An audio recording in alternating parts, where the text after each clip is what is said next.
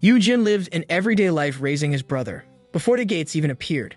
But when monsters started coming out from the gates, he and his brother became estranged, and their lives changed. His brother became one of the strongest hunters, while Yu-jin was abhorred and ostracized by the public. Yu-jin gets to redeem himself, and he gets the chance to go back in time before he awakens as a hunter. He plans to live a quiet life, but people, and even monsters, start to follow him, and they won't leave him alone. Gates started appearing all over the world. Researchers study the phenomenon, but life moved on for everybody despite the concerns. The same applies to Yu-jin Han. Yu-jin takes a rest from loading boxes in the truck. His colleague throws him a bottle of water. His colleagues learns that Yu-jin is working hard to save money for his younger brother's college. With their parents passing at a young age, Yu-jin had to drop out of school to support them. Nice. Our MC's serious about responsibility. Yu-jin proudly shows a picture of his brother to his colleagues while praising how handsome, tall, good, and super talented that brother of his. His love for his brother became apparent as he droned on about how great he was. And we got an MC with a brother complex. He only stops when he remembers that his brother, Yu-yun, will be getting out of classes early. In a different area, a handsome student sits inside the bus as he looks over the gate. This student is probably Yu-yun, the object of Yu-jin's affection. Yu-jin talks with his colleagues regarding the booming moving business. Because people are moving because of the gates, Yu-jin looks at the gate in their area and realizes a noticeable change in the gate. Its original blue color has changed to red. Red is definitely bad news. With a loud thud, the truck they are on suddenly stopped. Yu-jin climbs off to look and sees a giant bird-like monster on top of their vehicle. With a swoosh, the beast attacks the truck, and Yu-jin sees a horde of flying monsters over the city. So, to explain a bit of the story's setting, the gates became portals leading to other dimensions that people later called dungeons. From those gates, monsters got through. It was also discovered that monsters could only get through if the dungeon wasn't cleared, causing monster overpopulation. Yes, they get overpopulated over time. This phenomenon where monsters come out is later called dungeon break, and if dungeon breaks coincide or break in great numbers, it is called dungeon shock. Returning to Yu-jin, he runs towards the monster with a stick and calls for his boss. I doubt a stick would do any good in this fight. Suddenly, the boss lady stops the bird-like monster from attacking with her bare hands. This girl is on fire. To give humans a chance to fight against these monsters, certain individuals have awakened. The awakened were later called hunters, responsible for hunting monsters and clearing the dungeons. With the existence of dungeons, hunters became the most essential occupation in the world. And as for Yu-jin's younger brother, Yu-yun Han, the handsome young man from the bus stands amongst the monster's corpses. His hands are enveloped in black fire. Yu-jin's baby brother, whom he loves so dearly, became one of the world's strongest S-rank hunters that day, an OP character for a brother. 8 years have passed since the dungeon shock. Time skip. A woman shows her awakened powers in a show, explaining the status window and how it shows a list of skills a person can use. This person is Yumi, who has an affinity for mold and moss, and developed phytokinesis as she awakened. She became a hunter after the incident and joined a guild. They go to dungeons to find mana stones, rare gems only found in dungeons. With the existence of S-rank hunters, challenging dungeons can be cleared, and these are also more rewarding. Among them, Yu-yun Han is one of the most famous S-rankers in Korea. He has created the Heian Guild and is known as the youngest guild master in the country. And at 25, he is already rich beyond belief, and there's no mention of Yu-jin. The program continues with an interview with Yumi, who expresses that E-rankers like her can only dream of becoming rich. The interview cuts to the news that this hunter, featured in Hunter Files' show, recently died in a dungeon raid.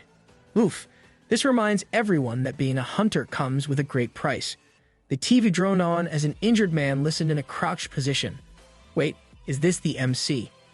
A gate is open in one area, and people are littered outside. A man wearing a red jacket complains to his boss about hiring an F-ranker wimp like Yu-jin Han in their raid. Yu-jin sits in a chair, looking down with 2 crutches beside him. He removes his mask as he acknowledges the complaining person. He's going to enter a dungeon in that condition? The boss stops the complainer from making more ruckus.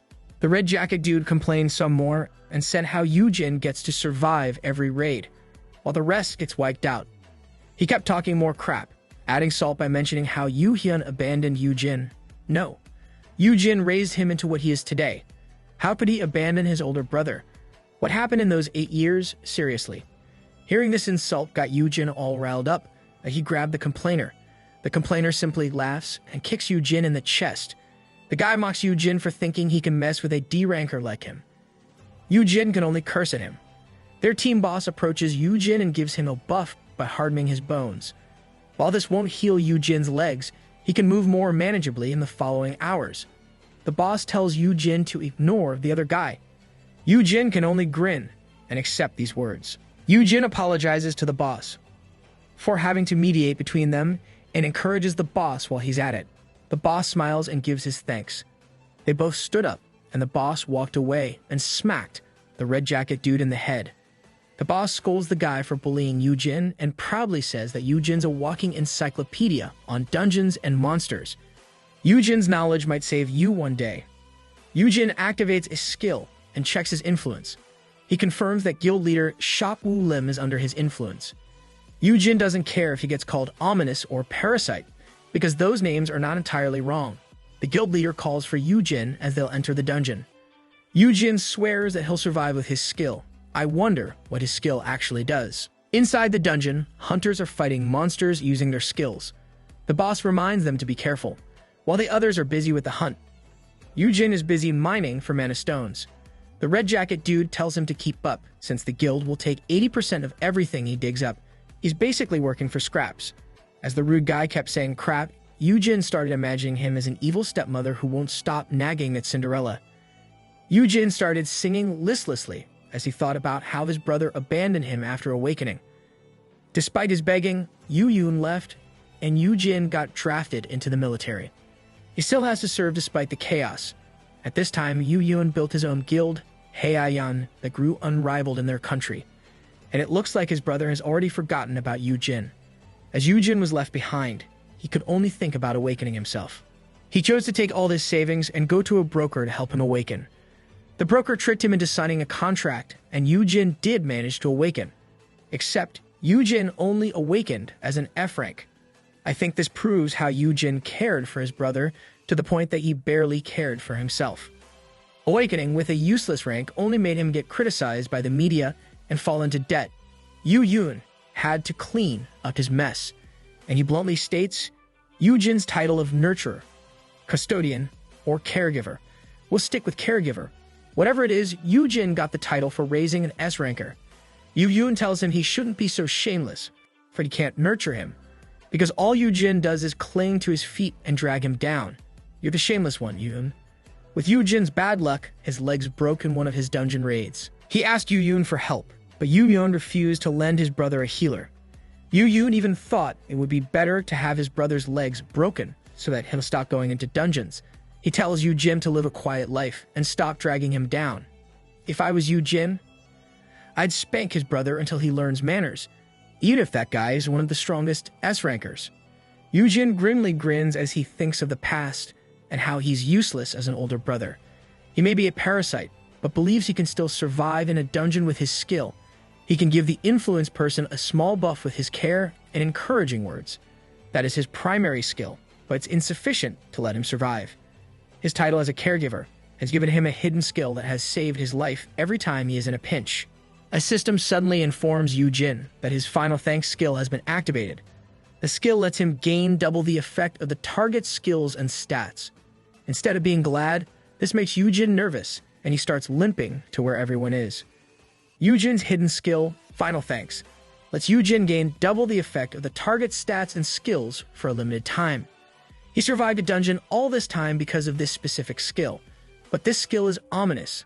To activate the skill, it means that the target under his care is dead. The skill effects are sound, but the activation cost isn't something a sane person would really wish for. Yu Jin rushes as he limps and reaches the hunting party. The ground is filled with blood, and Yu Jin finds the body of the guild leader on the floor. He hears growling and looks up. A monster with 3 heads has the rude guild member in its mouth. The red jacket dude curses at Yu Jin for jinxing them, and those were his last words as he died. What a way to serve justice. Looking aghast, Yu Jin can only stare as the last member dies. He realizes the monster is Rao-Chi-Taz, the Dragon King of Venom and Curse. Nobody has ever slain it, and it's a Tier 1 dragon deemed undefeatable. So what is it doing in a D-rank dungeon? The three-headed dragon, Rao-Chi-Taz, looms over Yu-Jin. Yu-Jin limps as he ponders why it is in a D-rank dungeon. Yu-Jin uses the skill, Fortify Legs, on himself to give him a better chance of escaping. This is the skill the guild leader previously used on him. With its double effects, he runs away as he thinks of a way out. I doubt it'll make much difference. Rao-Chi-Taz's tail narrowly misses him and hits the rocky ground instead. The monster launches another attack with its tail as Yu-Jin thinks of how he can survive. The tail thwacks him, and Yu-Jin flies off and tumbles. He spittles blood from his nose and mouth, thinking he is no match for the monster. The guild leader's memories started entering Yu-Jin's head, showing him what had happened with Rao-Chi-Taz. The memories only horrified Yu-Jin more, and he trembled as he realized he could move his legs. Seeing how a person horribly dies will make anyone squirm. The Rao-Chi-Taz roars as Yu-Jin clenches his eyes shut, thinking he doesn't want to die. A loud explosion goes off, and Yu-Jin is whisked away by Yu-Yun. Shocked by his brother's appearance, Yu-Jin can only ask. Yu-Yun hides Yu-Jin behind the rocks and tells his brother to stay back. Yu-Yun turns his back as Yu-Jin warns him, "Yeah, OP bro is here, but we're still mad at you." Yu-Yun faces Rao-Chi-Taz and activates his skill, Blue Willow Leaves. A swirl of blue willow leaves appears, and Yu-Yun dashes toward Rao-Chi-Taz by stepping on the leaves. As Yu-Yun reaches one of its heads, his sword gets wrapped in black flames, and he stabs a monster's head with it. The fast movement of his brother amazes Yu-Jin, as he thinks this is how an S-ranker fights. Yu-Yun sees one of the heads gurgling a green substance from its mouth, and he leaps away. Yu-Jin screams for him to watch out because there is no antidote for Rao-Chi-Taz's poison, which can cause a curse when it touches him. Big Bro helping Lil Bro with his walking encyclopedia skill. Hearing this, Yu-Yun activates Titan's shield before Yu-Jin, but some poison still splashes in Yu-Yun's clothes. Yu-Jin can only yell his worry as his brother slashes another head of Rao-Chi-Taz. This melts Yu-Yun's blade, and Yu-Jin observes his brother's constrained movement. Yu-Jin realizes that it is because Yu-Yun is protecting him. He ignores his big bro, then saves him now. Yu-Yun scolds Yu-Jin as he fights. He told his brother he should have learned his lesson when his legs broke. Yu-Jin can't help but talk back to Yu-Yun. But Yu-Yun just yells at him to hide. "You're confusing everyone, Yu-Yun." Yu-Yun's scolding made Yu-Jin think he was indeed a useless brother. Yu-Jin hoped that Yu-Yun was there to save him, because they were brothers. But hearing those words from Yu-Yun only made him feel worse about himself. Yu-Jin equips his sword as he talks about how having an older brother like him must have been really tiring. Yu-Yun sees this and tells Yu-Jin to get back to safety. Yu-Jin doesn't listen and stabs Rao-Chi-Taz in the foot, getting a monster head's attention. Stubborn fool. Yu-Jin tells Yu-Yun that he should just let him die there since he is only slowing Yu-Yun down. With him dead in the dungeon, there's no need for a funeral, and Yu-Yun's guild will be thrilled with his death. Rao-Chi-Taz roars as it attacks Yu-Jin. Yu-Jin squeezes his eyes shut, so he doesn't see Yu-Yun attack the dragon with his black flames. Is this how he redeems himself? Wondering why he's still alive, Yu-Jin opens his eyes and sees his brother embracing him with wounds on his back, and Yu-Jin wonders when things got bad between the two of them. Yu-Jin and Yu-Yun were very close. They got orphaned at a young age, and Yu-Jin has cared for his brother ever since. Yu-Jin asks Yu-Yun if he's okay. No, he obviously isn't. Yu-Jin is all confused as to why Yu-Yun would still protect him. Yu-Yun coughs blood as he tells Yu-Jin that the Rao-Chi-Taz falls asleep every 5 hours, and will fall back asleep in an hour. At that time, Yu-Jin should take advantage of this time to escape. Yu-Jin started thinking that what was happening was wrong. He remembered how Yu-Yun ignored him when his legs got broken, how Yu-Yun pushed him out of his life, even when asked for help, and even told him to learn his place. But what is Yu-Yun doing here? These thoughts ran through his head as Yu-Yun gave him a gate stone to escape the dungeon. Yu-Jin rejects it, saying Yu-Yun should use it himself, but Yu-Yun says it's useless. He won't be needing the gate stone. Yu-Yun plops into Yu-Jin's arms. Yu-Jin calls for his brother, but a flash tells him it's useless. With his caregiver title in effect, the skill, Final Thanks, gets activated and will last for an hour. A system announces that the skills and stats of Yu Yun Han will be transferred at double effectiveness. Yu Jin bursts with blue light as he receives it. Even if Yu Jin never really activated the skill, Yu Yun is still recognized as someone under Yu Jin's care. The Rao Cheetahs attacks Yu Jin by stomping its foot on them. Yu Jin activates the blue willow leaves to escape with his brother in his arms. As they got to the ground, Yu Jin could only scold himself as he embraced his brother's dead body. Yu Jin manifests a spear using Yu Yun's black flames and gently settles Yu Yun to the ground. Yu Jin stands up and stabs Rao Cheetah Su in one of its heads. He comments on how slow Rao Cheetah's is now that he's twice as strong as his S-ranker brother. I love and hate Yu Jin's skills at the same time. As Yu Jin fights, he also receives Yu Yun's memories. Flashback time.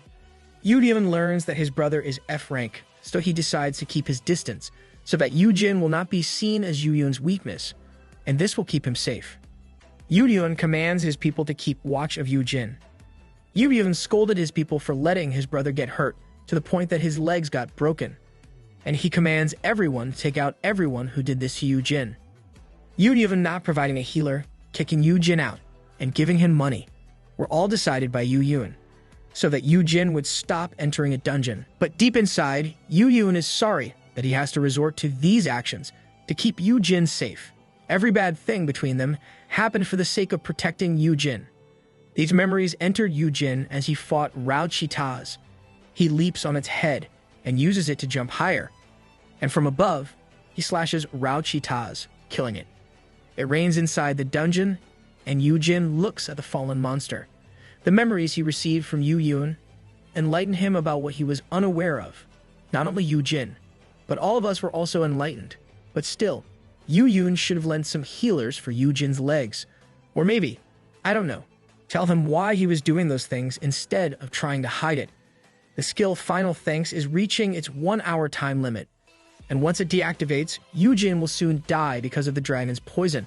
Yu Jin can only embrace this death. Out of nowhere, the system lets him know that he unlocked an impossible achievement by single-handedly hunting a dragon, giving him the title of Dragon Slayer. With it, he'll also receive 10 Gate Stones, 5 Tier 1 enchantment drafts, the Red Dragon Great Sword, and a wish stone that can grant any wish once. There are lots of Gate Stones, but no one can use them now. Despite receiving a lot of rewards, Yu Jin has zeroed in on the wish stone. He asks if it can bring back his brother, but the system immediately tells him it can't return the dead. Yu Jin could easily wish to be more powerful, become the greatest hunter, and get anything he wants. Still, it is useless since he only wants to have his brother back. With these thoughts, Yu Jin wishes to turn back time before his brother's death. Yu Jin promises to live a quiet life away from the dungeons. He changes his wish to turn back the time even before he awakens, even if the time comes that he will regret it. Good job on being specific with your wish. The system asks him for confirmation, and Yu Jin affirms that he wants to turn back time. He will not let this happen again. And the wish stone glows as it grants Yu Jin's wish. Give me a wish stone. I also want to be a regressor. Yu Jin springs up and looks around. He identifies the space as the Heian Guild headquarters and checks that he returned to 5 years ago. Yu Jin remembers that this was the day before he went to the Awakening Broker. Yu Jin then remembers what is about to happen in that room and looks at the door. The door opens, and Yu Yun immediately scolds Yu Jin as he comes in. Yu Jin tears up as he sees his brother alive. With thoughts on how everything is back to how it was, Yu Jin dashes at Yu Yun and hugs him tight. Yu Yun was shocked, but he lets his brother hug him. Yes, they can make up now. Yu Jin starts apologizing to Yu Yun. He admits he's wrong and apologizes for everything while hugging Yu Yun. Yu Yun asks if Yu Jin did something, and Yu Jin calms him down. Yu Jin pats his brother's head as he hugs him, saying how things have been hard for Yu Yun, and how he's been a terrible brother for not realizing it. Yu Jin pulls back and promises Yu Yun that he'll behave from now on, so that Yu Yun will stop getting stressed because of Yu Jin. Yu Yun starts hugging his brother back. Keep your promise, Yu Jin. Yu Jin feels a bit embarrassed, but he is happy that he can fix his relationship with his brother back to the way it was. Yu Jin calls Yu Yun baby brother and tells him, "I love you," with the resolve to finally forget Awakening. or become a hunter. He suddenly receives a system message congratulating him for his awakening. The system announces that he has gained the legendary Dragon Slayer and Perfect Caregiver titles. With the Perfect Caregiver title, he receives the skill, My Kid is the Best, which increases Yu Yun Han's growth speed by 100%. An OP support is born. Yu Jin remembers that this was the day he had a huge fight with Yu Yun and ran off, but today is very different. Yu Yun is in the kitchen cooking dinner for Yu Jin. Yu Jin can only sit down and feel awkward with the current situation. Yu Jin opens his status window while he waits for his brother to finish cooking. He sees he still has the Dragon Slayer title and starts feeling off about it. The Dragon Slayer title is an L rank or legendary rank title higher than S rank. Yu Jin clicks on the title and 4 skills appear. He gains 3 L grade resistance for poison, curse, and fear, making him immune to these ailments below the legendary grade, while the last one is a double S grade skill called Rao Chi-Ta's Bane, making Yu Jin the natural enemy of Rao Chi-Ta's and other dragon-type monsters. Cool skills. I wish there was also sleep resistance. Seeing the skills, Yu Jin starts thinking he has become one of those heroes who becomes the most powerful person after regressing. Yes, you are, in a way. He starts daydreaming of Yu Yun fighting Rao Chi-Ta's and how he protects Yu Yun from the boss. He even imagines having Yu Yun make googly eyes as Yu Yun praises him or carrying Yu Yun in his arms. Yu Jin thinks he'll be invincible with this skill and is now an S ranker or even an L ranker.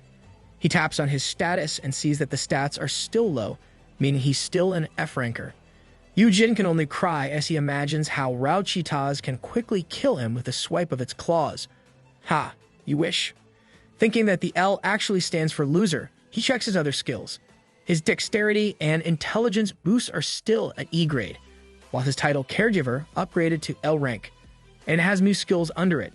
His Final Thanks skill upgraded to L grade, but he dismissed it. Creepy skill. He checks the L grade skill, My Kid is the Best, and learns that the growth rate of the target can be boosted for 3 days if he uses the keyword. Yu Jin gets shocked to see that the boost could be doubled, thinking that his brother would be stronger with a double rate compared to other hunters. Yu Jin then checks the double S grade skill, My Kid is so great. The skill activates if he cheers the target in front of at least 5 intelligent beings using the keyword. The boost is based on the number of intelligent beings who heard it. So if 100 humans heard it, the growth would be 100%, which is the max boost Yu Jin can provide with this skill. These 2 skills are pretty great. Yu Jin thinks these 2 skills can make Yu Yun the most powerful hunter in the world in no time. And if he uses it with the whole guild, Hey I Am will be the strongest. Yu Jin imagines how his skills will make him rich and famous until he sees the keyword, I love you. Yu Jin bangs his head on the table, making Yu Yun worried, saying, I love you to your brother and in public. I feel you, bro. Might as well forget about that skill, if you ask me. The keyword has changed because of his second awakening. Yu Jin imagines that saying, I love you to everyone he meets will easily send him to jail. Yeah, saying that to a kid you don't know is kinda, just don't go there. Yu Jin looks at the last skill, Promising Sprout. It's an S-grade skill that lets him check the potential of an unawakened individual. Imagining the possibility of using his other skills on a target will help them reach their optimal potential. Yu Yun finishes cooking and serves Yu Jin food. Yu Jin eats and compliments Yu Yun's cooking, making his brother happy. Make Yu Yun happy and keep praising him, Yu Jin. Yu Jin expresses his shock at learning that his brother knows how to cook. Yu Yun admits that eating his own food is safer to avoid poisons and curses. Yu Jin was struck by realizing that some people did this to his brother. Yu Jin gets angry and grabs his brother's face, scolding Yu Yun for not telling him this. But Yu Yun can only say that this is the path that he chose. Don't worry, F-rank Big Bro will protect you now. Yu Yun then admits that he regrets their falling out. He pretended he wasn't close to Yu Jin, so that people wouldn't exploit Yu Jin. Yu Yun didn't want to burden Yu Jin with this, and thought Yu Jin wouldn't understand. Learning that he was wrong, Yu Yun is happy that his brother still cares and loves him, and the two enjoyed a meal together for the first time in a while. You guys should have just talked it out in the first place. They finished their meal, and Yu Yun stood to get back to work. Before leaving, he ensured Yu Jin deleted the broker's contact information from his phone. As Yu Yun leaves, Yu Jin says he'll take care of everything before leaving, making Yu Yun pause. Yu Yun then says that Yu Jin will stay with him from now on. He states that Yu Jin can't go outside, shocking our MC speechless. We have another brocon. This time it's worse. Yu Jin asks Yu Yun what he means, and Yu Yun smiles, saying it's dangerous outside. Yu Yun explains that now that they are close again, Yu Jin will not be safe anymore. Yu Yun's enemies will be all over Yu Jin, and he can't just let him wander outside. Yu Yun reiterates that Yu Jin will now stay and live with him, overprotective bro. Yu Jin makes the run for it, but bars start appearing out of nowhere, and a mover asks for his signature for bringing all of his stuff. We need insta-movers like this in real life. Yu Yun says that Yu Jin's place is now empty. Yu Jin tries to argue, but Yu Yun reminds his brother's words of love and how he forgave Yu Yun for his previous actions, meaning Yu Jin agrees to live together. Wow, saying I love you means you can live together immediately now. Yu Jin is stuck in Yu Yun's place with his stuff littering the place. He wonders if the reset affected his brother's head in treating him like a kid. Yu Jin takes some essentials and decides to bail. But as he opens the door, he sees the prominent figure of a man in a casual suit. The man glares at Yu Jin as he asks what he can help him with. Yu Jin identifies the glaring man as Song Han Kim, an A-rank hunter of Heian, that serves as Yu Yun's right-hand man because of his defense skills. Yu Jin asks if he can get through, but Song Han refuses because it was the guild master's instructions to keep Yu Jin there. Yu Jin then argues, but Song Han threateningly tells him to go back inside. Yu Jin starts to get afraid like a rabbit before a bear, but a system interface appears as he thinks he can't back down. Yu Jin activates his L-rank skill, Fear Resistance, removing the intimidation effect Song Han has on him. Oh, so that's how it works. Yu Jin stops fearing Song Han and tells him that detaining him like this is a crime, but Song Han only grabs him by his clothes and lifts Yu Jin up. Desperate, Yu Jin looks at his other skills and uses Promising Sprout. The use makes him stop and look at Song Han closely. Song Han is currently an A rank, but he can potentially become an S rank, and his S-grade skills are locked. Yu Jin concludes that if Song Han becomes an S rank, Heian can have 2 S rankers. Yu Jin yanks on Song Han's head as he tries to unlock using his skill. The system informs him that the target is not under his influence. Yu Jin needs to use the keywords, and activate My Kid is the best skill to unlock his target's full potential. Yu Jin thinks that having Song Han under his wings will grant him his freedom, but saying I love you to the A rank is somewhat cringe. Song Han starts to get irritated, but Yu Jin refuses to give up. Yu Jin draws a heart with his fingers, making Song Han only stare. Yu Jin tries again, but this time with both hands and a wink, only making Song Han angry. He makes Yu Jin go back inside. In the end, he can't say the keyword. Our MC can only fall on his arms and knees, thinking the keywords must be changed. Yu Yun comes home, seeing an almost dead Yu Jin in a mess. Yu Yun takes his brother from the floor, commenting how he still hasn't unpacked. Yu Jin weakly answers that he's only a prisoner. Yu Yun says he'll eventually let his older brother out. This snaps Yu Jin from his stupor. Yu Yun explains that Yu Jin will be free once Heian becomes the most powerful guild in the country. Yu Yun promises that it will only take a year. Still, Yu Jin gets depressed because he knows this took Yu Yun 3 years to accomplish. Yu Yun promises he'll still let his brother leave the house as long as Song Han or he is there to watch over Yu Jin. But Yu Yun retracts, saying he can't always take his brother out because clearing a dungeon can take several days. Yu Yun treats his brother like a pet that needs his walk. The thought pails Yu Jin, and he tries to find a solution using his abilities and knowledge. As a regressor, he knows the hunters that will reach the highest rank, and if he contracts with them, they can be his bodyguards. He can even stop Yu Yun from bossing him around if he can do this.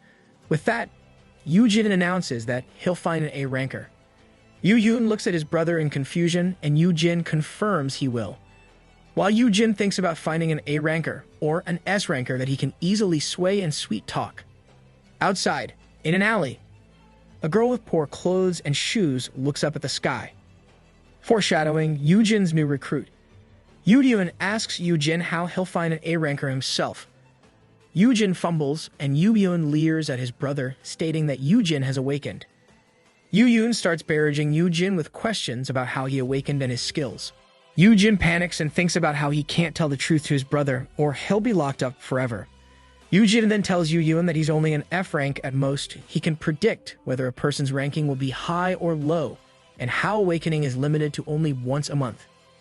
Yuyun thinks about it, and admits that it's not enough to make Yujin a target. Still, Yuyun says that Yujin's abilities will soon be obsolete because of the development of an awakening center. The center will help people have a safe awakening. Yujin smiles and says his skills are useless, so Yuyun should let him go out and find himself an A ranker. Yuyun finally agrees, but Yujin should still stay at Yuyun's place. Yujin is ecstatic about getting Yuyun's permission. He gets ahead of himself, thinking he can create a guild greater than his brother's. Yeah, but you still have your brother as a warden. The next day, Yujin, accompanied by Songhan, goes to the Korean Hunters Association Awaken Registration Center. The place is a mouthful.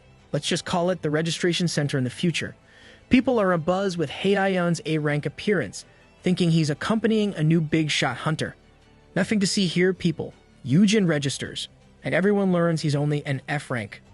People kept murmuring, even commenting that Yujin pretended to be an S rank. Well, not his fault. You all jumped to the wrong conclusion.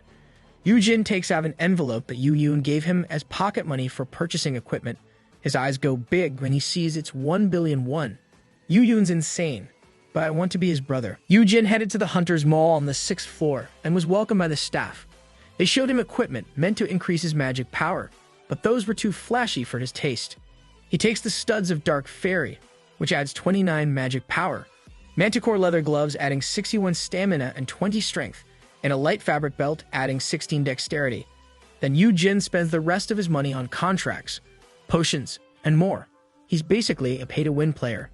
Songhan was waiting for Yujin downstairs by the car. Songhan questions where Yujin has been, and reminds him to always tell him where he's going. The two of them were about to go, but Yujin said they still had somewhere to go.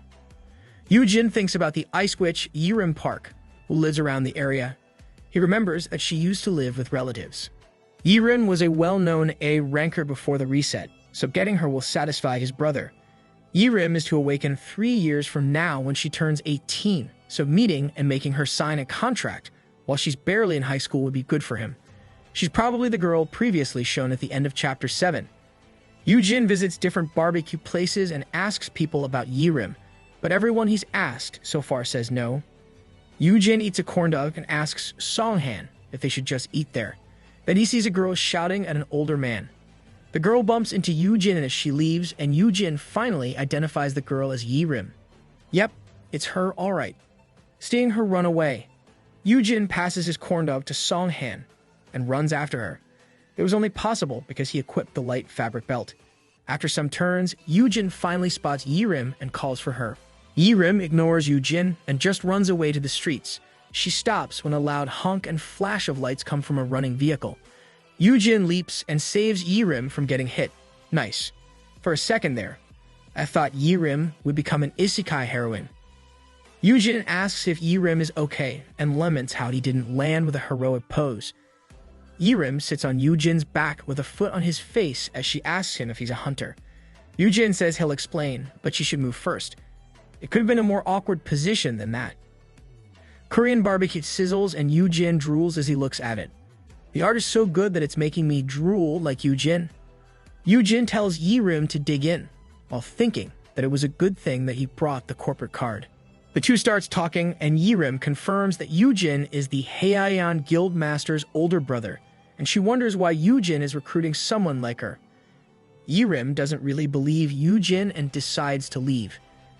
Yujin stops her by claiming that he knows Yirim's parents, who used to help him and his brother when their own parents passed away. Yujin wants to repay them by helping Yirim out. Yirim returns to eating and says Yujin's okay since he's not trying to rip her off. The world has been too harsh on you, girl, and you've met a liar. Yujin tells Yirim that he sees potential in her while thinking about how he could help her. Yujin explains that his skill can help people get their powers, and he says that Yirim will at least get a B rank. And with Haeyeon's backing, Yujin can sponsor Yirim, if it's okay with her. I smell a bit of nepotism here. Yujin reaches his hand out to Yirim and once again offers to sign a contract, and he'll make her a hunter. To make Yirim more inclined, he offers her the terms by pulling out a parchment and a pen from his inventory. Yirim gets excited when she sees this, and Yujin assures her that she'll also get it when she awakens. Yujin explains that the parchment is made from materials found in dungeons. Signing on it means she'll enter into an agreement with him. The terms are as follows. Join the Heian Guild after awakening. Never divulge Yujin Han's skills, and serve as Yujin Han's bodyguard for a year. Yujin explains that someone wants to lock him up for being a helpless F-ranker.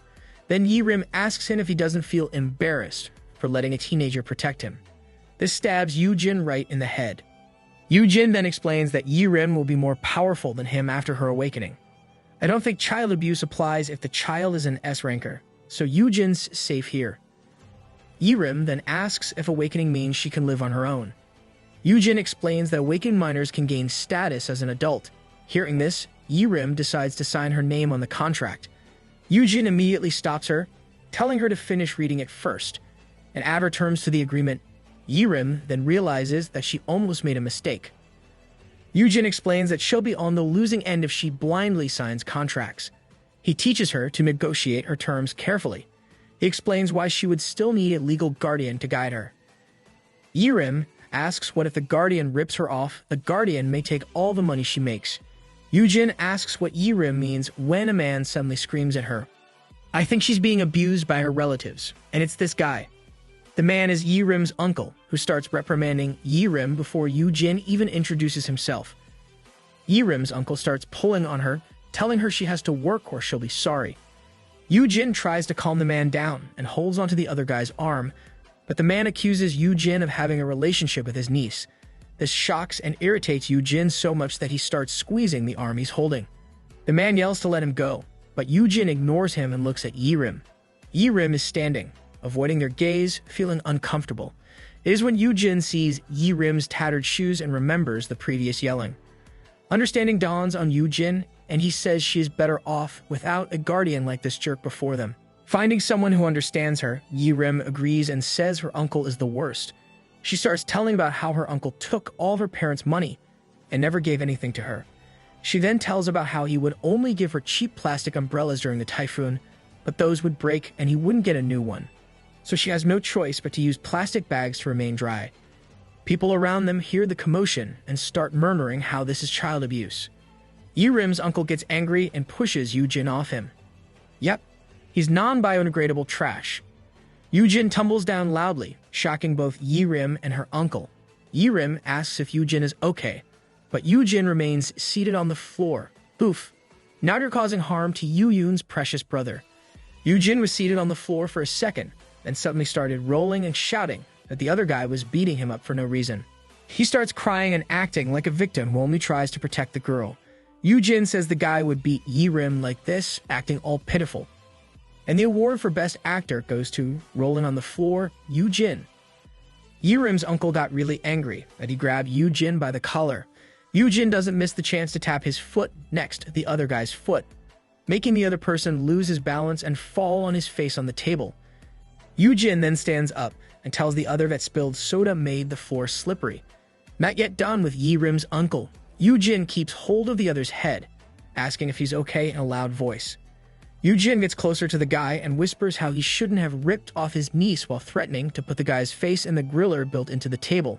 Now that is what I call justice.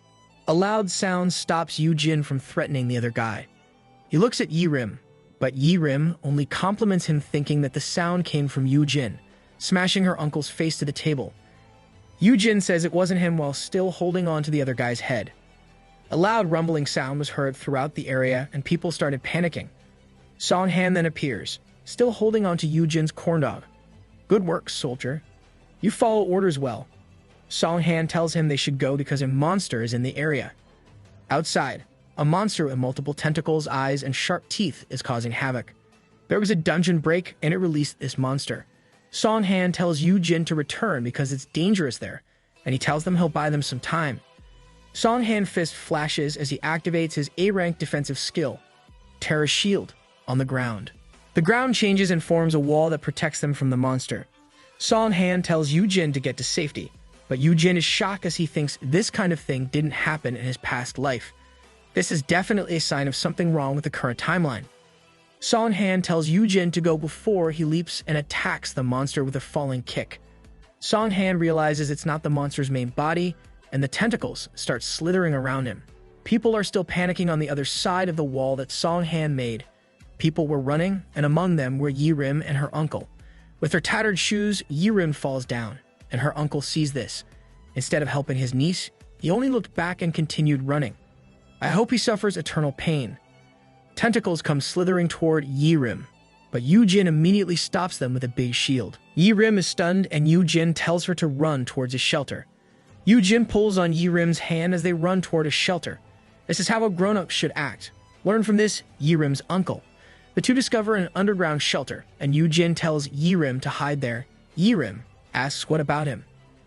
Yu-Jin answers that he has to go back as he thinks of what type of monster it is and how to defeat it. As a defense-specialized hunter, Song-Han wouldn't have wide-area attack skills that could kill the beast.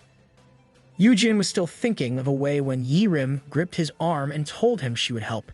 She can immediately help if Yu-Jin awakens her now. Yu-Jin reminds her that she still hasn't signed the contract, but Yi-Rim promises she wouldn't change her mind after things settle down. Because of this reasoning, Yu-Jin doesn't want to let her come. Yu-Jin explains to her that awakening wouldn't make her a great fighter instantaneously. It will safely awaken her and not throw her to battle immediately. Listen to Yu-Jin, Yi-Rim. Yu-Jin remembers how Yu-Yun fought on his own when he awakened. Oof, this event is bringing up bad memories for our MC. With this thought, he swears that he wouldn't forgive himself if he let a kid fight alone. Yu-Jin tells her to get to safety again. Yu-Jin runs off as he thinks of how to beat the monster. He reaches Song-Han on the safe side of the wall with a pole. Song-Han asks why he was there and yells at Yu-Jin to get to safety. Yu-Jin ignores Song-Han's words and just commands Song-Han to use his shield skill. Song-Han says it's useless, but Yu-Jin tells him it would be enough since he has a plan. Yu-Jin and Song-Han look over the monsters on top of the thick wall that Song-Han made. Song-Han readies himself and again uses Terra's shield on top of the border they're in. The earth rumbles and moves in to make a shield. Instead of making another wall, the earth closed in on the monster, covering it from all sides and sealing even the top. As the earth stops moving, Song-Han thinks he would never have used his skill this way. Yu-Jin tells Song-Han it's his turn as he leaps off and runs towards the hole left by Song-Han's skill. Yu-Jin plans to use the A-rank black poison pill he bought back from the association earlier. They'll kill the monster by popping one of those in an open shield and immediately closing the barrier. Before Yu-Jin can even throw it in, he stops, shocked to see that the monster is missing. Wondering where it went, tentacles emerge from the sewage and pull Yu-Jin by the ankle. He danbles in the air as he realizes the monster hid in the sewer. It was a miscalculation, and he wonders if this is his end. I doubt it's your end since this story can't continue without you. The end of an umbrella whacks on a tentacle, and Yi-Rim appears with an umbrella extended by a wooden pole. Yi-Rim kept on attacking the monster that held Yu-Jin. Her attacks worked in a way, and Yu-Jin dropped to the ground when the monster released him. She's stubborn, but if it wasn't for her, Yu-Jin might have died for real this time. The two run towards an alley while Yu-Jin scolds Yi-Rim for not listening, saying she's only a civilian. Yi-Rim talks back by shouting that Yu-Jin's only an F-ranker. Ouch. Yu-Jin answers that he's at least an awakened grown-up, unlike her. Yi-Rim reminds Yu-Jin that he's an adult who wants a teenage girl as his bodyguard. The two kept bantering as they ran. Yi-Rim knows that she's a minor, but is the exact reason why she needs her own powers. When Yu-Jin saved her, she was relieved to have someone who really wanted to protect her. And at the same time, it made her angry for being helpless. Instead of relying on others' help, she wants the ability to protect herself and the freedom to make her own choices. And to do that, she wants Yu-Jin to teach her how to be strong. For a teenager, she's really ready to face life challenges head-on. The monster is almost upon them, and they stop running. Light starts to gather as Yu-Jin grips Yi-Rim's hand. There was a loud boom, and Song-Han could only look over from where he was with eyes open wide. The tentacles are frozen mid-attack, and Yi-Rim's hand is stretched upwards with a remaining magic circle. Yi-Rim has cast Frosty Sigh on it, and the system congratulates her for awakening. She looks at Yu-Jin happily and announces that she got an S rank. She's making me cry with happiness. Yirim shows off her skills at Yujin, while Songhan can only stare blankly. Yujin scolds Yirim that she should not tell everyone about her skills. Yirim kept on talking, but the monster was still alive. Yujin shouts to watch out behind her, as a tentacle grabs Yirim's arm. The tentacles shock Yirim, and she immediately smacks the monster while yelling "Mommy." The attack makes Yujin and Songhan's faces pale with shock. The monster is stuck on the wall, and Yujin thinks Yirim is truly an S rank. Yirim is happy and says that she'll take care of the rest. She borrows the poles Songhan was holding, and with a clack to the ground, a blue light appears. Rocks get thrown Yujin's way, but Songhan protects him with his skill. Yirim activates the Sandals of Hermes, and with a whoosh, she attacks the monster. And more rubbles fall on Songhan and Yujin. Yujin screams at Yirim to take it easy, or she'll kill them all. Yeah, she's a bit out of control. While still floating in the air, Yirim apologizes, saying she's still not used to controlling her powers. Yujin looks up at her, reflecting on his previous life and how they called Yirim the Ice Witch. Instead, what he sees right now is a cheerful girl. She definitely turned into a witch because of that uncle of hers. Yujin comments on how her awakening is unexpected, and would have been an added bonus if she had an AoE skill. As Yujin says this, someone beside him says he'll take care of it. With a flare of his hand, Yuyun engulfs the remaining monster in his black flames. Yuyun really loves his brother. This amazes Yirim, as she sees how Yuyun's attack cleanly defeats the enemy in one move. Yuyun looks up at her with a frown on his gaze. He probably thinks this girl is a potential enemy for his brother's affection. Looking at his brother's back, Yujin comments on how Yuyun came to save him. Yuyun looks at his brother and calls him brother with a dark look. Yuyun rushes to Yujin and scolds him, thinking he should have locked him up. Yujin introduces Yirim to Yuyun as Yirim goes back to the ground. He introduces her as a new S-ranker who can keep him safe. Yirim shyly says hello to Yuyun as she realizes that Yujin is not lying when he says his brother is the guild master of Heian. Well, to see is to believe. Yujin proudly says that Yirim will sign with him, while Yuyun only comments on how she's still a minor. Yujin scratches his face as he tells his plan to become Yirim's legal guardian. This shocks Yuyun, and he argues that his brother can be just the girl's sponsor. Yuyun's more shocked by this revelation than by her being an S rank. Hearing this, Yirim asks if there's any difference between a legal guardian and a sponsor. Songhan then explains that a sponsor can't get involved in the personal affairs of the beneficiary, meaning they can't protect the beneficiary if they enter a contract that's disadvantageous to them, while a legal guardian can act as a parent to their ward. Yirim gets shocked that Yujin will be her parent, and she tells him that he doesn't have to go that far for her. Yuyun agrees with Yirim, saying that she's a total stranger. Lil Bro is panicking. Yujin calmly tells Yirim that he must do so because Yirim has a jerk for an uncle, but he will still leave the decision to Yirim. This infuriates Yuyun, and he snatches his brother, saying he won't allow it for his brother's sake. Then he tells how there are many cases of powerful minors who assault their weaker legal guardians. He also mentions that an S-ranker would never listen to an F-ranker. Yuyun frowns at Yirim and asks Yujin what he'll do if Yirim beats him up. Yirim can only say that she wouldn't do such a thing, and that she's a nice girl. Yuyun glares at Yirim and shouts that he'll just do it himself if she really needs a guardian. This irritates Yirim, and she says no thanks, since Yujin has already volunteered. Yuyun really wants his brother for himself. Yuyun says that Yirim might one day change her mind. Yirim says she wouldn't since there's a contract to keep Yujin safe. She angrily asks Yuyun if he is sure that he's not the one who's trying to hurt Yujin. That won't happen, Yirim. The two fought like fire and ice, and Yujin could only try to calm them down. Hearing his brother speak up, Yuyun puts an arm on his brother's shoulder and starts dragging him away, saying they'll go home. It annoyed Yirim more that she grabbed Yujin's arm to stop them. Crack. With Yujin in between two S-rankers, his shoulder dislocates, and Yuyun and Yirim panic. Yujin can only weakly say that they should leave him alone. It's dangerous to be in between an S-ranker's fight. Yuyun worriedly asks his brother if he should get him a healer or potions. Yujin points at Yuyun and starts scolding him. Yujin asks if this is how he raised him. With a finger still pointed at Yuyun, Yujin tells his brother that it's Yirim's choice if she'll get a legal guardian. Yujin scolds Yuyun, saying he should be grateful that Yu-jin got him a new S rank to join their guild. Yu-yun falters and tries to reason, but Yu-jin keeps on scolding him. He tells Yu-yun that he can't go home yet because he still needs to clean up, and that Song-han Kim is waiting for him.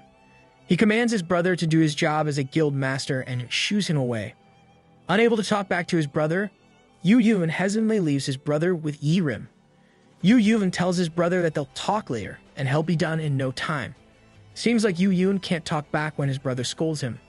Yu-jin and Yi-rim watch Yu-yun leave with Song-han. Yi-rim then comments on how she didn't know that Hye-yeon's guild master could be such a jerk, and how she liked Yu-yun before because he was handsome. Yu-yun's a jerk when his brother is involved. Yu-jin then points over a rock and yells at Yi-rim to not come near him and sit on the rock instead. Yi-rim immediately follows, apologizing for being unable to control her strength, and asks Yu-jin about his shoulder. Yu-jin assures her it's just dislocated, as he crouches down to pick up one of Yi-rim's tattered shoes. Yu-jin helps Yi-rim to put on her shoe and comments on how Yi-rim's uncle gave her worn-out and wrong-sized shoes. He then tells her they should buy a new pair tomorrow. Yi-rim is happy as she tells Yu-jin that this reminds her how it typically happens in rom-com dramas. Before she finishes her sentence, she gets so distracted by a fly that she just smacks at it. Yu-jin managed to evade, but he still got hit a bit, causing his nose to bleed. Yu-jin says this really got his heart beating fast, except it's out of fear. Yi-rim can only apologize for what happened. At least the fly's dead. Their serious talk continues. Yu-jin mentions that he's only nosy, answering Yi-rim's question about why he would go so far for her. Yu-jin explains to Yi-rim how he has been in her shoes before, and how things were rough when their parents died. He had wished for someone to help him and his brother out back then, and how he might not be the most reliable guy. Yi-rim looks at Yu-jin and mumbles that Yu-jin is reliable. Yu-jin smiles at this, and Yi-rim teases him for wanting her to become his bodyguard. Whatever the case, Yi-rim looks forward to having Yu-jin as her guardian. The two bump their fists as Yu-jin thanks her. Yu-jin mentions that he may not be able to love her like her parents did, but still, Yu-jin tells her, "I love you." This line makes Yi-rim tear up and laugh hard, saying that it's gross. A system appears and announces that the S-ranker Yi-rim Park has responded to the keywords and is now under Yu-jin's care. Yi-rim Park was caught. Before the two of them can go, Yi-rim's uncle appears and tells Yi-rim that he's worried back then. "Yeah, right. You left her on her own." He then asks Yi-rim if it is true that she got her awakening, and tells her how she could make a fortune with that. This disgusts both Yu-jin and Yi-rim, as they realize they still have to deal with this jerk. Yi-rim's uncle tells her again how worried he was when he lost sight of her. He asks if Yi-rim really did awaken, and Yi-rim answers that she is, and that she's now an S-ranker. Yi-rim's uncle is all smiles as he exclaims how they've hit the jackpot. Yi-rim then tells him she's moving out and has signed a deal with Yu-jin. This shocks her uncle, who gets angry, telling her she's only 16. Which, of course, Yi-rim corrects because she's only 15. Yu-jin interjects and explains the special act on hunters, where hunters can live independently at 14. See, you don't even know her actual age. Yi-rim's uncle shouts that he's never heard of such a thing, but Yu-jin simply shows his phone to the man. Yu-jin plays a record of their previous argument in the barbecue place.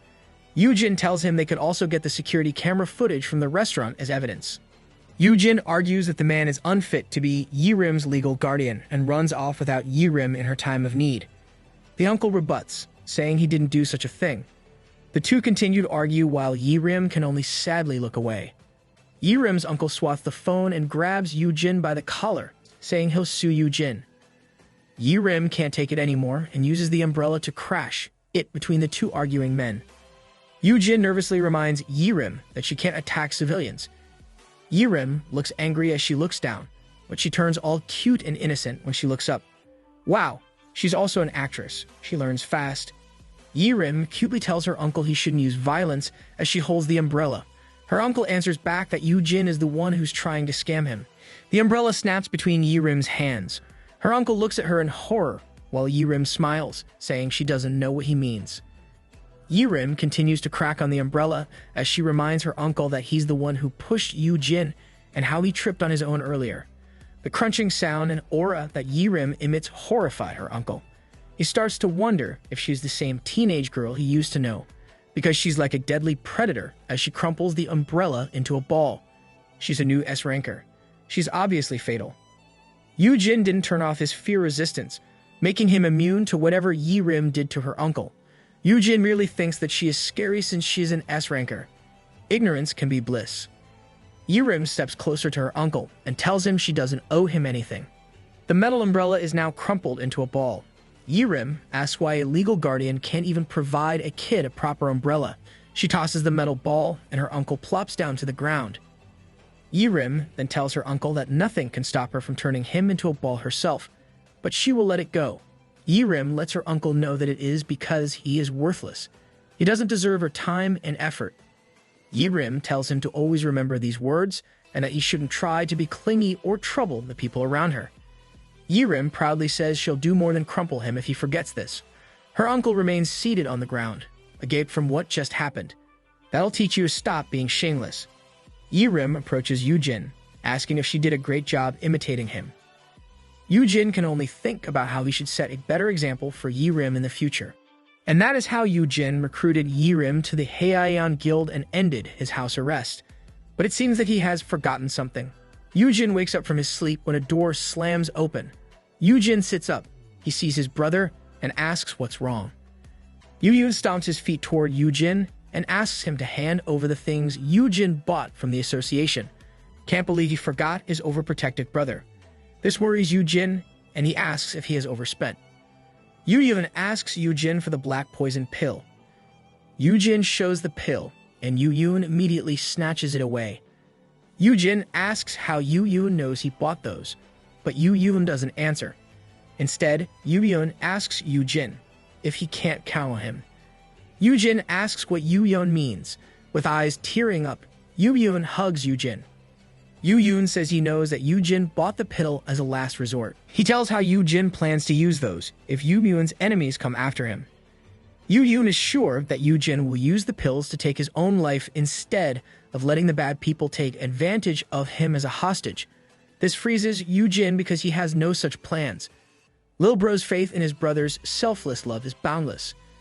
Yu-yun looks at his brother with love and tells Yu-jin that he shouldn't resort to such drastic measures. Yu-jin tried to correct him, but Yu-yun kept saying he wouldn't let anything happen to his brother and would always be there to save him. Yu-jin proved this before Yu-jin's reset, even when they had a falling out. Yu-jin was planning to use the pills to clear a dungeon, but he thinks he can't tell his brother that he has a legendary grade poison resistance. In the end, Yu-jin can only reply with his thanks to his little brother. The two go down the elevator and Yu-jin asks his brother if everything has worked out with Yi-rim. Yu-yun says that Director Sok has already visited Yi-rim's uncle. They uncovered all the bad things Yi-rim's uncle did, and they got him to sign a settlement. This indicates that he'll never contact or approach Yi-rim, and in exchange, Yi-rim will drop her lawsuit. Yu-yun assures his brother that they used carrots and stick to persuade the guy. You should have just settled with the stick. As they leave the elevator, Yu-yun confirms that this is what Yi-rim wants, and then they drop the subject. Yu-yun informs Yu-jin that Yi-rim should have acclimated to her powers since she's in the training room all night. They enter the training room, and Yu-yun explains that it was built to withstand damage from S-rank attacks, letting Yi-rim go all out with her attacks. But what they see is entirely different from what Yu-yun just said. Everything in the room is destroyed, and some pillars are still falling. Yeah, built to withstand damage. Bro got scammed. Yu-jin remarks on how the room should withstand S-rank attacks, while Yu-yun can only mumble. The brothers can only stare at the destruction. The room is unrecognizable with all the destruction Yi-rim caused. She punches a punching bag, which shatters to pieces as it turns to ice. Yi-rim quickly activates a different skill called Shadowless Day. The skill lets her spread her shadows out. Yu-jin wonders what's happening, and if Yi-rim's okay. With a tug, Yu-jin realizes that he can't move his foot that was stepping on one of Yi-rim's extended shadows. Oh, is this like the Shadow Possession Jutsu from Naruto? Yi-rim activates the skill, and everything within the shadow gets engulfed by it, including Yu-jin. This completely surprises Yu-jin, and Yu-yun can only call for his brother's name. Yi-rim's shadow continues to move, and she stomps her feet as she runs and punches the floor. It creates a loud boom and cracks the walls. As the wall crumbles, Yi-rim takes a rest when she hears Yu-yun yelling. This is why the training room is in such a state. Yu-Jin wakes Yu-Jin, who faints and becomes white from Yi-Rim's shadow skill. Yu-Jin manages to wake up and even compliments Yi-Rim for becoming strong. At the same time, Yu-Jin keeps on yelling, trying to keep him awake. Seeing the state Yu-Jin is in, Yi-Rim shrieks and tries to wake him up herself. Like a loading machine, Yu-Jin starts up and gets shocked. Yi-Rim asks Yu-Jin if he's okay, as she pulls the hood of her jacket down. Yi-Rim looks brighter and more innocent with her shorter hair. Still out of it, Yu-Jin asks who she is. Shocked, Yi-Rim reminds Yu-Jin and asks if he has amnesia. Yu-Jin finally recognizes her, and Yu-Yun explains that they gave Yi-Rim a makeover. Wow, perks of being an S-class. The styling team of Heian set it up before she visits the registration center.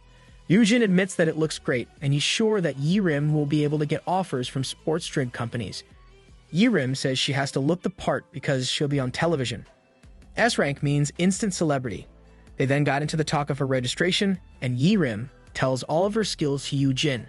She has Frosty Sai, which can freeze, the Sandals of Hermes for flying and teleporting short distances, and a Shadowless Day, which can buff and debuff multiple targets. Shadowless Day can boost her chosen stat and skill, and she can absorb the target's shadows to slow them down and add the effect to her buff. This explains why the training room is in shambles. Yi-Rim reveals that she has another skill called White Corpse that lets her collect information from dead bodies. Yu-Jin comments that it may seem sketchy, and Yi-Rim says she would rather have gotten another attack skill. She could become a detective using this skill. Thinking about it, Yu-Jin advises Yi-Rim that she can leave it out for now.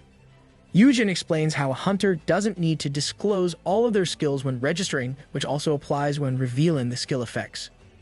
Yu-Jin's guidance makes Yi-Rim happy, saying that Yu-Jin is a real expert. Yi-Rim holds onto Yu-Jin's arm, and Yu-Jin compliments Yi-Rim for learning to adjust for strength. This exchange surprises Yu-Yun, and he goes between the two. With a frown, Yu-Yun tells Yi-Rim that Yu-Jin learned all those things for him, and that Yi-Rim should keep her distance from his brother. Possessive bro on the loose. Just hope he doesn't go full yandere. This irritates Yi-Rim, saying she wasn't even talking to him. Yu-Yun says he's only assisting. Seeing the two starting to argue, Yu-Jin tells him to stop. In front of the registration center, Yi-Rim emerges from a Heian Guild-owned luxury car and casual sporty outfit. There are a lot of flashes as news reporters take her picture, announcing that she is the 8th S-rank, combat-oriented hunter to appear in Korea. Behind a pillar, Yu-Jin looks over with Song-Han beside him. Song-Han says that Miss Park was very disappointed because Yu-Jin wasn't tagging along to her registration. Yu-Jin explains that he had a bad experience with crowds, and now that Yi-Rim is well known, she will hardly miss him. And if Yu-Jin accompanies Yi-Rim, Yu-Yun will surely get jealous, since Yu-Jin wasn't there when he registered. Yu-Jin can only be happy that she finally has her own life to live. Yu-Jin thinks about how the snobby ice witch is gone, and a cheerful, outgoing teenager is in her place. He also thinks about the dungeon break that didn't happen before the reset, and is worried that the future he knows is changing. Yu-Jin can only accept his fate, and just decides to just look for potential recruits. Yu-Jin scans the crowd and uses his skill, Promising Sprout. Most people are F rank, so he thinks finding another S rank will be hard. Out of nowhere, Yu-Jin dashes from the pillar, surprising Song-Han, who is guarding him. Is it another recruit already? With thoughts that significant changes are already happening, Yu-Jin thinks it'll be alright if it's for the better. And if a pearl in the mud appears before him, with his skill, Yu-Jin will polish them and make them shine. Yu-Jin runs toward a long-haired person in a white shirt and black bag worn in front. Yes, wear your bag in front of you if there's a crowd. As Yu-Jin reaches him, Yu-Jin grasps at the person's arm, and Yu-Jin's skill indicates that the person is Myung Woo-yu, an F rank awakened with a potential F rank.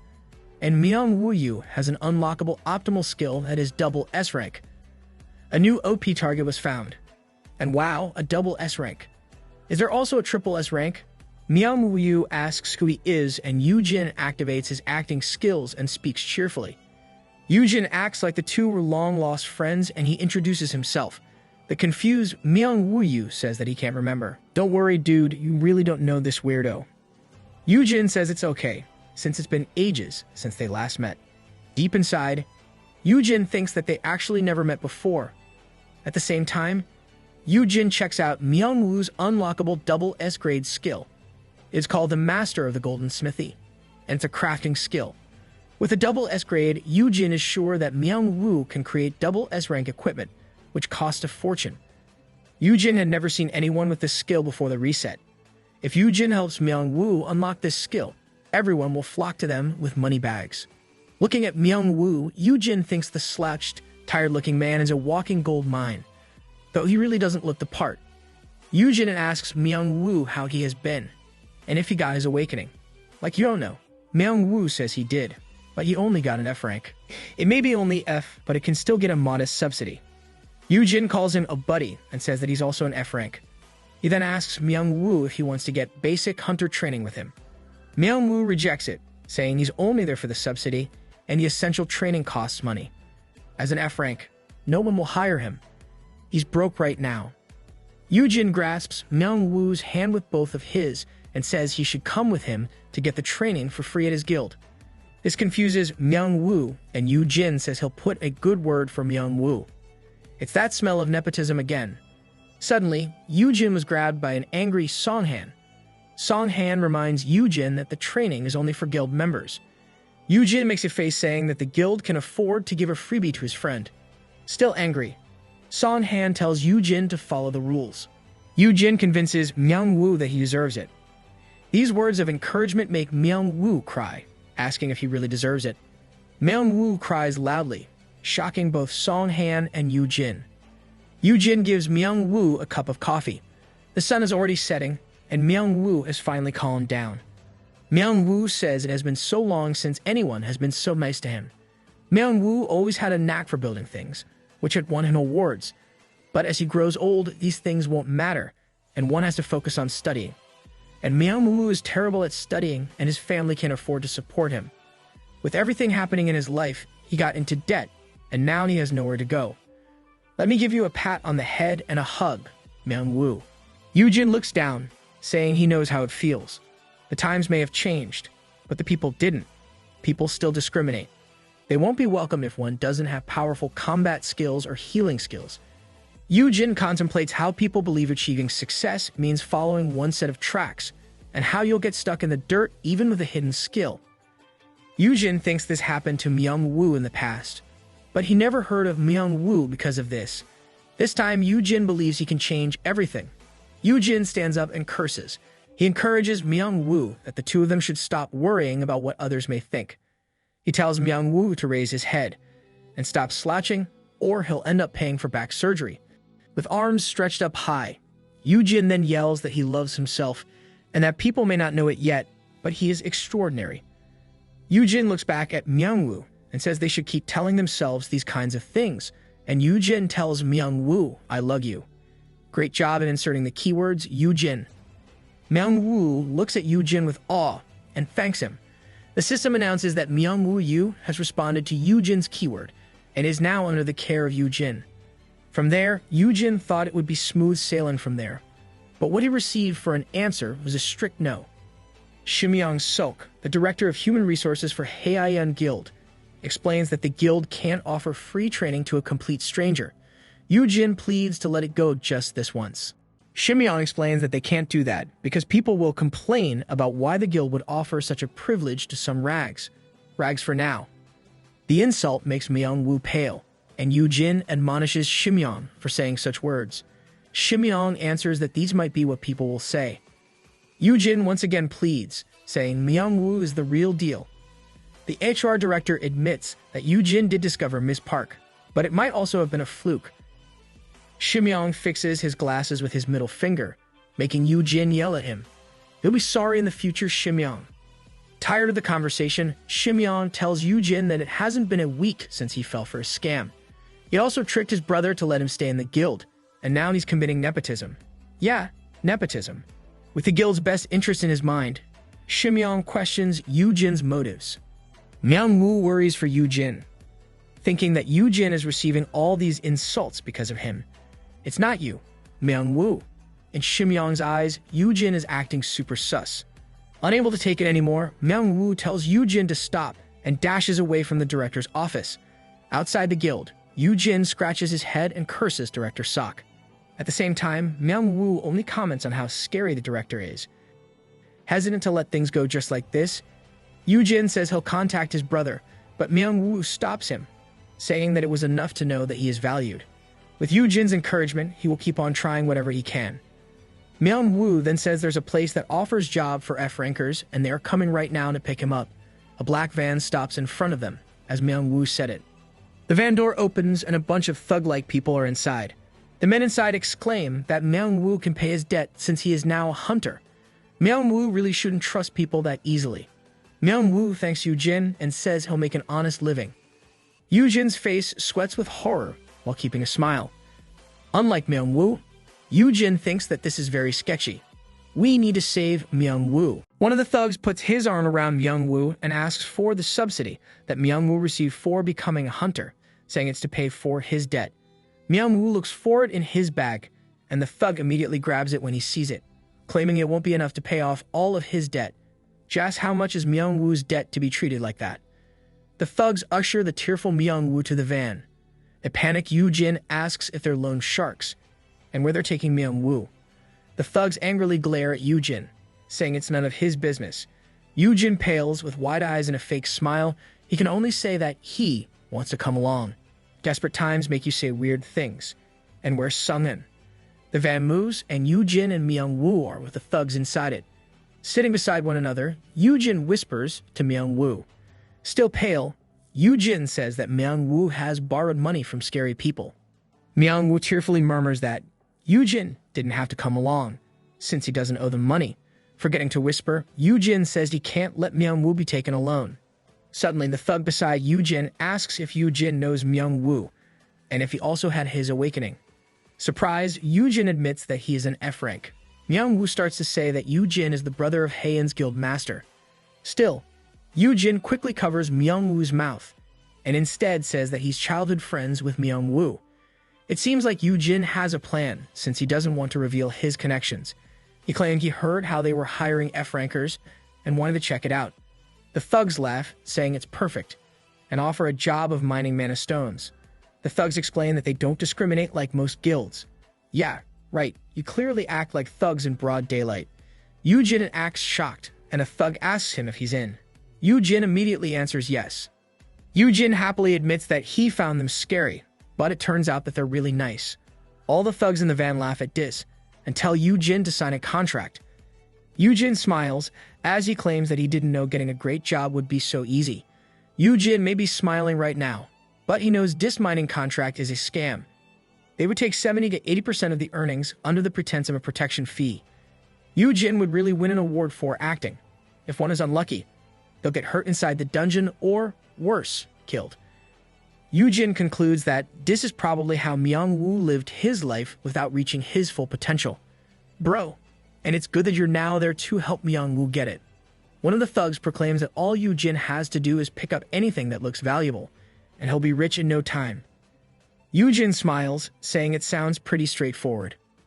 He then asks them where their guild office is located, and one of them says it's in Myeonmok. Yoo-jin exclaims that Myeonmok is a lot closer than he thought. They reach a 3-floor white old building, and Yoo-jin exclaims that Hope Errand Services is a great name. Myung-woo holds onto Yoo-jin's shoulder, while one of the thugs tells him to come in. Yoo-jin kept chatting, saying that the building may look run down, but he felt hope surging in. He then comments on how their office is on the 2nd floor, and is about to comment about the stairs, but he suddenly gets kicked in the back. That surely hurts. Yoo-jin plops towards the office floor and asks what the kick is for, but Myung-woo expresses alarm as he gets kicked. Yoo-jin tries to stand up, but he is held back by one of the thugs. The thug sarcastically apologizes for dragging him there when he doesn't even owe them money. Then, he says that Yoo-jin should have known better because they won't be able to leave until they say so. You thugs should let him go if you're really sorry. Yoo-jin supports the battered Myung-woo. Myung-woo cries as he apologizes for dragging Yoo-jin to his mess. Before Yoo-jin could reply, he was dragged to his sofa to have him sign a contract. The guild master of the thugs commands Yoo-jin to place his fingerprint in the paper, and they'll leave him with 20% of whatever he makes minus the fees. He claims this is already a generous offer, since he doesn't owe them any money. The contract is enchanted with a D-rank curse, making Yoo-jin unable to bail out. There's nothing generous in this offer. Another thug forces Myung-woo to put his print on the contract. Yoo-jin sees this and asks a favor to compare his contract with Myung-woo, saying he'll feel cheated if they get the same terms. The thugs stare at him, then laugh at how thorough he is. They gave Myung-woo's contract to Yoo-jin, and Yoo-jin confirmed that Myung-woo only gets 10%. The thug claims all of that will be put on paying for his debt. Yoo-jin says it is basically a slave contract, as he holds the top of the contract with two hands. Yoo-jin asks them if they really think they can scam his friend like this and rips the contract into two. This shocks the thugs, and they ask about the curse. Lol. No curse would work on our MC. A D-rank debuff curse activates after Yoo-jin tore the contract. Still, it was quickly cancelled out by his L-rank curse resistance. Yoo-jin grips the sofa for support and kicks the guild master. Yoo-jin clutches the guild master's head, making the guild master think that Yoo-jin isn't actually an F-rank. Yoo-jin whams the guild master's head to the ground, and Yoo-jin admits he's only an F-rank with items that makes fighting fairer. Pay to win, indeed. The other thugs are angered, claiming that Yoo-jin will not be able to get out of there alive. Yoo-jin calmly pulls out his phone, and a thug says it's too late to call the cops. Yoo-jin smugly says he's not calling the cops since he already called in a long time ago. A locked metal door cracks open and crumbles as Sunghyun opens it with his two bare hands. One of our MC's bodyguards is finally here. The metal door falls with a thump, shocking the thugs inside. Sunghyun raises his fist, as one thug claims there's only one guy. A single guy can easily destroy the building you're in. Sunghyun punches the thug, and with a whoosh, the thug flies and falls to the ground with a loud thud. Sunghyun looks back at Yoo-jin, saying he's there to get Mr. Han out. The thugs curse at their predicament. Meanwhile, Myung-woo asks how, and Yoo-jin says it was easy, since he discreetly called Sunghyun once they got into the car. Yoo-jin just narrated where they were being taken, to make it easy for Sunghyun to find them. So that's why he's chatty on the way. Sunghyun just smacks on any thug that gets close to him. One thug pulls out a dagger and rushes towards Sunghyun. Really? A dagger versus an A-rank? Myung-woo screams for Sunghyun to watch out. The thug stabs, but instead of hurting Sunghyun, the thug murmurs his disbelief. He only managed to cut the clothes, but the flesh remained unscathed. Sunghyun's flesh is a literal shield from minor injuries. Sunghyun raises a hand and says that the thug should have brought something that can cut an A-ranker. He flicks the thug with a finger, and the thug hits the floor hard. Another thug recognizes that this person is Sunghan Kim from the Haeyeon Guild. Sunghyun sighs as he looks at his destroyed clothes and commands them to kneel. Everyone plops to the floor, and Sunghyun asks if Myung-woo is hurt by them. Myung-woo looks at the kneeling thugs and says he wasn't really hurt. Myung-woo now feels bad for the thugs, to the point that he forgot how they kicked and hit him. Sunghyun asks Yoo-jin what he should do with them. Yoo-jin looks at some papers, saying an eye for an eye. Yoo-jin then brings out a golden-colored paper, commanding the guild master to sign the S-rank contract. The man looks at the agreement, saying that they have to work for 50 years and they'll only get 10% of the profits. It is a total rip-off. Yoo-jin smiles as he claims it's a generous offer since they don't owe him any money. Oh, how the tables have turned. The guildmaster says it's a slave contract, but Yoo-jin only throws papers at the man. The guy looks at one of the papers, and Yoo-jin says he found all of these in the guildmaster's cabinet. All of those papers were contracts made with at least a dozen of F-rankers. Yoo-jin wonders if everyone still has all of their limbs, while the guildmaster only smiles, asking who would care. He claims they're not liable, since they all signed the consent form, and half of those guys are still alive. Wow, such trash exists. Yoo-jin doesn't let the man finish and kicks him in the head. Yoo-jin says they are scum, and asks the guy if he tossed all those F-ranks to dungeons because they are only F-rank, and there's a lot of them they could lure. Angered, Yoo-jin lectures them that F-rankers are still living human beings. He then declares that it's time for them to taste their own medicine, even though he really wants to throw them in an A-rank dungeon. To get out of it, one of the thugs apologizes that they got it now, and asks if Yoo-jin can cut them some slack. Yoo-jin grins and pats the man's head, but instead of forgiving them, Yoo-jin squeezes the man's head. He then says that they wouldn't mind paying for their crimes since they get it. Then Yoo-jin tells Sunghyun to take them away. On the way home, Yoo-jin slumps into the backseat beside Myung-woo. Sunghyun reports to Yoo-yoon about what happened. The earnings from the labor will be used to compensate the victims. That wraps them up. Myung-woo thanks Yoo-jin, but Yoo-jin brushes it off. Myung-woo says it wasn't nothing, since Yoo-jin has already saved him twice, and tears drip from his face. Yoo-jin tries to calm Myung-woo down. Myung-woo was so thankful that he hugged Yoo-jin, saying that Yoo-jin is his hero. Yoo-jin tries to get Myung-woo off him by reminding him that he should also thank Sunghin. Though, Sunghin only tells the two to put on their seatbelts. Safety first. Yoo-jin went off to see director Seok as they got back. He threw a tantrum by lying on the floor by the door to make the guy give Yoo-jin a dorm room under the pretense of being Yerim's legal guardian, and Yoo-jin was assigned a dorm room. Yoo-jin really went to great lengths to get a dorm room. Yoo-jin and Myung-woo enter the dorm, and Myung-woo says the place is like a fancy apartment. Yoo-jin says they have 4 bedrooms, as Myung-woo exclaims his disbelief in being able to stay in a place like this during their training. Yoo-jin asks Myung-woo if he can cook and clean because non-guild members can only stay there if they are housekeepers. Yoo-jin suggests that Myung-woo pretends to be his housekeeper so that he can stay there even after the training. Yoo-jin says Myung-woo doesn't really have to do any housework, only so that he can stay till he finds his own place. That's really clever, Yoo-jin. Yoo-jin couldn't finish what he was saying as he saw Myung-woo's face filled with tears again. Myung-woo rushes to Yoo-jin for a hug, saying he's an awesome friend. After some time, Myung-woo finally settled down. Myung-woo now in his own room and sleeps, talks about how he'll clean up and asks Yoo-jin if he wants dinner or a sponge bath first. Myung-woo talks like a waifu in his sleep. Yoo-jin decides to go out and get his stuff from Yoo-yoon's place.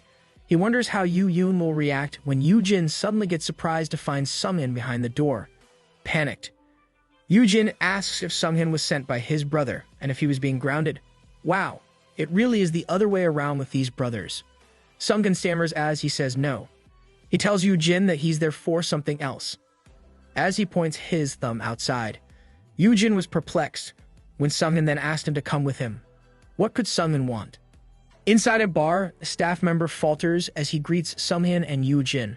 Sunghin wasted no time asking if the staff knew Minnie Kim, to which the staff member bowed and confirmed that they had been notified of the reservation. Some of the other customers seemed to mistake them for gangsters as they passed by. On reaching their table, they were served the most popular dishes on the menu. This will be a memorable evening for sure. Yoo-jin looks around as he wonders why Sunghin brought him there since the place seems too hip for Sunghin. Sunghin explains that Minnie Kim, a guild member around Yoo-jin's age, recommended the place. Sunghin then urges Yoo-jin to wind down and seriously enjoy himself. Yoo-jin can only awkwardly agree to it. Yoo-jin grabs a soju bottle and asks Sunghin what he wants to discuss. Taking the bottle from Yoo-jin, Sunghin says he wants to apologize before it is too late. Sunghin pours Yoo-jin a drink and admits that he didn't like Yoo-jin at first, thinking he's a useless distraction for their guild master. Yoo-jin couldn't help but wonder if this was an apology. But then Sunghin continued, saying that he was sorely mistaken, because it turns out that Yoo-jin was actually a decent guy. Saying this with a smile, Yoo-jin can only look at Sunghin blankly. Wow. Sunghin had a change of heart about Yoo-jin. Sunghin recalls how Yoo-jin returned to help him with the dungeon break, how he earned Ms. Park's trust and took care of her issues, and how he even risked his life to save his friend. Sunghin reveals that he now trusts Yoo-jin to watch over his back. Yoo-jin pales, thinking that Sunghin got it all wrong, but then realizes this could be a chance to bond and say the keyword. Yoo-jin clinks his cup to Sunghin's and speaks his appreciation, while thinking Sunghin is on his list tonight. This reminds me of Yoo-jin's initial attempts with heart hand signs. Sunghin comments on how Yoo-jin seems to know what to do. He asked if Yoo-jin was planning a sting operation like that one with the broker deal before. Yoo-jin just agrees and says he was investigating something undercover.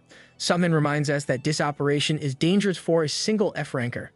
While Yoo-jin says he knows that his brother wouldn't let him get into danger, it turns out that Yoo-yoon is more overprotective than he'd like. You got to regress because of your brother's overprotectiveness. Sunghin says it's because he's the only family left. Sunghin relates that his grandfather raised him when his parents weren't around. He used to visit during the holidays, even as he grew up. Sunghin's awakening also occurred while protecting his grandfather during the dungeon shock. Sunghin is also grateful to their guildmaster because he ensured that Sunghin could support his grandfather until he passed away from an illness last year. And Yoo-yoon even recruited a caregiver with healer skills from abroad just for them. Sunghin tells Yoo-jin that his brother treasures family bonds more than anyone. He reminds Yoo-jin to be understanding even if his brother's concerns can be excessive. Yoo-jin agrees and thanks Sungmin for being an understanding right-hand man for his brother. Yoo-jin should really put some effort into understanding his brother's protective nature. They clink their cups once more, and Yoo-jin expresses his gratitude. Sungmin then comments on how Yoo-jin can hold his liquor. Yoo-jin says that he's actually a lightweight, with embarrassing habits when drunk. Yoo-jin thinks of using liquor as an excuse to say the keyword. Sungmin comments that for a lightweight, he drank a lot. Yoo-jin was shocked to see that he had already drunk numerous liquor bottles. He is confused, but then realizes that he can never get drunk because of his poison-resistant skill. Thinking he can't say the keyword sober, he turns the skill off. That's a bad idea. The skill suddenly deactivates and Yoo-jin drops the cup he is holding. Yoo-jin suddenly becomes red, realizing that turning the skill off made the liquor hit faster. Yoo-jin wobbles and his head falls to the table. You forgot to say the keyword. The next day, Yoo-jin wakes up in his bed with a headache. He had no idea that the skill would turn off like that. A man comes to the room holding a wash basin and offers it to Yoo-jin. Yoo-jin was shocked to consciousness by this scene. The man is none other than Sungmin Kim. Yoo-jin springs up as Sungmin reminds Yoo-jin that today is his first day of basic training. Yoo-jin wonders what Sungmin is doing in his bedroom and finds that there are now 4 individuals under his influence, and Sungmin is now one of them. This means that he could say the keyword, and it worked. Good job, drunk Yoo-jin. But Yoo-jin is still confused as to why Sungmin would be in his room. Sungmin asks Yoo-jin if he doesn't remember anything from last night. Sungmin comes near to take a look and only smilingly comments how Yoo-jin must have a hangover. Yoo-jin was about to say something embarrassing, but he was stopped when Sungmin placed a kudzu juice into Yoo-jin's mouth. Sungmin explains it's for Yoo-jin's hangover. Then he starts doing the necessary stuff, but at the same time uncomfortable to Yoo-jin. For his hangover. This is seriously next level. Yoo-jin rejects the potty and asks why Sungmin is like this. Sungmin looks at Yoo-jin and says that he really doesn't remember. Sungmin then retells what happened. With Yoo-jin's head on the table, Sungmin asks if he's okay, and tells him they should get home. Yoo-jin wobbles, grips Sungmin's wrist, and says he has something to tell. Yoo-jin was serious and told Sungmin, "I love you," while all red in the face. This makes Sungmin question Yoo-jin, but Yoo-jin only rubs his head, saying he doesn't know what's wrong with him. Yoo-jin asks Sungmin if he has already told him "I love you" like a blushing fool while covering his mouth. Still not yet done, Yoo-jin says it's pretty wild. Once again, saying that he really has to tell Sungmin "I love you." And Sungmin retells how he heard Yoo-jin say "I love you" 3 more dozen times at that night. The lesson here is alcohol doesn't give you courage. It makes you lose your inhibitions. Let's all learn from Yoo-jin's experience. Drinking responsibly is the key. Hearing this, Yoo-jin bows and apologizes to Sungmin. Sungmin says it's okay, and it actually made him happy. Thinking that this was Yoo-jin's embarrassing drinking habit, Sungmin was reminded of his grandfather. Sungmin would also helps out his drunk grandfather, as the old man proclaims to the world that he has the best grandson. His grandfather ranted that Sungmin is the best in his eyes, and asked Sungmin if he had ever told Sungmin that he loved him. Sungmin reveals to Yoo-jin that he somehow reminded him of his grandfather, which was how he responded to Yoo-jin's keyword. Yoo-jin was shocked to learn that he reminds Sungmin of his grandpa, despite being in his 20s. Sungmin admits that it sounds strange, but Sungmin felt safe with Yoo-jin, just like he felt when he was by his grandfather's side. This reminds Sungmin of how he tucked Yoo-jin in as Myung-woo watched by the door. The feeling he felt made Sungmin want to do things for Yoo-jin. Sungmin promises not to behave ridiculously around others and asks Yoo-jin if he can visit him from time to time to check on him. Sungmin reasons that it's the least he can do in return for all his grandfather has done to raise him. Yeah, but Yoo-jin isn't your grandfather. This makes Yoo-jin think of his perfect caregiver title and if this is its actual effects. Yoo-jin concludes that telling them "I love you" can serve as a reminder of someone who cared for them, which is different from a romantic perspective. The skill helps them see that person in Yoo-jin. Yoo-jin thinks this is why Urim and Myung-woo are the same, while the effect on Yoo-yoon is more substantial, since Yoo-jin himself raised Yoo-yoon when they were younger. Yoo-jin bids farewell to Sungmin, while Myung-woo peeks while shivering. Once Sungmin was out, Myung-woo clung to Yoo-jin, asking him what had happened. The door suddenly slams open on Urim's arrival, breaking the door in the process. That power was too much. Urim was too excited to have Yoo-jin next door in the dorms. Yoo-jin is brushing his teeth with Myung-woo still clinging to him. He only tells Yerim that she should try knocking next time. Yerim doesn't say anything about the broken door. Instead, she grabs Myung-woo from Yoo-jin. Yerim asks who the bum is, and Yoo-jin calmly answers that the bum is his friend. Wow, something just left, and now it's Yerim. Adding Yoo-yoon to the mix would make this more troublesome for Yoo-jin. MC got the all-around raise. Yoo-jin thinks about how the skill effectively brainwashes people, making them completely trust him. He wonders if this could be really dangerous, and why the system gave him such skills. But most of all, Yoo-jin is relieved that he can easily activate his poison-resistance skill. After several days, Yoo-jin compliments Myung-woo for getting better at cooking. Yoo-jin looks at the food with amazement, saying Myung-woo didn't really have to cook for him every day, while Myung-woo says that it's the least he can do. Yerim agrees with Myung-woo and comments on how she's living separately. Someone asks where Sung-in is, since he has been showing up daily with Ginseng. Another says Sung-in is with Yoo-yoon, and the two won't return for a few days. It's impressive how Yoo-yoon didn't badger Yoo-jin for not staying in the same space as him. Yoo-jin comments on how Yerim will soon do raids, and Yerim agrees and says she'll be rich in no time. And soon, she'll be able to buy a massive mansion for both her and Yoo-jin, and no Myung-woo to mooch off on Yoo-jin. She's just as bad as Yoo-yoon. Yoo-jin tells Yerim not to freeze the soup with her power and tells them to get along since they're going to boot camp together. This shocks both Myung-woo and Yerim. Yerim took it hard and unleashed a cold aura, saying she thought it'd only be her and Yoo-jin. Everyone has become possessive of our MC. The doorbell suddenly sounds, and Yoo-jin uses that as an excuse to leave the two. He tells the two to behave themselves, and a man by the door comments on how vibrant it is to start the day.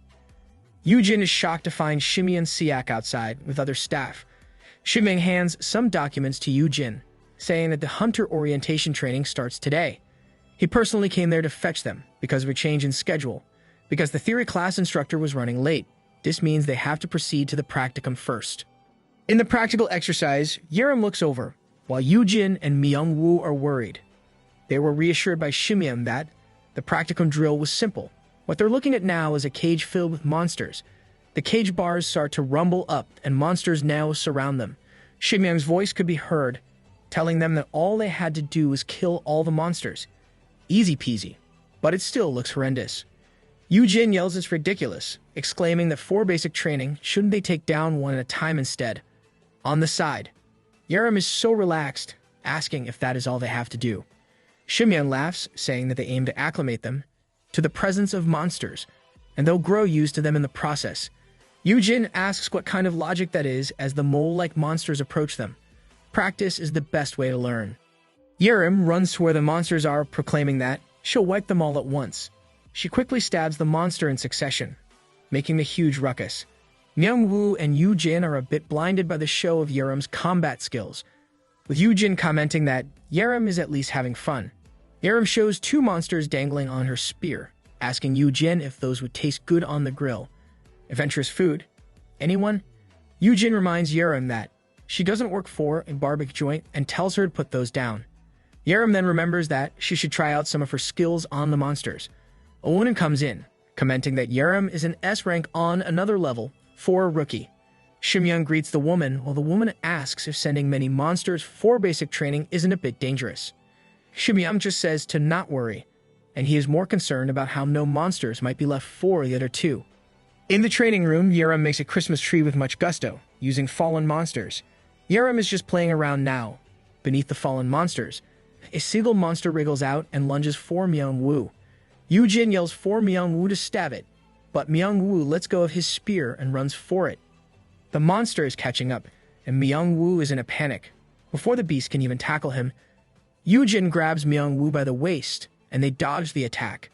Yoo-jin tells Myung-woo never to let go of his weapon, and explains that the monsters are F-rank monsters called Fang Moles. He continues, saying those monsters have terrible vision and mostly just run straight toward you. To kill them, they just need to lunge the spear forward. Yoo-jin prepares to attack, telling Myung-woo to get up. Yoo-jin's walking encyclopedia skill is at it again. Shimyeon says that another reason for many monsters is Yoo-jin Han. He wants to see what Yoo-jin will do, since Yoo-jin seems exceptionally knowledgeable, not only of monsters. Shimyeon expresses his amazement with what Yoo-jin did, with his contract with Yerim, saying it can be used as an industry-standard template. This also makes Xingyang wonder if Yu Jin is hiding something. Myung-woo compliments Yu Jin for not getting scared like him, and he mentions how it feels like Yu Jin has been doing these for years. This alarms Yu Jin, thinking he'll be suspected.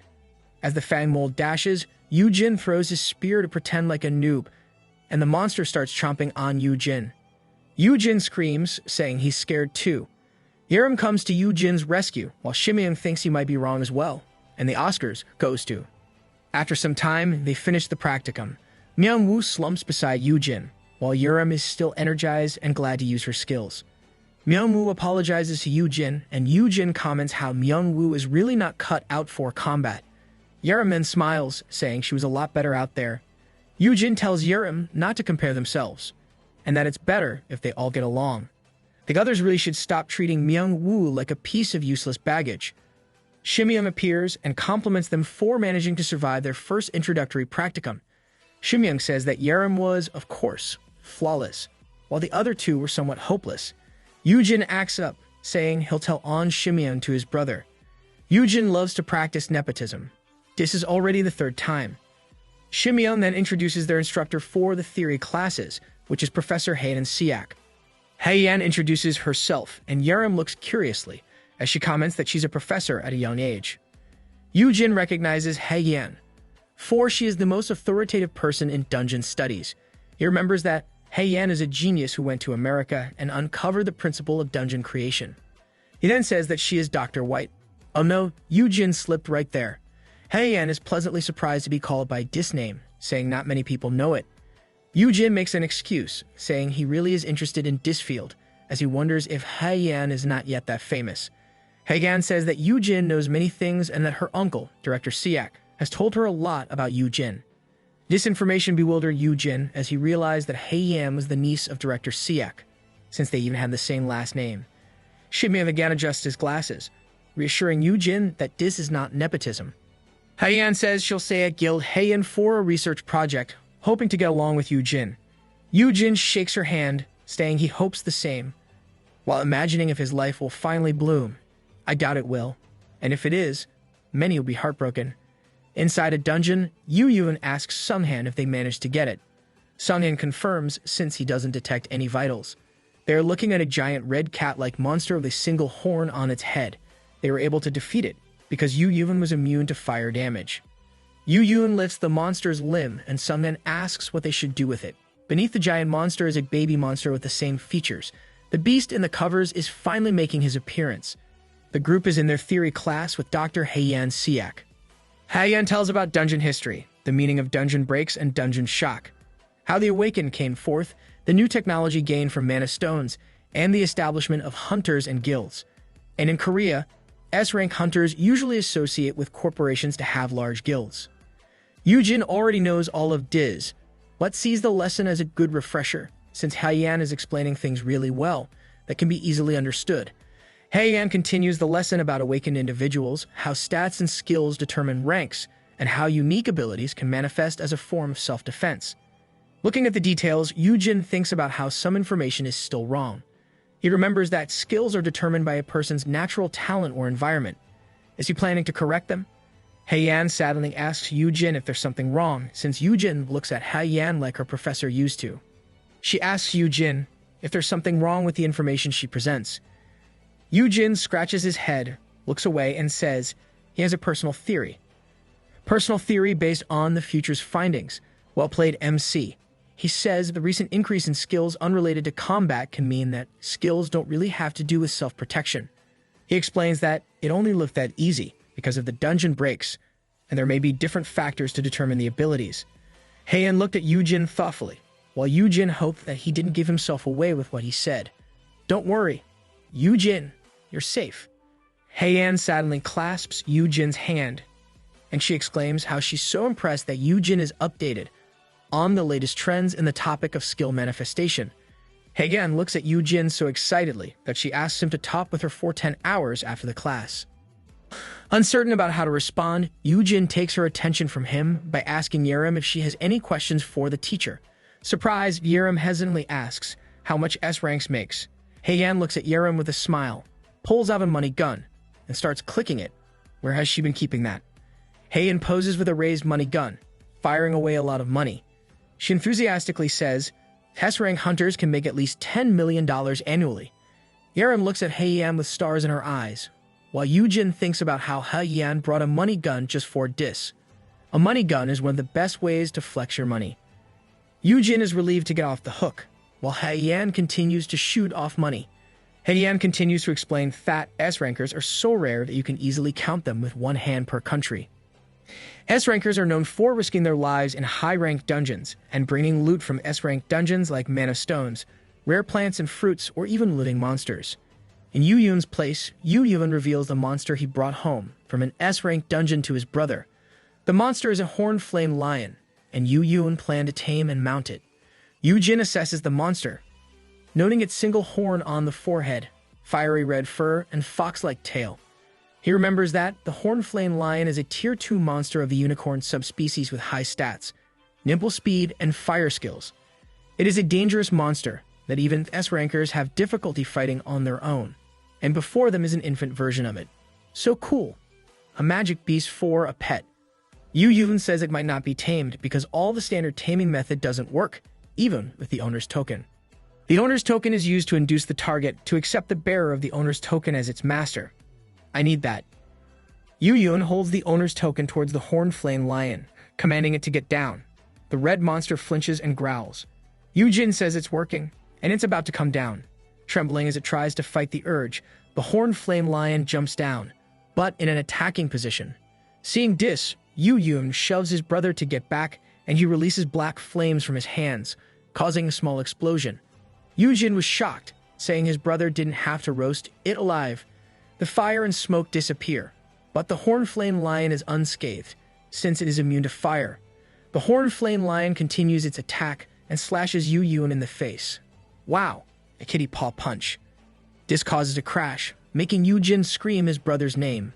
With his clothes in bad shape, Yu Yun holds the monster by the nape, throws it inside a terrarium room, and locks it up. Yu Jin comments on how feisty it is and asks if Yu Yun is sure, even with the owner's token. Yu Yun looks at his clothes in dismay and says he'll maybe just get rid of it. Yu Jin asks if he means to put it in an auction. Yu Yun opposes this idea, saying he won't let the rival guilds take it. Yu Jin then shockingly asks if his brother is going to kill it. Yu Jin looks through the glass at the horned flame lion, thinking there's no other choice. Still, Yu Jin feels bad about it, since it would be the perfect companion for his brother if it was tamed. He appraises its stats, seeing that the horned flame lion is currently a C rank with the potential to become an A or even an S rank. The monster currently has its A rank fire resistance skill unlocked. While its 3 skills, Fire Breath, Fiery Dash, and Gigantification, can only be unlocked once the monster matures. That is potential right there. Please don't get rid of it.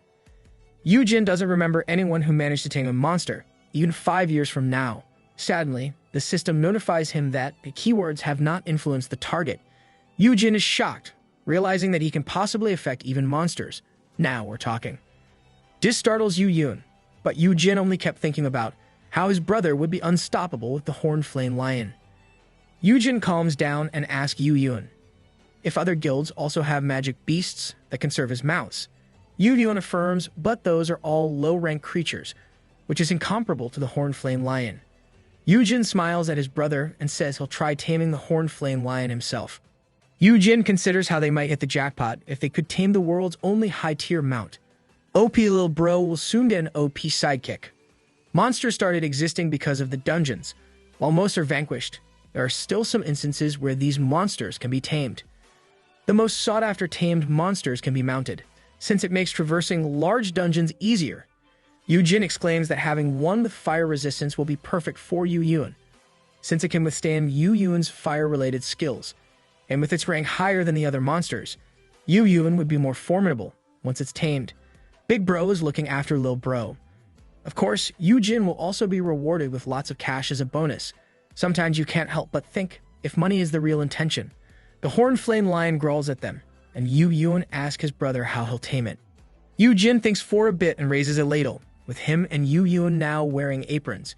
Yu Jin claims that they will start with tasty food. Yu Jin asks his brother what the monster eats. Yu Yun answers that it eats monster meat mixed with mana stones, and must consume at least one C-grade mana stone per meal. This shocks Yujin so much that he spits.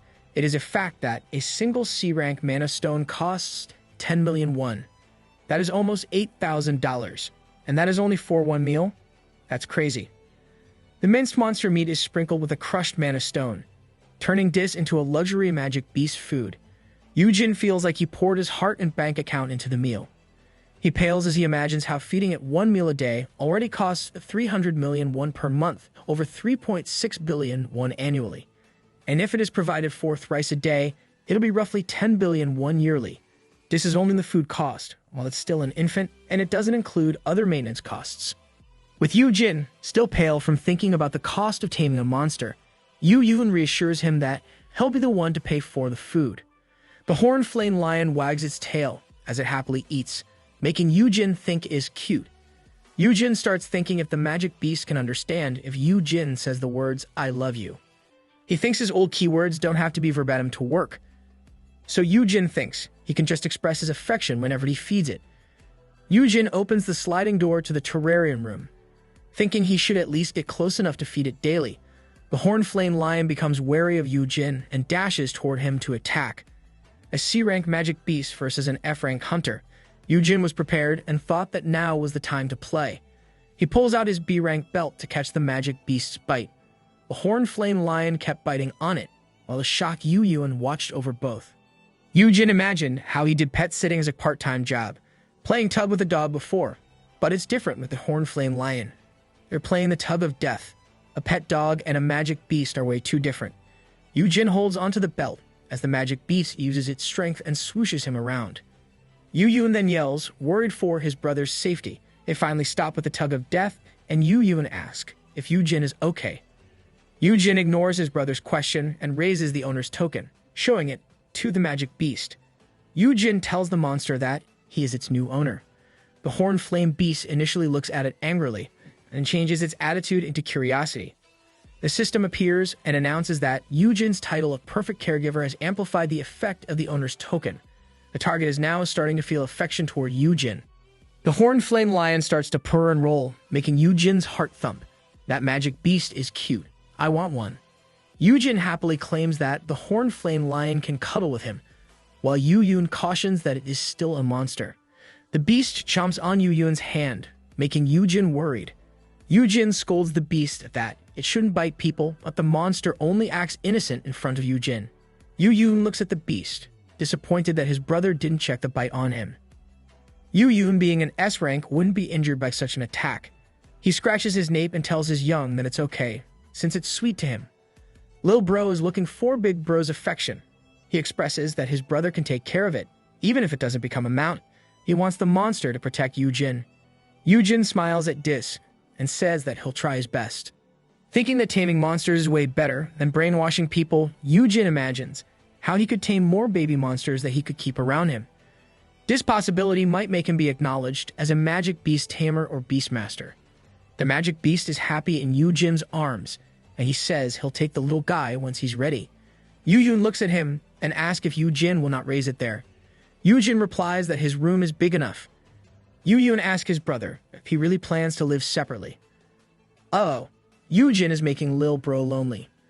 Yujin thinks he'll be locked up if he stays there, but he tells his brother that it would be better, since there's Myung Woo and Yerim. He sadly stops, seeing that his brother looks miserable. Yujin asks what is wrong, but Yun is still bleak. Yun answers that they finally made up, but they don't see each other often despite this. Yun knows that his brother has his own life, but he thinks they could return to how things were before the dungeons. Yun is like a little kid in front of his brother. Yujin remembers Sungmin's words about his brother. Yujin figures that his brother hasn't done anything wrong, and if there's anything to blame, it'll be the weird skill he got and the messed up world. Yujin affectionately pats Yun's head, reassuring him that he'll live in both places. Yujin promises to hang out after the basic training, and then asks if his brother is free the following evening. Yun answers that he can make time. Yujin then invites his brother to drink after the dungeon training, saying they never got a proper drink together since Yun reached the legal age. Yujin imagined how they would have already shared many drinks if the world had been as peaceful as before. The invitation makes Yun happy, and he says he's looking forward to it. Spending more time with Lil Bro will appease him. Yujin then remembers that he should give a name to the infant horn-flame lion. Yujin smiles as he names the little guy Peace, since the world should be filled with more love and peace. Yujin thinks it is normal if his brother wants to hang out with him more often, and it has been a long while since they spent quality time together. It's a new day, and they are outside. People are bustling and murmuring near a dungeon portal. Yujin has a frozen smile, while his brother smiles happily. Yerim asks what is happening, while Myung-woo can only silently look over. Yerim questions why the guildmaster has to accompany noobs like them to the dungeon, while frustratingly pointing a finger to Yu-yoon. The latter only smiles, saying he's looking forward to today and can't wait. Oh, the guildmaster uses his authority to spend more time with his brother and protect him simultaneously. Yujin can't say anything and thinks that there really must be something wrong with his brother. Your brother really loves you a lot. Yu-yoon's brother complex just happens to be worse than yours. Reporters asked Yu-yoon and Yerim to pose together for a picture, and they were also interviewed. A reporter asks how unusual it is for a guildmaster to personally escort new recruits on their first raid. Yu-yoon smiles, saying it's rare to get a new S-ranker, so if he really wants to be there, and it's the least he can do as a fellow S-ranker. Behind him, Yerim stiffly smiles at the crowd. Wow, Lil Bro also has Big Bro's acting skills. Yujin thinks this is a PR stunt, and Myung-woo hopes the people will buy it. Yujin then thinks about how Yu-yoon and Yerim make an ideal duo, since they also have contrasting elements. He imagines that if they add Myung-woo's crafting skills and Sungin's S-rank defense skills. Yujin happily smiles at the thought. It'll be a team of S-classes. Various weapons are lined out, and his staff tells Myung-woo and Yujin they can borrow weapons for free. They just have to return them afterward. Yujin is amazed by the decent lineup, while Myung-woo looks at his sword in amazement. The staff then reminds them that they have to pay for it if they break them. Jolting Myung-woo away from the weapons, Yujin looks over and can only think about how Myung-woo will make future masterpieces. Yujin guides Myung-woo to take higher-ranking weapons, since those would be sturdier, and they should also grab some potions. The staff says only registered guild members can take the consumables for free. Hearing this, Yujin tells Yerim to take the potions under her name and share them with them later. Yerim does what she's told, and the staff can't protest about it anymore. Taking advantage of loopholes. Carrying a weird-looking double axe, Yerim asks Yujin's advice on picking a weapon. Yujin asks where she found that hideous thing. Yujin tells her to pick a weapon fitting her size, since she primarily relies on her skills. Yu-yoon looks at his brother as this happens, despite being in an interview. Yu-yoon has never experienced having his brother help him out with these kinds of things. A news reporter asks Yu-yoon for comments on his outlook on Haeyeon's future. Yu-yoon thinks, but not about what he will answer. He's focused on how director Siak was right about his brother knowing many things for a new hunter. With this line of thought, Yu-yoon concludes that his brother has been working extra hard in researching hunters because he was worried about him. This makes him smile brightly. And a reporter was shocked by the smile, thinking that this must be the guildmaster's answer to his question. The reporter was excited that he told everyone to purchase Haeyeon's stocks before it skyrocketed. Yu-yoon walks to his brother and apologizes for keeping him waiting. I want the Haeyeon guildmaster to be my brother. His conclusions make me want to dote on him. Yerim was disappointed, saying that there were now 2/3 wheels. Yu-yoon explains that they'll be entering a relatively safe E-rank dungeon with rocky terrains, and the gate will close after an hour once they enter. The dungeon will only open once the boss is defeated or if all the hunters inside perish. Yu-yoon continues, bringing out a gate stone for them to see. He says that in an emergency, they can use a gate stone, but this is very rare, with only a few in the country. Too bad Yujin couldn't bring over the gate stones he got from the defeated Rao Chi-Tas. Yu-yoon was about to continue, but he noticed his brother was looking elsewhere. Yujin remembered how he was treated like a slave in raids and hated by everyone. But now, Yujin can go on a dungeon raid with people who like him. Even his loving brother is at his side. He marvels at this change and how a dark future wouldn't come anymore. Or so Yujin thought. With a flash, Yujin and the others get transported to the dungeon. Yerim is excited to be in a dungeon. Everyone sees plains and mountains across the horizon. Yu-yoon reminds her that they're not at a picnic. He tells everyone to return, and Yu-yoon releases a fire attribute AoE attack. The attack surprised Yerim, asking what Yu-Yun was doing by setting fire to everything. You gotta love those stickman drawing. Yerim was agitated, thinking that Yu-Yun had issues. Yu-Jin tells Yerim to lie down and look at the scorched plains where monsters are already dead. Yerim realizes then that Yu-Yun only attacked the monsters that were hiding before. Yu-Yun then lectures about securing safety upon entering a dungeon, since no one knows what monsters are inside until you come in. This is why the strongest party member will lead in making a path. Then he reminds Yerim that this was taught in theory class. Yerim is the type to space out during class. Yerim scratches her head, saying she did learn it. She reasons that she lacks an AoE skill to let her do the same. Yu-Jin reassures her upon hearing this, reminding her that the Awakened can get a new skill once they reach level 10. Yu-Jin mentions how they have no sure way of knowing what skill will come up. He toggles on the system in front of him. It is different for Yu-Jin Do, since he can choose a skill to unlock 4 of those influenced by him. That's so convenient. Yu-Jin chooses Pale Rain for Yerim. This is an AoE skill that Yerim was famous for when she was known as the Ice Witch. The system then announces that Yerim's growth will focus on unlocking the Pale Rain skill. Yu-Jin confidently says that Yerim will soon get an AoE skill. This makes Yerim happy, saying she'll level up to 10 in no time. Yu-Yun was listening to their conversation, saying that Yerim could only wish. He explains that the experience points required to level up are vastly different for F rankers and S rankers. For an S rank, they'll require 5-fold of what F rankers are required. Yu-Yun continues, saying that even if Yerim hunted all the monsters in that dungeon, she won't get anywhere near level 10. What a stoic way to burst one's bubble. Yu-Yun sadly yells that his brother will be fine with his help, so Yerim should focus on her own level. This angers Yerim, and the two start arguing. Yu-Jin tries to calm them down, but they won't listen. Our MC is surrounded by brats vying for the MC's sole attention. Having enough of it, Yu-Jin pulls on both of their cheeks, scolding them in the process. The two point at one another, saying it's the other's fault.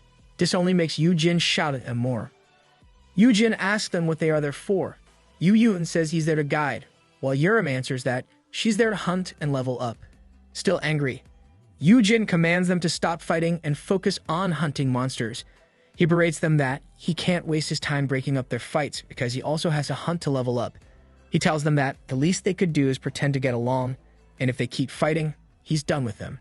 They'll be the problem children in the classroom, while Myung-woo will be the timid child following teacher Yu-Jin. This ultimatum makes the two flinch. Yerim and Yu-Yun look at each other and decide to just pretend. They both reach out their hands to one another for a shake, but both are still exuding strong auras. Yu-Jin sighs, saying that they'll get closer once they work together. That's dubious when you, yourself, are on the line. He then tells them to stay alert and help him and Myung-woo reach level 10. Something swooshes by as Yu-Jin talks, getting the attention of both Yu-Yun and Yerim. The two dash away, each claiming that he or she will be the one who helps Yu-Jin. The two cause a large explosion, while Yu-Jin and Myung-woo watch over them. As usual, Myung-woo is crying over the smallest of things. Yu-Jin imagines that beholding the ideal duo is just a dream. In a different space filled with stairs and platforms that seem to defy gravity, someone exclaims how the guide who turned back time appears to have entered a dungeon. Another person commands him to find that guy immediately, saying they can only intervene if that guy is in a dungeon. They finally find Yu-Jin, saying they were waiting for him as they call in Honey. Who are these people after our MC? Still inside the dungeon, Yerim freezes the enemies and sends them to Yu-Jin's way to kill them. Yu-Yun says that spears can't stab through the blocks of ice. He uses his fire skill, saying it would be easier if the monster's skin had been toasted well. Both Yu-Yun and Yerim simultaneously say that Yu-Jin can just stab at them to slay them. They keep on ignoring Myung-woo. Myung-woo is amazed at how Yu-Yun and Yerim fight like an endless song of ice and fire. Myung-woo then realizes that Yu-Jin is crouched by the monsters and asks what Yu-Jin is doing. Holding a mana stone, Yu-Jin explains that mana stones cost a fortune, and he is getting them from the dead beasts. Our MC needs to save as much money as he can. Raising peace costs a lot of money. Yu-Jin directs Myung-woo to also stab the fallen monsters so that he can level up. Myung-woo wonders if he'll be able to get a decent skill once he levels up. Yu-Jin reassures Myung-woo that he will. Yu-Jin is certain that Myung-woo will be able to unlock his SS rank skill by the time he reaches level 10. Then he discovers that there is another condition to unlock it. Yujin looks at the system that says from leveling up to 10, Myung-woo should sharpen to 10,000 something. The unintelligible words confuse Yujin. While Myung-woo is glad he's gaining experience, Yujin remains perplexed by what he just saw. He identifies it as a typo and wonders if the descriptions were manually written in real time. Is it a bug in the system? Myung-woo finally reaches level 10, but then he slumps when he realizes that he didn't get any skill on leveling up. Yujin consoles Myung-woo as he considers who might be writing it. Yujin thinks about how the system remains shrouded in obscurity and how it can be a miracle from God. But if it is God, Yujin wonders if he would make a typo. Yerim points to another side, saying that must be the final area. Yujin then asks how many times they leveled up. Yujin answers that they're almost done. Suddenly, a system pops in front of Yujin, saying he was found. Yujin is confounded by what he sees, and the system apologizes. Oh, so those people calling in honey before are the ones who run the system. But why are they apologizing? Yujin and Yerim reach out for Yujin, yelling for him to look out. Yujin covers his brother, while Yerim unleashes his skill to protect them. Yujin asks if his brother is alright, but Yujin instead asks what it is. Yerim says it's a boss monster. Hearing this, Yujin exclaims that a D-rank boss monster cannot use a skill like that. Oh, that's bad. Is this what those people running the system are sorry for? Someone screams that the original boss, a giant ram, wouldn't be able to do it, but there's a more enormous bird-like monster that kills the giant ram. Yerim looks in horror as she asks how the gate is supposed to open now, that the original boss is dead. Yujin calmly assesses the situation, saying the bird is the new boss. They would need to defeat the new boss monster to get out of the dungeon. Why would the boss monster suddenly change? Where did the new one even come from? Yujin immediately determines that it might be too dangerous, since he has never seen that monster before. He tries to give the gate stone to his brother, but Yujin only pales as he sees it. Yujin's heart starts beating fast as he remembers how his brother died trying to keep him safe. He panics, thinking how Yujin might choose to stay behind again when they are faced with an overwhelming monster. Please no. Yujin tries to give it again to his brother, but Yujin clasps on Yujin's hand, saying they won't need to use it. Yujin tells his brother that the monster is weaker than he is. Yujin identifies the monster as a Class 2 gold-beaked Maya with a fire attribute. He says that the monster is equivalent to an A-rank dungeon boss. It uses its beak as its primary weapon, while the skull is softer than its back and stomach, making the head its weak spot. Yujin directs Yujin to go for the head immediately, instead of the wings, because the monster has a spare pair. It's a good thing Yujin is a walking encyclopedia of monsters and anything hunter-related. Yujin dashes toward the enemy, and Yujin reminds him to go for the head. Yerim looks at Yujin, asking Yujin if he is sure that the guild master would be okay. She suggests that she should go, since she can fly. Yujin says she'll end up in barbecues if she does. He explains how Yujin has a fire-resistance skill that works well against monsters with fire attacks. He also mentions that though Yujin can't fly, he already has the next best thing. Oh yeah, that skill from before. The gold-beaked Maya comes for Yujin and uses its beak to stab. Yujin easily dodges, and he dashes for an attack. With a slash, he easily lops off the beast's wings. You didn't listen to your older brother's instructions, Yujin. Yujin screams that there's a spare pair of wings. The gold-beaked Maya flies off and breathes fire from its mouth toward Yujin. Yujin is unharmed, but he is clearly having a hard time. Yujin finds it odd that his brother stays on the ground when he's sure that Yujin can finish it off instantly by hitting the monster's head. He imagines how Yujin can use blue willow leaves instead of flying. Yujin ponders whether Yujin has already unlocked the skill. Oh no, you should check Yujin. The monster suddenly turns, heading toward where Yujin and the rest are. They all were surprised and started getting anxious when this happened. Yerim keeps hold of the barrier and asks what to do now that the monster is coming their way. The gold-beaked Maya prepares and charges its fire breath attack. That is really bad. Yerim starts crying, asking Yujin if the barrier will hold. At the same time, a frantic Myung-woo clings to Yujin's neck, making it hard for Yujin to breathe and think. This is not the time for that Myung-woo. Desperate, Yujin uses his blue willow leaves as a distraction. This effectively stops the gold-beaked Maya from continuing its attack. Yujin sees this and starts to calm down, happy that his brother can at least use the skill. Yujin starts saying it's now time to finish it, but he suddenly stops when he realizes his brother is only standing there. At least we now know that Yu can use it. Yu keeps using blue willow leaves on the beast, restraining its movements, and Yu looks at his brother with disbelief. Yu is waving his hands around, controlling his skill, but not doing anything else to attack the enemy. Yu calls his brother's attention and screams at Yu to step on them. Yu hears his brother, but doesn't understand the first time. Yu yells once more, telling his brother to step on the leaves and run. Yu was shocked by the directions, but did as he was told. Yu steps on a cluster of blue willow leaves and brings up his other foot. He was initially worried, but like a little kid who found a new toy, he started doing it without hesitation. I'm tearing up. Lil Bro was really growing well. He leaps using the blue willow leaves, reaching far higher than the gold-beaked Maya. The monster charges and shoots a fire breath attack at Yu. Still, Yu ignores it and whooshes toward the enemy with his sword. With a loud boom, Yu drops to its back and stabs the gold-beaked Maya in the head with his skill. His attack causes a big explosion, throwing Yu off. Yerim kept her skill activated. Myung clings to Yu, while Yu yells at Yerim to endure it, because she's the only one who can keep them alive. The gold-beaked Maya falls to the ground with a big thud, while Yu smoothly lands on the ground, with the help of his blue willow leaves. Yu looks over when he hears his brother calling for him. Our MC's Lil Bro is the coolest. Dashing towards Yu asks if Yu is okay. Yu calls his young and grasps him, all excited. He was amazed at how his brother thought of using blue willow leaves to compensate for his lack of flying skills. Using it that way had never crossed Yu's mind, and this was the answer he was looking for. Yerim can only scratch her head, letting the guildmaster gush all he wants to his brother. Yu tries to downplay it, but Yu is not having any of Yu nonsense. He claims he got an entirely new skill for free because of what Yu suggested. Yu smiles at his brother's happy face, thinking he's like a kid who got all his presents from all occasions in one go. Yu repeatedly expresses how grateful he is and how his brother is the best. It is also good that you came along with them, or everyone will turn to dead meat.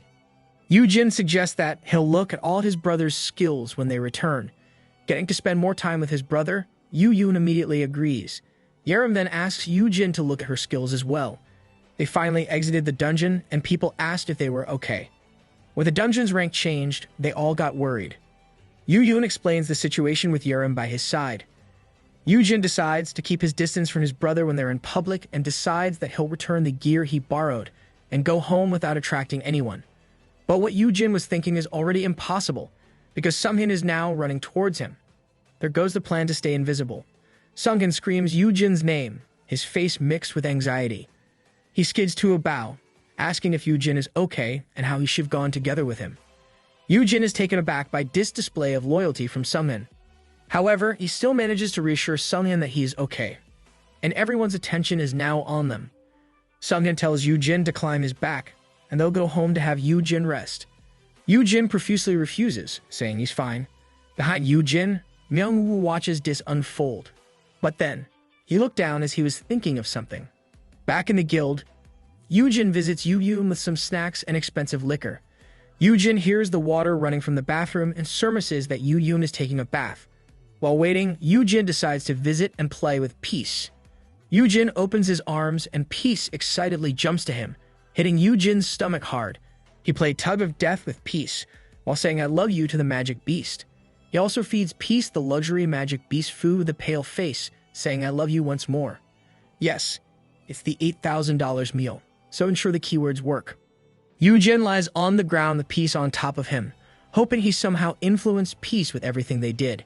He smiles as he contemplates how he almost died that day, and how the system is acting weird with its typo and chat. The appearance of a high-ranking monster that was supposed to happen years from now is what Yu found most baffling. Yu sadly sits up, unsettled about how this might affect his turning back time. He broods over what happened, but then concludes that it is none of his concern, since the system didn't make any proper explanations. Yu starts complaining about the skill descriptions, grumbling about how he wouldn't have chosen such a keyword if it had been adequately explained. I guess he forgot that it was automatically set when he awakened for the second time. Yu clicks his L rank skill, my kid is the best, and a book suddenly appears. Yu gets confused with the new status window. In a different realm, various beings discuss if their intentions manage to get through. They cannot intervene long, since they force their way through the path. What would have been best to explain everything, they have to make do by adding something that would make it easy to understand. They refer to the update on Yujin's My Kid is the best skill. Yujin looks at the book, where there are pictures of Yuyun and Yerim, listed under influenced subjects with a mark of S on top of it. Yujin realizes that it's a role book, though with its kitty art. It looks like a kindergartner made it instead of a teacher. The system designer must be a kid. Yujin speculates on the system designer's intentions. He notices that the list only includes the S ranks under his influence, and Myung Woo or Sumnan are not included. In the bottom part, Yujin finds the number 50 with a good luck message. Yuyun enters the terrarium room, apologizing to his brother for taking too long in the bath. He notices Yujin's pale face and asks about it. Yujin can only look at his brother as his mind surmises that the system is telling him to tame 50 S-rankers. The system just issued him a quest in the form of a rollbook. The Fang Mole is released and immediately runs forward to attack Peace. Peace easily defeats it with a single slash. Yujin is recording and narrating the progress of the infant horned flame lion, with an application of a magic beast taming skill. He also mentions Peace's current size and weight and how it has grown twice the size in just 2 days. Our Peace is growing up well. Amazed by Peace's fast growth, Yujin compliments Peace. The magic beast lunges at him, but he isn't hurt like before. Yujin made sure to borrow some gear to raise his stamina and strength. The night before, Yujin discusses with Yuyun how he got a new skill from leveling up to level 10. He says the skill is called Magic Beast Tamer. Yuyun asks what the skill does, and Yujin thinks he can't really say that. He can influence everyone and everything. You can't. You'll get imprisoned if you do. Yujin makes light of it, explaining that it is a taming skill to help him level up monsters. He says he can train top-tier creatures because it's an S-rank skill. Hearing that it is an S-rank skill shocks Yuyun, to the point that he grabs a rope. He lectures his young that having a unique S-rank skill is dangerous for an F-ranker, specifically Yujin.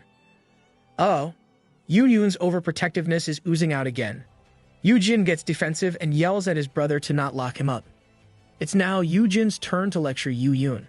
He tells his brother they should exploit this skill instead of hiding it. He portrays a picture of Peace becoming Yuyun's mount and how many other S-rankers could use a mount that he can tame. This will change how hunters traverse massive dungeons and how dungeon raids are conducted. Back to the present, Yujin is relieved to already have Peace under his influence. He plays and trains with the magic beast, as he thinks taming monsters is way better than influencing people to fill up the 50 S-rankers list that the system requires of him. Yujin is already exhausted, while Peace cubely presses Yujin to have him play with him more. Yujin is already crying tears, thinking how hard it is to make a fortune. That's real life talking. He collects himself by thinking about how his actions can contribute to dungeon raids, reduce dungeon breaks, and make the world safe. Yujin rolls around as his conscience takes over his actions. Someone called to him while he was still on the floor. It was the director. Shimyang Siak compliments Yujin for his diligence in training right after he got out of the dungeon. He is also impressed by how much the horned flame lion has grown in a short period after Yujin applied his new taming skill to it. Shimyang can't accuse Yujin of nepotism now. Shimyang sadly bows before Yujin and compliments him more. Yujin is appalled by Shimyang's action, but Shimyang apologizes to Yujin for being rude. He then went on about how Yujin showed his insight, analysis, and new skill. Shimyang unexpectedly grabs onto Yujin's waist and implores Yujin to join their guild. Shimyang has adopted Myung-woo's bad clinging habit. I think this is a calculated move in hopes that Yujin will find it in his heart to give in. Yujin managed to loosen Shimyang's hold on him, but Shimyang kept holding on Yujin's leg. Yujin flails around to lose Shimyang while saying a firm no. Peace looks at the two, thinking they're just playing a human version of Tug of Death. Our Peace is so cute. Yujin tries hard to lose Shimyang. He knows Shimyang is wrong about him, since he already saw the future. He also thinks about how he hated Shimyang in the past. Shimyang tells him to reconsider, offering to provide the monster cubs and shoulder the cost of feeding and taming the magic beasts. All Yujin has to do is tell them what he needs. Yujin considers and remembers how Shimyang doesn't know Yujin as the loser he was in his past life. Yujin can be regarded as a boss right now, and Yujin smugly tells Shimyang to get lost. Before, it was Yujin doing the pleading. Now, it's Shimyang doing it. With his nose up in the air, Yu-jin informs Shimyeon that Yu-yoon has already promised that he'll cover the expenses. Good job, lil bro. But he also admits that the free room and board is tempting. Latching onto straws, Shimyeon immediately offers to sign a contract with Yu-jin. He was interrupted by Yu-jin, saying that while he will sign a contract, it'll be a contract of employment instead of signing as a hunter. Yu-jin shares his plan to remain unaffiliated as a hunter, to raise more magic beasts for other guilds and make money out of it. He says this while bringing Peace up into the air, twirling around. Shimyeon asks Yu-jin to reconsider, but Yu-jin says it's not his problem. Haeyeon Guild is not even the strongest guild, so considering an exclusive deal with Haeyeon is not something he would even consider. Scratching his ear, Yu-jin tells Shimyeon he knows how coveted his skill is since this could multiply the efficiency of dungeon raids. He compares himself to a goose that lays golden eggs and explains that other guilds won't sit back if Haeyeon monopolizes someone like him. That would put his adored brother in danger. Yu-jin is aware of the jerks who prefer trampling on the things they can't have, rather than watching others have what they don't. He also mentions that there are already people who readily poison others, and if that happens to an F-ranker like him, he'll be dead in no time. With this logic, Yu-jin says it's better to be independent. In exchange for raising a magic beast for each guild, they need to guarantee his safety. Of course, there'll be extra fees. Now that Yu-jin is already raising Peace, Haeyeon Guild has the first dibs. He'd instead be employed, have the guild's backing, and have his brother's guild manage the details with the other guilds for him.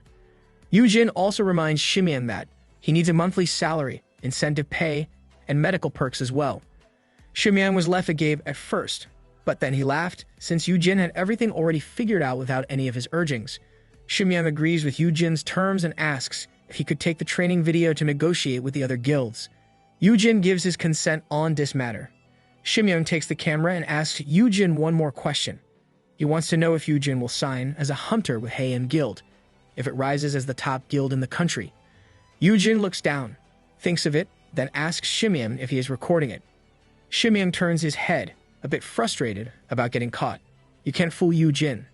He has too many life experiences that brought him down before. Shimyeon turns to leave, but Yu-jin asks him what good it would be if Yu-jin signs with them as a hunter. Haeyeon is already benefiting from his skill, and there's nothing more to be gained from him. Yu-jin smiles as he tells Shimyeon not to regret his decision. Left alone in the training room, Yu-jin plays with Peace, happily claiming he is now getting paid monthly with his health insurance covered. He was so glad that he managed to get Shimyeon flustered. Shimyeon walks away, surprised at how Yu-jin has no self-awareness of how much he is worth. Shimyeon is continuously getting surprised by Yu-jin. Shimyeon is aware of how hunters with unique skills get drunk on power. But Yu-jin is different. Yu-jin can be arrogant, but he knows where he stands and how to negotiate a deal to his advantage. You can't compare our MC to those people.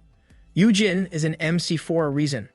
Shimyeon contemplates how he didn't recognize this talent before. He wonders if it was because Yu-jin was overshadowed by his brother's accomplishments.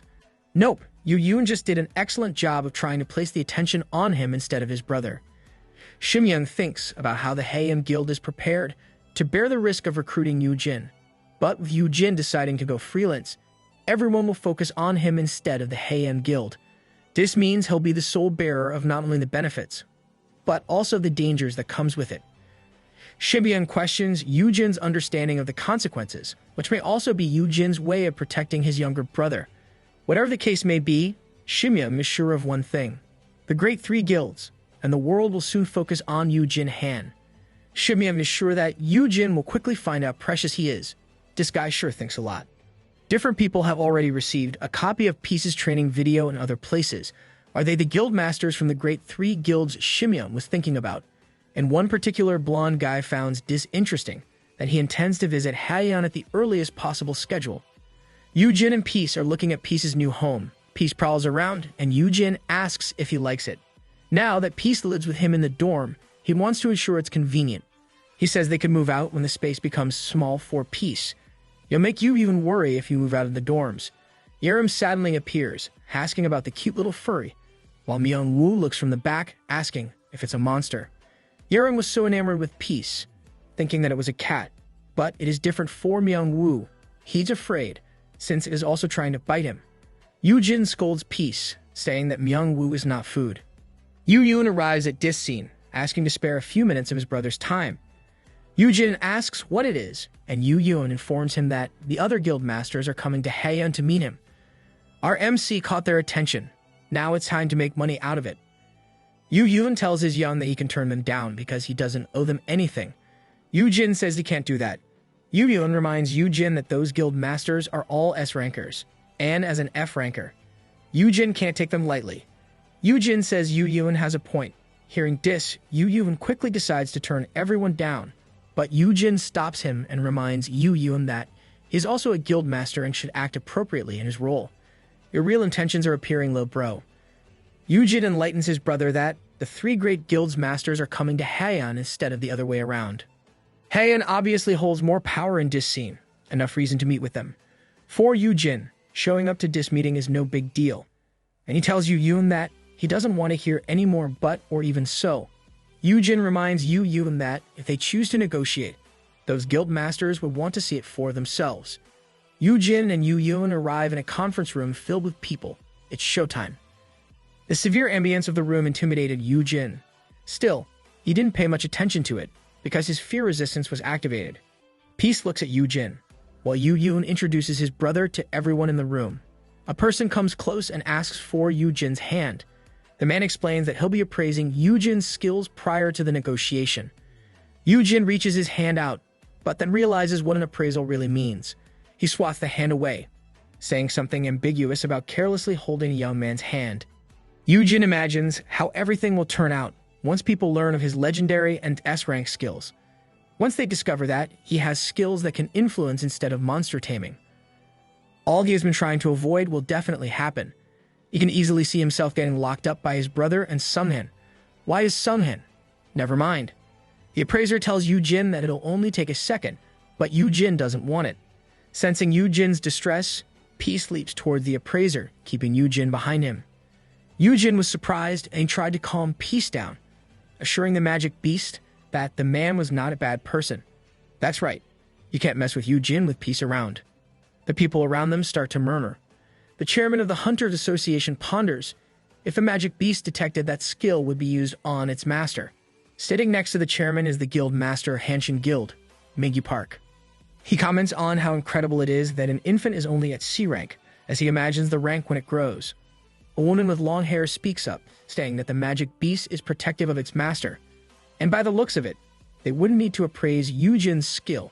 She then asks for confirmation from Yu Jin, calling him Mr. Magic Beast Tamer. The woman is none other than Hunamoon, the guild master of Breaker Guild. She gives Yu Jin a seat and comments on how the young master of Heian has a reliable older brother. Yu Jin looks at the Breaker Guild master, wondering if Yurim will outgrow him someday. Those are weird thoughts, Yu Jin. Hyuna says she heard a full-grown horned flame lion is comparable to an S-rank dungeon boss. She then looks at Yu Yun and tells him to give it to her guild if he finds another cub. Yu Yun looks up from what he's reading and replies that it's not for free and they could trade if the one they're giving has frost resistance. Hyuna surmises that what Yu Yun wants is a mount for Yurim and reminds him not to be greedy. Sequan Choi, the guild master of the MKC Guild, complains about how the Heian Guild has already bought the high-tier infant magic beasts off the market. He says exchanging is out of the question when it's already hogged by Heian. Oh, so Yu Yun's guild is already buying magic beasts for his brother. Big brain move? Yu Yun smiles, saying that it can be exchanged for dungeons in this case. Stuquan becomes more angry with this answer because Yu Yun is basically saying that they should listen to Heian's demands if they want mounts. He accuses Yu Jin's freelancer status as a scheme by Heian. Yu Jin can't keep quiet when he hears this accusation against his brother. He stands up and says that his relationship with Heian is a partnership. He's receiving help through them, making this meeting even possible. Yu Jin uses logic, asking why he would even offer his services if he's only going to side with his brother. Yu Jin tells everyone that there's a limit to how many monsters he can tame. He pokes Peace's cheek as he speaks. Yu Jin says everyone in that room is getting the first dibs on getting a top-tier mount than any other guild in the world. With Peace on his shoulders, Yu Jin smiles and says this is enough perk for this negotiation. Yu Jin can also be cool like his brother.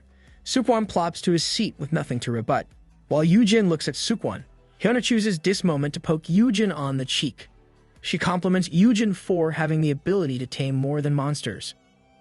Hyuna finds Yoojin appealing, since Yoojin has a little brother who is a guild master, a ward who is a super rookie, and a magic beast for a pet. She asks if they all come in a package and proposes to have him join the Breaker Guild. P stares at Hyuna with leering eyes. I imagine this is what the others would look like under Yoojin's influence if they also heard this. Yoojin hears this as well, and he starts blazing in black flames. Oh, Yoojin notices this and immediately answers that he is not going anywhere. All he offers is his services. Hyuna asks if he's really not for sale, not even his little brother. Yoojin thinks that Hyuna is a real beauty up close, but he stops himself by thinking that his brother shouldn't burn down the conference room with his flames. Trying to stop these questions, Yoojin says that the only exception is if his brother's guild becomes the best in the country. Yoojin is really getting preferential treatment. The blonde guy with a handsome profile smiles at these words and asks Yoojin if the Xijiang Guild could buy him right now. The man is Hyunji Sung, the guild master of Xijiang Guild, the most powerful guild at that time. Yoojin could not react, but knew his safety would be guaranteed if he joined Xijiang. Yoojin wonders why Hyunji joined so late in the conversation, making the atmosphere hostile. The other guild masters looked at Hyunjae with wary eyes, but Hyunjae only kept smiling. Yoojin wouldn't even be able to accept Hyunji's with the way things are.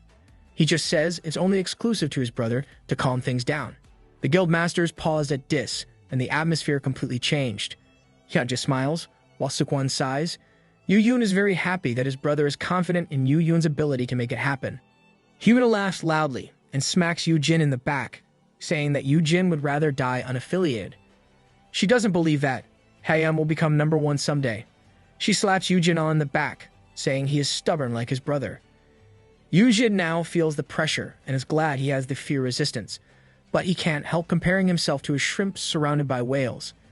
Yoojin has heard how S-rankers are insane due to the life-or-death situations they've gone through, but to feel intimidation behind their smile is a whole different experience. Yoojin is worried that his brother has been bullied all this time by these other guilds, and listening firsthand to how they treat him like a kid makes Yoojin distressed. You can't do that to Yoojin's brother. Mingyu decides to speak up about how Yoojin started his own guild without knowing his place. Now he knows that Yoojin got the traits from his older brother. Then Mingyu changes his mind, saying that Yoojin is actually milder compared to Yoojin. Yoojin turns his head with a smile, asking what's wrong with his brother. Yoojin shares how Yoojin is a lot nicer than he is, and how out of everyone in that room, Yoojin is the most compliant. This statement got the whole conference quiet. The Hunters Association chairman and the 4 other S-rank guild masters started sweating and murmuring with disbelief. They asked Yoojin if he meant his words. Yoojin became confused by their reaction and seriously wondered if anything was wrong with what he said. Why are they all so shocked? Yoojin is really polite and good dough. Yoojin recalls how Yoojin was still small and sweet as a baby brother. Back then, Yoojin would run up to Yoojin and hug him tight. Yoojin even takes care of Yoojin even though he is the younger brother. Yoojin is the type who always has a ready smile for his older brother. He loves Yoojin to the point that he even tells him that he'll go to med school so that Yoojin wouldn't have to work for another day in his life. Now, I really want Yoojin to be my brother. Yoojin shares with everyone in the conference room that regardless of how busy he is, Yoojin managed to grow up as a kind, upstanding, and gentle young man. Yoojin is the perfect definition of a docile sibling that anyone would want. Ming bams his fist to the table, and everyone tries to hold on to their laughter. They could not do so, and they all laughed at how ridiculous those words were from Yoojin. Yoojin was confused and asked if he had said something wrong.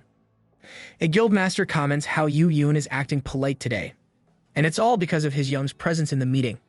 Yoojin sees that the guildmaster of Xijiang Guild, Hyunjae, is starting to crack up, which is different from how Yoojin perceived him as someone all serious. So what if Yoojin is only good in front of his brother? This only shows how much affection he has for his young. Hyuna points at Yoojin and cackles, as she tells everyone how Yoojin is acting all coy in front of his brother.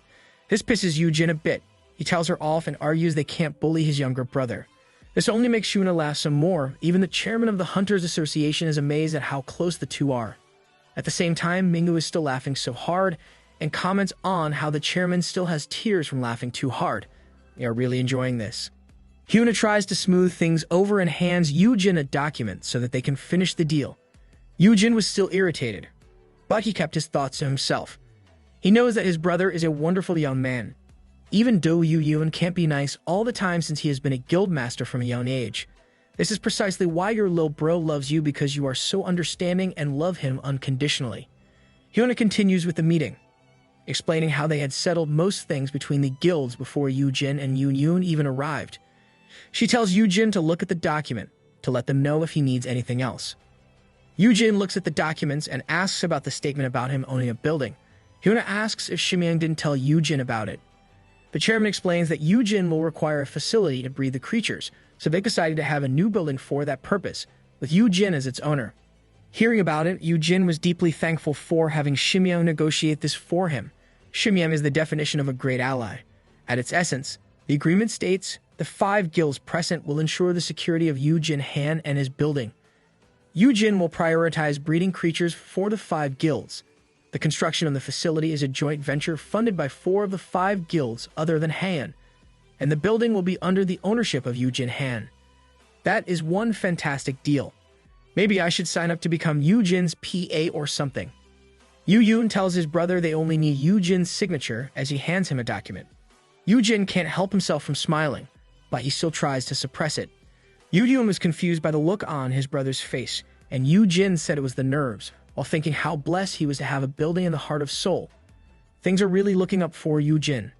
Yu Jin still thinks he is a shrimp amongst whales, but he is one happy shrimp who can handle that pressure. To have him in his own building protected by the top 5 guilds in the country is a big win. Yu Jin is already planning to have Myung Woo and Dr. Siak join him in the building by setting up a workshop and office. Yu Jin imagines how he'll be interviewed as the guy who turns Zero into a rich and handsome hero. While raising a glass of wine, he'll claim that there's no secret, since he just happened to drive the best customers in the world. And, of course, peace would be there around his neck, making Yu Jin look cool. He really likes to daydream. In real life, peace is licking Yu Jin's raised hand, as he imagines how he wouldn't have to work for another day in his life. If Yu Jin could lease the building, he'll be set for life. Hyuna pats Yu Jin out of his imagination. She bids her farewell to Yu Jin and thanks him for the laugh. Yu Jin was still out of it, and he unknowingly told Hyuna it was his pleasure. Yeah, he forgot that the laughter was about Yu Yun. Hyunjae chuckles and says he'll keep the promise of Yu Jin's exception in mind and see Yu Jin around.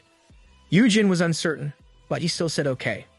Hyunjae was referring to how Yu Jin said he would join his brother's guild if Haein became the best in the country. But the condition for the other top guilds of Korea is to become the best in the world. Yu Yun goes to Yu Jin, and Yu Jin apologizes for spacing out at the end. Yu Yun avoids eye contact, saying his young shouldn't pay attention to what the other guilds say about him. He defends himself, saying he hasn't done anything that would sit well with his conscience. Yu Jin pats Yu Yun on the back, reassuring him that he knows how Yu Yun has to get his hands dirty sometimes as a guild master. As I said, Yu Jin is understanding. Yu Jin then compliments Peace for being good and calm in his arms, making Peace purr. Yu Jin thinks about how everything went well and how life is so beautiful at that moment. Back at the dorms, a wide spread of delicious-looking food is served. Yu Jin asks if it is someone's birthday, but Myung Woo says he wants to feed Yu Jin well.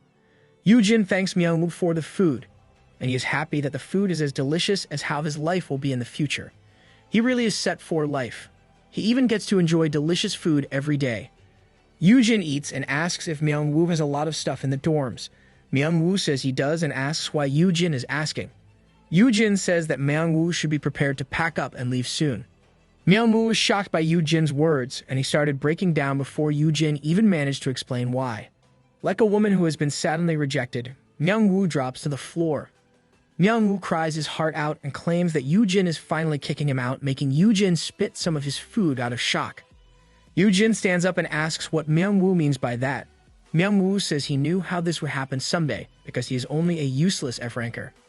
Yu Jin tells Myung Woo not to say such things since Yu Jin himself is an F-ranker.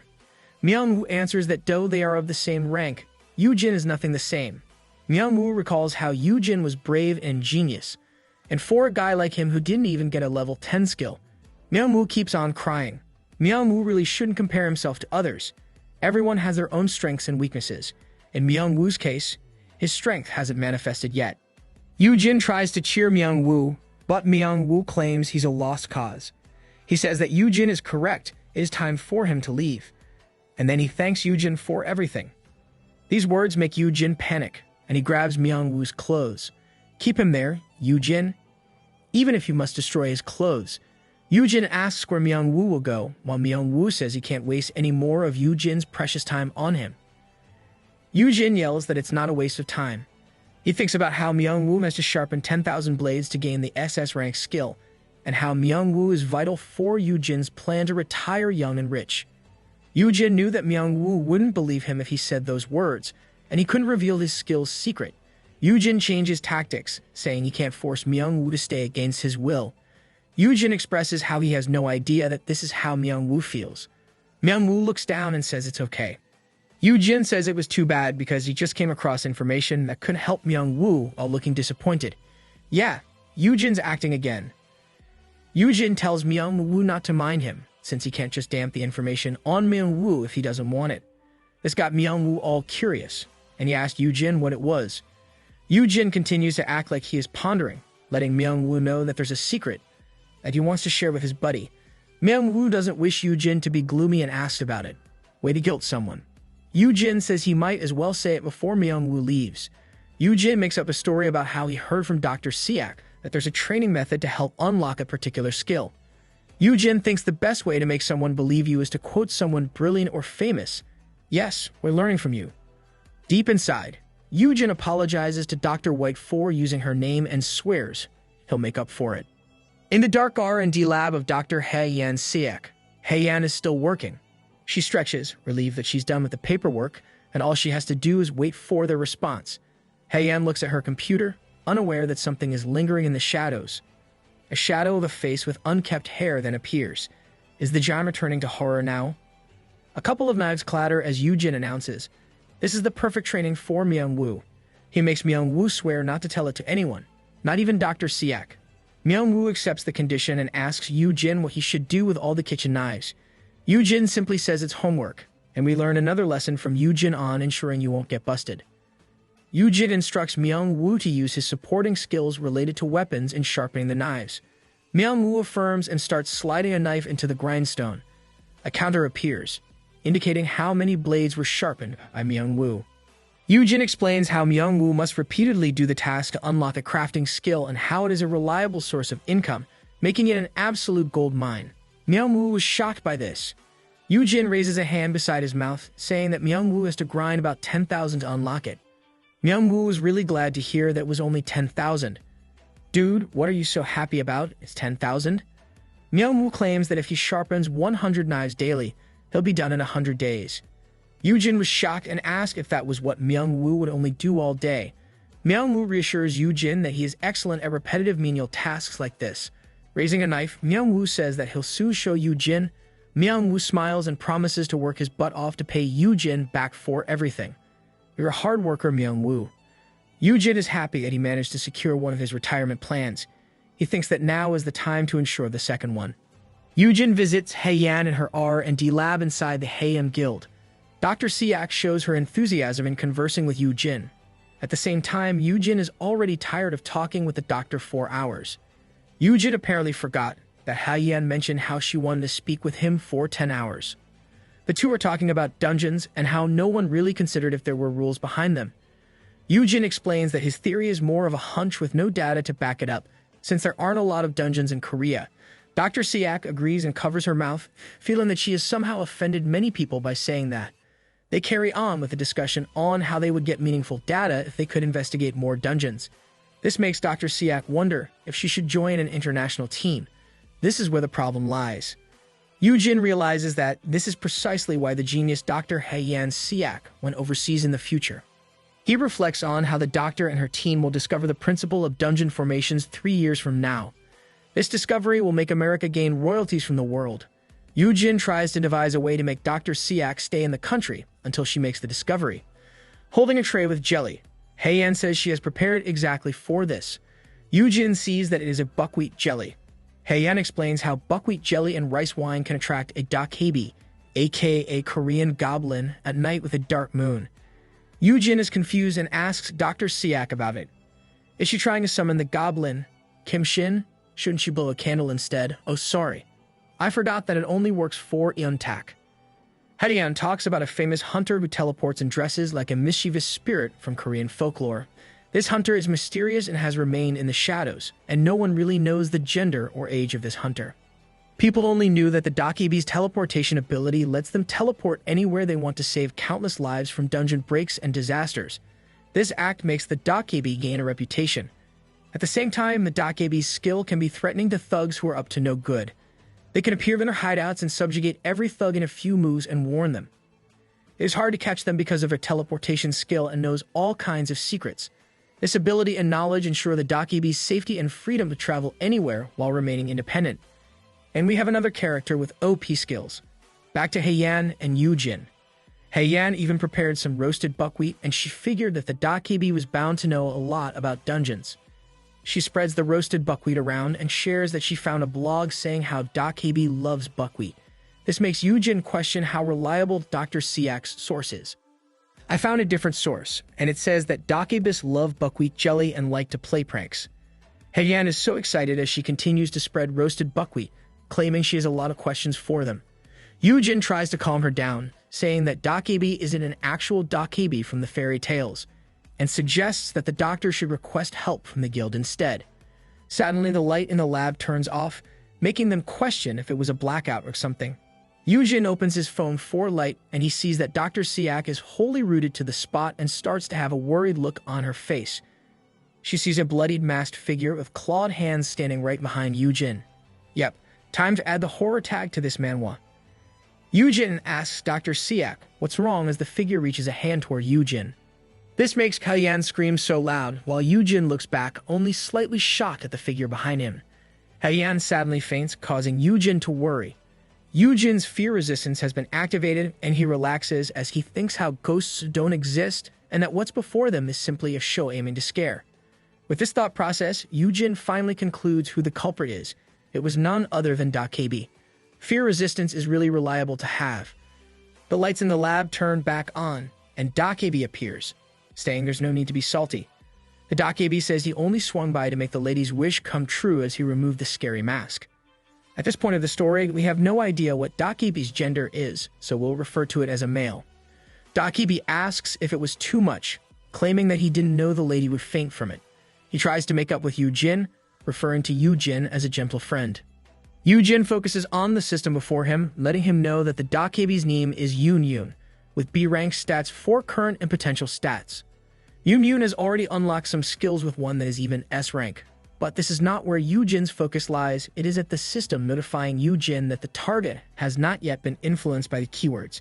Realizing that a hunter who's free to roam around without being bound by any guild or country is precisely what Yoojin needs right now. Yoojin plans to influence Dakebi as well. Utilizing Dakebi's skills will significantly help Dr. Haeyan Siak with her dungeon research. Yoojin stands up as he concludes that this is the perfect chance.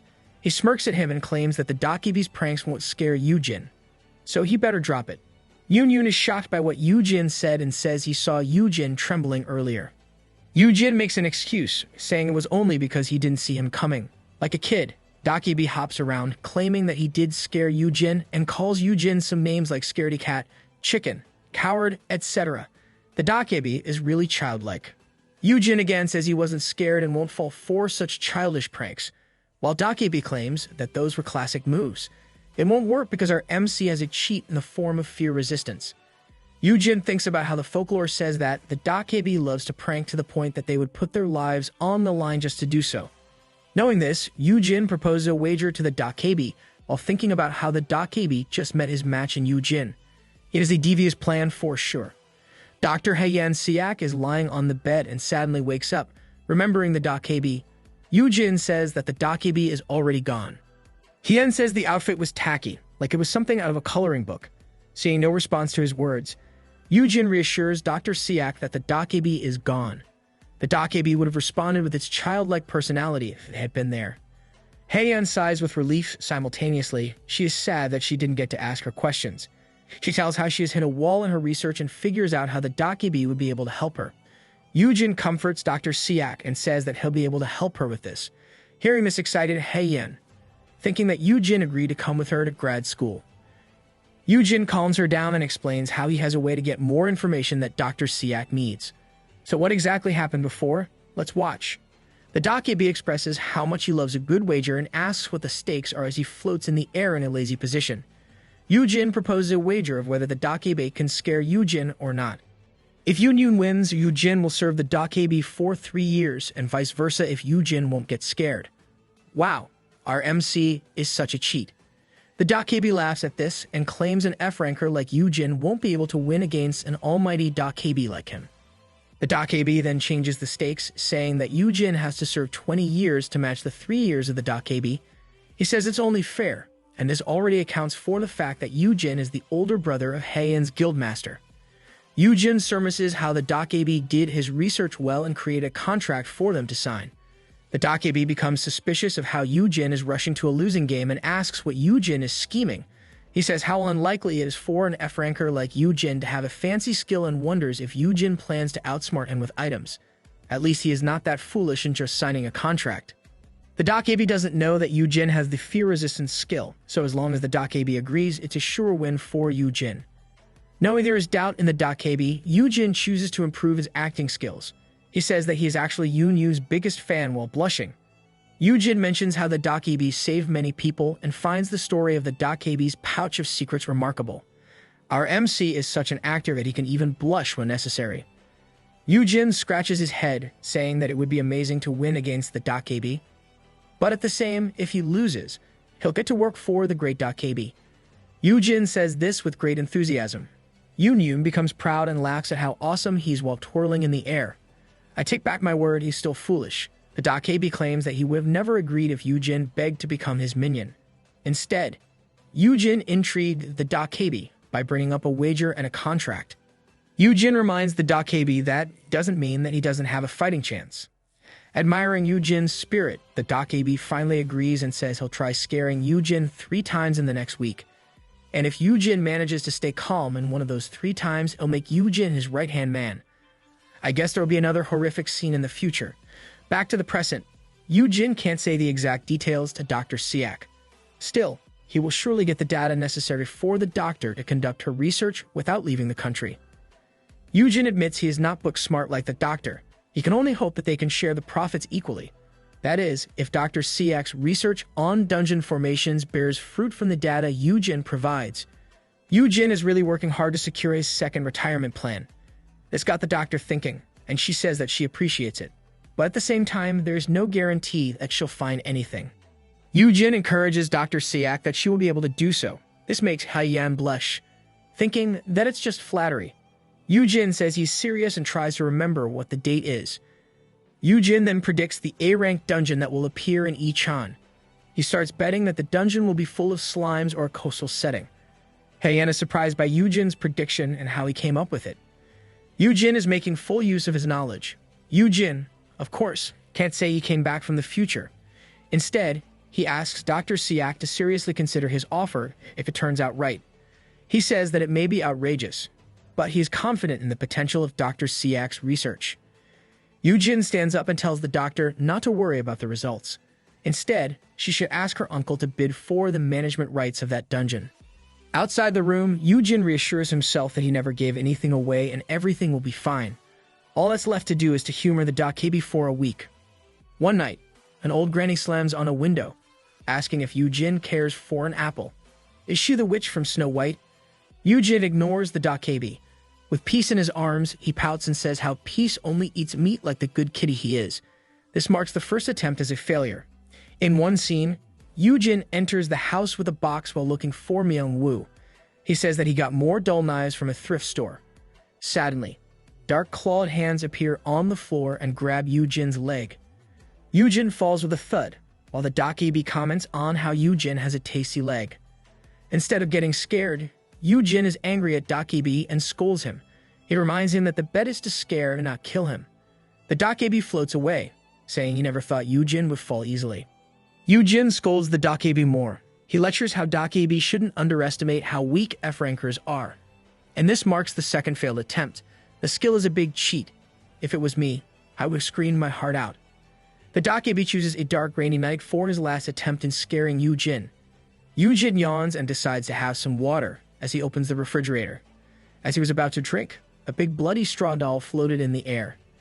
Jin dryly says wow and comments on how the Dakibi put up much effort in his last attempt.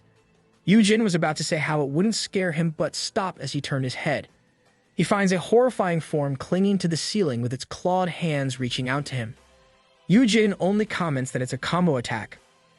Jin's fear resistance has nullified the fear for Jin, and Jin says it was somewhat scary.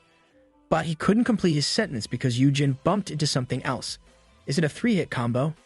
The figure has shoulder-length hair wearing white, and on its hand is a knife. Jin wonders if it's another of the Dakibi's schemes, then the figure turns around. There was a flash of lightning, and the sky rumbled as it showed the pale figure of Mian-Woo holding a knife. I guess not, but this is scary as well. The Dakibi was so shocked that he screamed how there's a real ghost. At the same time, Jin calmly greets Mian-Woo. Mian-Woo said he can't sleep, so he came out to sharpen more knives. Jin looks back at the Dakibi and says he shouldn't be a scaredy cat. The prankster ended up getting pranked. Mian-Woo hears Jin's words and looks at the figure clinging to the corner ceiling. This scene scares Mian-Woo into fainting. Wow, they really scared each other. Jin was worried for Mian-Woo, while the Dakibi was confused about what had happened. And that ends the Dakibi's third and final attempt to scare Jin. The Dakibi lost to Jin. Our MC got himself a new subordinate. Still wearing a ghost mask, the Dakibi cries his loss and flails around. He complains about how he'll get an earful from his minions for signing a contract on a whim. I'll be your subordinate if it means I can scold you. The Dakibi continues to complain about how he'll be roasted alive. He yells that he won't go back and will just live there with Jin. I guess his minions are terrifying. The complaining makes Jin's ears bleed, and he tries to calm the Dakibi. He asks how old the Dakibi is. The other answers that he's over 100 while still crying. Jin tells Yoon to be serious. Yoon only replies how he really is a Dakibi. Jin says it's only an act, and there's no way for a real Dakibi to exist. The Dakibi makes his point by saying how dungeons and humans with superpowers exist, and how even Jin's brother can even breathe fire. That is quite logical. Jin starts saying that it's the system, then realizes that the Dakibi does have a good point. But seeing this system, he is sure that the Dakibi is also an awakened. Jin asks if the Dakibi is really not a human. With a sigh, the Dakibi calls Jin boss, and he starts to glow. He explains that he has existed for over a century. At the same time, he only turned 3 recently. That is kinda confusing. Jin reckons that the Dakibi refers to the time the system first appeared, meaning he was born then. The Dakibi confirms this. It is said in folklore that Dakibis are created objects with long existence that develop a soul of their own. In Yun's case, he has been asleep for more than 100 years, and he only woke up when the energy of the dungeon flowed into him. Oh, okay, that makes more sense. Jin guesses it was plausible since the Dakibi can teleport, which is somewhat similar to how the system connects their world to some alternate space, but to find an actual Dakibi is incredible. Jin deciphers the Dakibi's name, Yun. The first name stands for the Chinese root character for wheel. Adding the information of how old the Dakibi is, Jin thinks that the Dakibi used to be a wheel of a watermill that belonged to a family called Yun, hence the name Yun. Yun was so surprised and amazed at his new boss, and asked if Jin was also a Dakibi, and if he used to be a fortune teller's crystal ball. Jin said no and was amazed that he got it right himself. Man of many skills and talents. Jin tells Yun to just think that Jin is worthy of being his boss. Then Jin says he has a task for his humble servant, and Yun makes a face at this. Yun drops to the ground and complains that he'll never do boring errands. Jin explains that he needs Yun to investigate the dungeons of other countries since other countries prohibit access to foreigners. But this will be easy for Yun, who has stealth and teleportation skills. This is the real reason why they need Dakibi on their team. Yun lazily lies on the floor and asks why they should do this. Jin smiles and says that Yun will become a more incredible hero with this. Jin explains that gathering data on dungeons would help determine how they are created. This information would prevent more death and destruction from dungeon breaks, meaning it'll save the world. Jin says that this will make Yun the heroic savior of the world.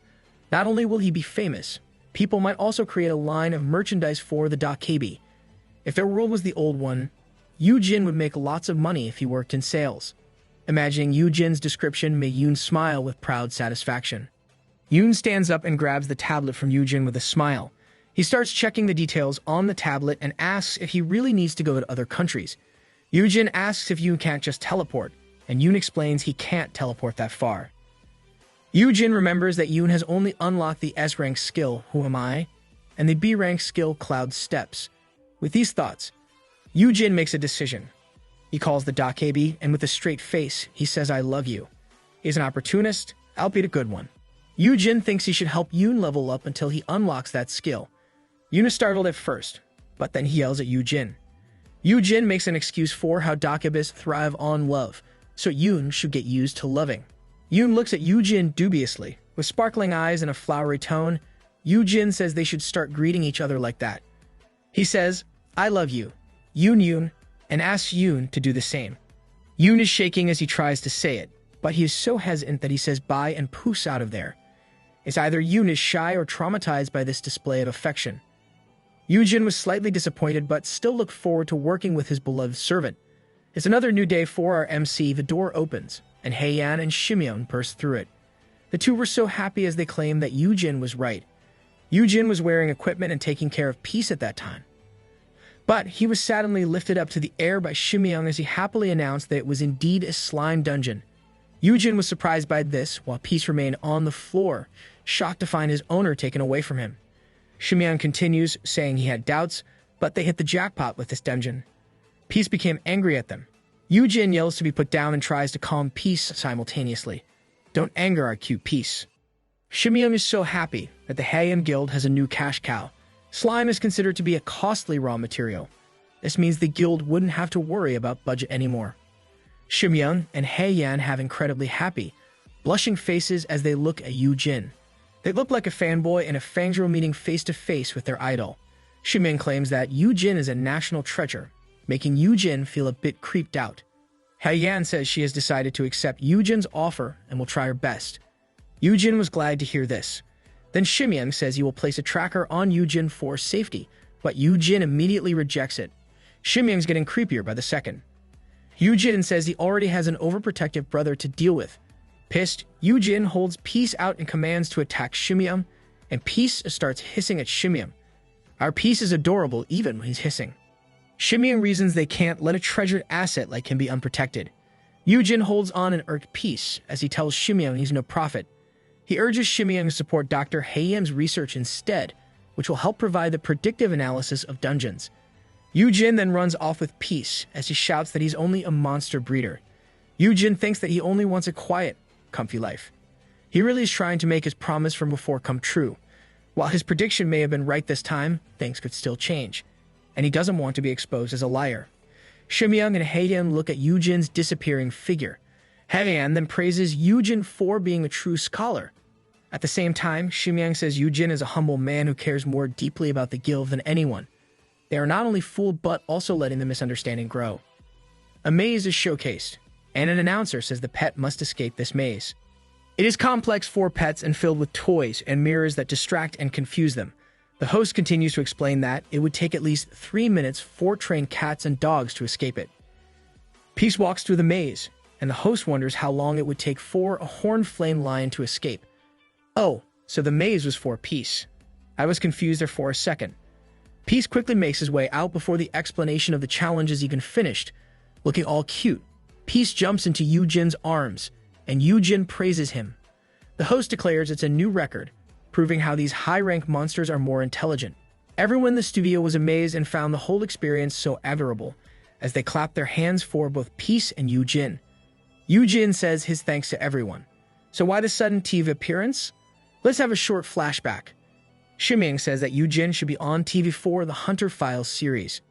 Yoon was skeptical and asked why. Shimyeon explains that it is to make Yoon famous. He knows that it would be hard to hide Yoon from the public, so it would be best to make Yoon famous instead. By becoming famous, Yoon's safety will be better ensured if everyone knows him. Now, let's go back to the present. Yoon was persuaded by the logic of director Siak to appear in the show, and Yerim also accompanied him as a bodyguard. Yoon really doesn't like it because it invokes terrible memories from his past life, and he wonders if people will talk trash again. He thinks these bad thoughts as he plays with the very lovable Peace. The people around him are smitten with how cute Peace is, and the host comments how they have never seen such a darling magic beast. The host is so happy that she says it's definitely the highlight of her career. Yoo-jin is glad of the compliment that he smirks.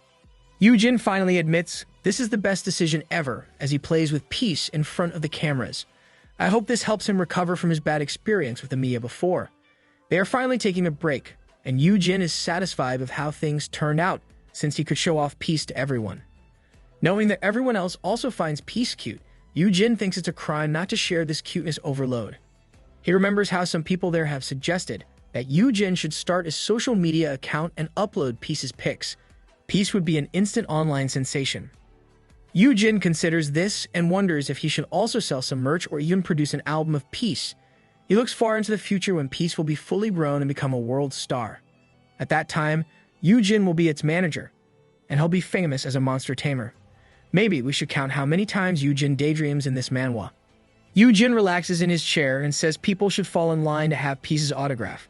A person with long hair says yes, and that she'll be the first in line. Yoo-jin looked at the person who just spoke, and it was Hyuna, the guild master of the Breaker Guild. Hyuna looks down at Yoo-jin and asks if the autograph will be a paw print. Paw print sounds like a great idea. Let's have it embedded in plaster or cement.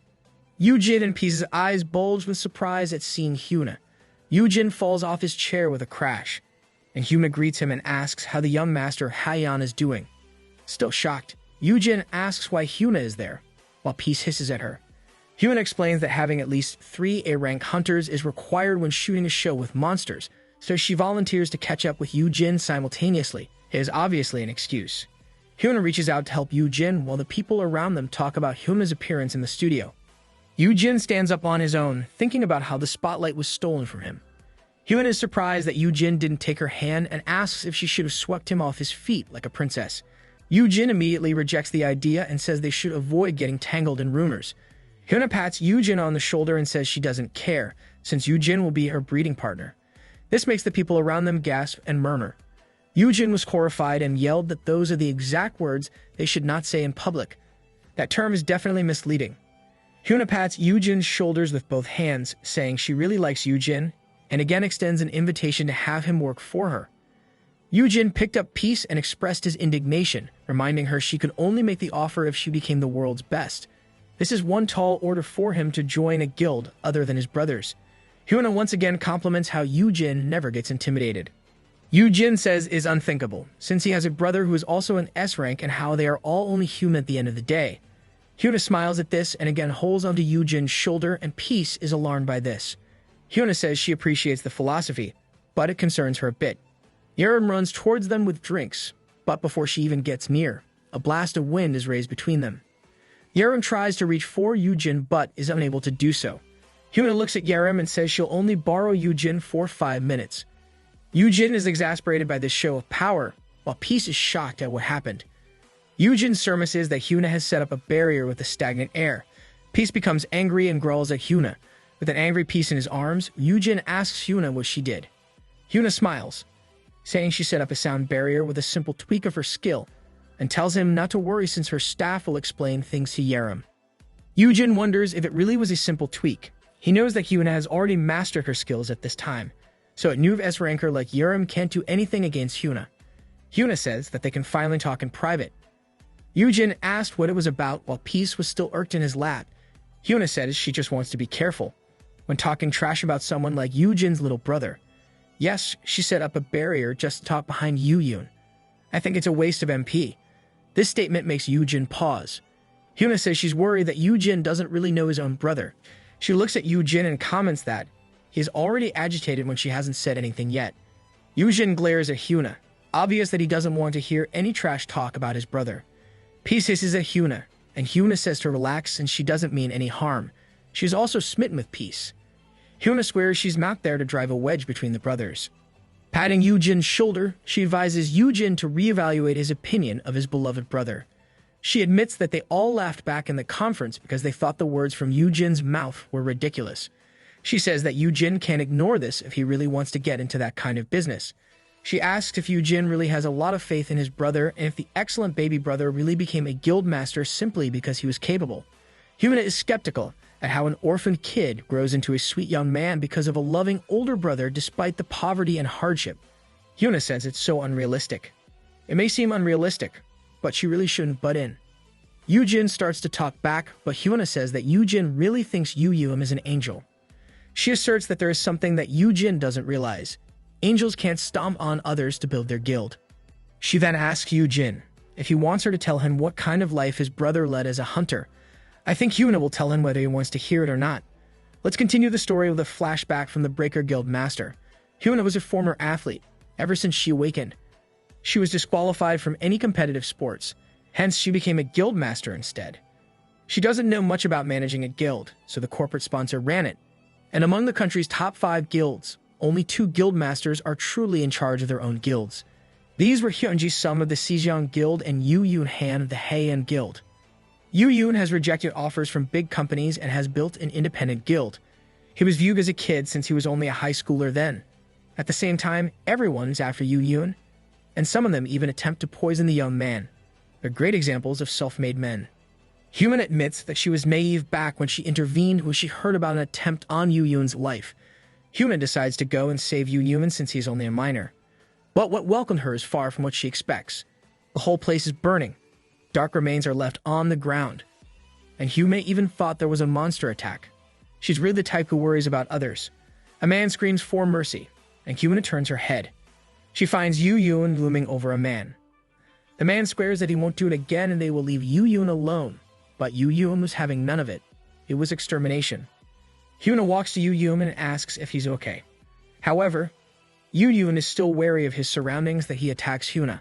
Hyuna manages to block it and says she was stupid for worrying when Yu Yoon obviously isn't an ordinary kid. Hyuna even thinks that Yu Yoon is not even human anymore because rage has filled Yu Yoon's complete being at that time. You really can't blame him, he almost died from poison. Hyuna says the incident was covered up and anyone involved disappeared. She finishes her story by saying that Yu Yoon took down those calling shots and took their resources. Those were then used to build the Haean Guild. Yu-jin looks at Hyuna with shock, while Peace glares at the guildmaster. Hyuna says it may be hard to believe, but this is how the world of S-rankers works. Hyuna knows that Yu-jin and Yu Yoon used to live apart, and asks if Yu-jin didn't notice how his brother has changed. Yu-jin only looks away at this. I think Yu-jin is more sad that he wasn't there for his brother rather than being scared of what he learned. Hyuna once again pats Yu-jin's shoulder and advises him to look at the matter with open eyes, because Yu Yoon isn't who Yu-jin thinks he is. From Hyuna's experience, Yu Yoon is a monster. Yu Yoon may only be pretending to be a docile little brother, and he might bare his fangs at Yu-jin one day. She says it is unsafe for Yu-jin to stay close to Yu Yoon, as a phone vibrates in her pocket. Hyuna takes the phone from her pocket and looks at it. The name on the phone says Jerkwad number 2 is calling her. Hyuna says it is Yu Yoon. I'm betting Jerkwad number 1 is Hyunjae. Hyuna looks at Yu-jin and asks if he wants to keep his distance from his brother. If he does, she is willing to give Yu-jin a hand. Yu-jin mumbles how Yu Yoon has gone through hell as well. Yu-jin sadly grabs the phone in Hyuna's hand, shocking her. Yu-jin answers the call, and Yu Yoon immediately threatens Hyuna Moon, but stops when he hears his brother's voice. Yu Yoon asks if Yu-jin is okay, and if the woman told him anything stupid. Yu-jin thinks that Yu Yoon had to bloody his hands to get to where he is today. Then he answers his brother in an annoyed tone, saying how Hyuna was talking trash about Yu Yoon. I admire their strong relationship. Yu-jin doesn't really care if his brother has done those things before. Though Yu Yoon is acting strange. Yu-jin knows how cruel people can be. Yu-jin himself doesn't have clean hands. He was guilty of surviving all those years while everyone around him died. Yu-jin remembers how Yu Yoon protected him in his past life. After experiencing that, there is no way Yu-jin wouldn't defend his brother. Yu-jin says that Hyuna has underestimated him. He casually talks to his brother about returning the favor by talking trash about Hyuna. He starts mentioning something that happened last year in April. Hyuna became horrified when she heard this from Yu-jin. It was about the most embarrassing moment in Hyuna's life that would be revealed to the country in 4 years. An eye for an eye, Hyuna can't just bully the MC's lil bro without experiencing something bad in return. Yu-jin continues that it was around 5 p.m. on April 2 at the CS convenience store in Icheon, Gyeonggi Province. Before Yu-jin can tell everything about it, Hyuna snatches the phone from him and crushes it with her bare hands. Now I'm curious about what really happened. Red in the face, Hyuna glares at Yu-jin and asks how he knows about it. She starts shaking Yu-jin, trying to make him talk. Peace is enraged at this, while Yu-jin is calm and says he just heard it somewhere. Hyuna threatens Yu-jin, making peace hiss in anger. But still calm, Yujin dares her and says she won't have any super special mount. Yujin smirks at Hyuna and tells her she shouldn't have talked about his brother that way. He says this even though he is still in Hyuna's clutches. Hyuna is angered, but she knows that Yujin has a point. I hope Yun looks it up so we may also know the deets. She lets Yujin go with a sigh and says that she should have realized how the apple really doesn't fall far from the tree. Yujin thinks about how everyone will learn the truth anyway as he takes peace from the ground. With a snap, Hyuna released the barrier, saying that she thought Yujin would be different from Yun. So she tried. She is at least relieved that there's nothing to worry about if the other guild masters approach Yujin. Yujin wonders if Hyuna is trying to warn him while peace continues to leer at Hyuna. Yerim sadly yells and complains at Hyuna. Yujin reassures Yerim that he's okay while Hyuna pats Yujin's back, saying it was just adult talk. She whispers to Yujin that he better not utter a word about that. Hyuna makes it sound different. Yerim sees this and headbutts Hyuna's stomach, thinking that Hyuna is threatening Yujin. Everything else in the studio is as normal as the two S-rank bickers. A staff tells Yujin that the shoot will resume in 5 minutes and hands him water. Yujin looks at the two, wondering when they got so close, and if it is because they are the only female S-rank hunters in the country. Yujin looks at the scene where Hyuna playfully grapples Yerim. Yujin ponders if Yerim will go to the Breaker Guild once her contract with Heian ends. I doubt she will. She'll definitely be following you around. Yujin thinks back to how the Breaker Guild wouldn't last long, because Hyuna doesn't like taking orders. The same goes for Sukwon Choi of the MKC Guild. Yujin feeds water to Peace as he thinks if he should recruit Hyuna to their side instead, since she would make a powerful pair with Yerim. Another reason is that he needs to have more S-rankers under his influence. Yep, 50 slots must be filled. So far, the only S-ranks Yujin has influence over are Yun and Yerim. There are 48 to go. Yujin speculates whether Hyuna would be a better mentor for Yerim rather than him. He sadly hears Yerim saying that Yujin is not just Hyuna's breeding partner, since Yujin will also help Yerim breed. The water from Yujin's mouth fell out when he heard this. He immediately shouts at Yerim to get away from Hyuna, since Hyuna is obviously a bad influence on her. People around them were murmuring about how Yerim was a minor. That was embarrassing. At home, the TV show Hunter Files airs the story of Yujin and labels him Monster Daddy. Yerim makes fun of Yujin, while Yujin droops, thinking he told them it should be Monster Tamer. Myungwoo comforts Yujin, saying that he is now famous. With a title like Monster Daddy, everyone will now associate that name with Yujin Han. He's the dad of everyone. Yujin and Myungwoo are walking in the hall, carrying knives that need sharpening. Myungwoo is amazed that he is being lent a workspace in the armory. Yujin says he asked a favor from the guild, since he can't have Myungwoo sharpen knives in the kitchen every night. Myungwoo reflects on how he scared Yujin's friend then and how he passed out later. Myungwoo refers to Yun, the Dakebi. Yujin claimed that Dakebi was a friend who was only visiting. Yeah, a friend who visits late on a rainy night. It's a wonder why Myungwoo didn't find it sus. Yujin says it would be nice if Myungwoo gets to know the people in the armory, since they might work together. Myungwoo admits he wouldn't want to go on more raids, so this is an excellent opportunity. Yujin agrees since Myungwoo is not exactly built for combat. Yujin hums as he thinks that Myungwoo will soon become an SS-ranked blacksmith, so the armory is the better fit for him. I'm guessing the stats will be the same, but the skills will be SS. Kinda similar to how Yujin is an F-rank with L-rank and S-rank skills. Yujin and Myungwoo reach the armory of Heian Guild, and they were welcomed by the heat. The armory is a large place with people working on various things. Yujin and Myungwoo walk in, and Myungwoo sees a large chunk of mana stone in one area. He was about to touch it when he was suddenly stopped by one of the workers there. The staff asks them if they are authorized to be in that area. Yujin simply smiles at the man and asks if HR has contacted them about lending a workspace for his friend. The man then recognizes them and bows as a greeting. He says they received word that his friend has a grinding stone skill. Yujin looks at the man's size and wonders if Myungwoo can become a blacksmith. Myungwoo's body will probably become fitter once he's used to doing these things. The staff then leads them and asks if Myungwoo has used a blade sharpener before. Myungwoo says that he did as a kid. Myungwoo was amazed to find an industrial blade sharpener and looked at it closely. He is excited and gushes about how the machine can work for you with just a few commands. The staff says it is for the staff, so Myungwoo can't really touch them. He then leads Myungwoo to a room, saying they'll be his workspace. Myungwoo and Yujin go inside and finds a shabby room filled with scraps and some old tools. The staff says that the blade sharpener can be used by Myung-woo. Though it is usable, the blade sharpener is obviously musty. Wow, I can't believe they're stingy. The staff leaves them to it, leaving Yoo-jin shocked. Yoo-jin tries to call the man back and asks if he is joking. Myung-woo stops Yoo-jin and says it's okay. The workers in the armory glare at them, and they start hearing the whispers of how that guy used his connections when they go even higher. F-class awakened. Another mentions that they must cater to nepotism despite things being hectic. Myung-woo says Yoo-jin can't blame them because, from their perspective, Myung-woo must have pulled some strings to be there. Myung-woo smiles at Yoo-jin and says he is glad he can work using a professional tool and will do his best. Myung-woo is really tender-hearted. Yoo-jin feels terrible about this, but Myung-woo keeps a positive outlook. Myung-woo pulls on a chair before the blade sharpener to get started. Yoo-jin asks if Myung-woo is okay since it has been a long time since Myung-woo used a tool like this. Myung-woo says he'll try it as he takes one of the dull knives and starts the blade sharpener using a foot controller. Myung-woo and Yoo-jin were glad it was working, and Myung-woo started grinding the blade. Yoo-jin is amazed and confirms that using a tool like this still counts in unlocking the skill. Myung-woo checks the knife and says it'll work. Yoo-jin thinks it is better that Myung-woo uses a manual tool like this instead of the big machine outside to unlock his skill. It will also help Myung-woo get better in the actual process. Myung-woo is feeling happy. He ties his hair up and starts grinding more knives.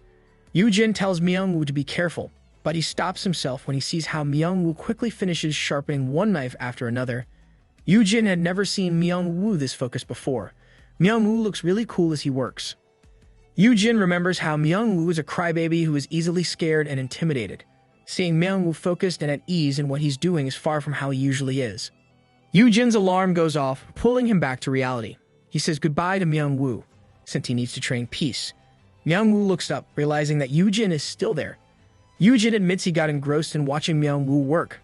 Myung-woo apologizes for taking up Yoo-jin's time and asks if Yoo-jin wants to be walked out. Yoo-jin reassures Myung-woo that he'll be fine, and that they'll just see each other at home. Yoo-jin leaves and realizes how he can't stop watching Myung-woo work. He compares Myung-woo to a fish out of water that finally managed to return to his own domain and is now swimming freely. Yoo-jin is sure that Myung-woo was born to do this, and that he doesn't have to worry about him. Or so Yoo-jin thought, because the next day, Myung-woo is lying face down in bed with many pain relief patches on him. Myung-woo groans about how it's only been a day, but he's already hopeless. While Yoo-jin puts on more patches on Myung-woo to help him get better, Myung-woo had to take a day off because he was sore all over. In the armory, a female staff comments about how that guy didn't show up today. Another staff says that the string puller called in sick. The female staff laughs at this and says he must be faking it. She thinks the guy must have thought it's a cushy job since he got in by connections, but after a day, he's given up on how hard it is.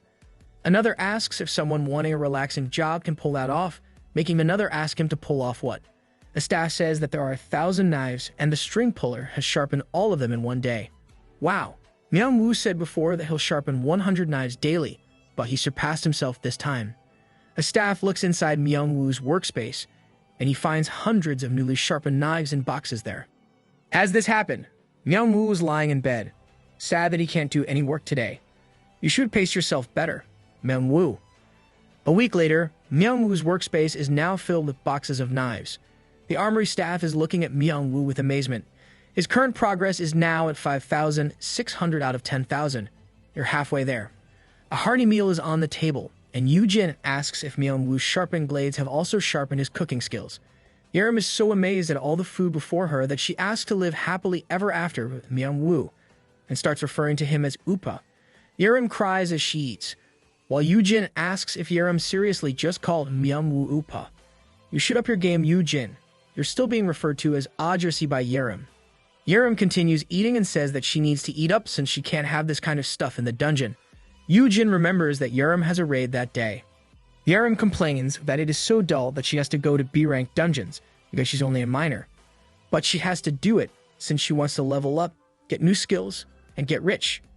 She wonders out loud if she should go on raids every day and use all her skills to clear dungeons. Yoo-jin warns her about this, explaining how easy it is to tell when the health is low, but it is not the same with mana. Yoo-jin patiently explains that Yerim wouldn't want to run out of mana in the middle of a dungeon and pass out. The system doesn't show an HP and MP bar, so hunters must be wary of this. Yoo-jin starts explaining MP potions, but then asks how much mana Yerim has. Yerim answers 102, making Yujin feel incompetent with his base MP of 2.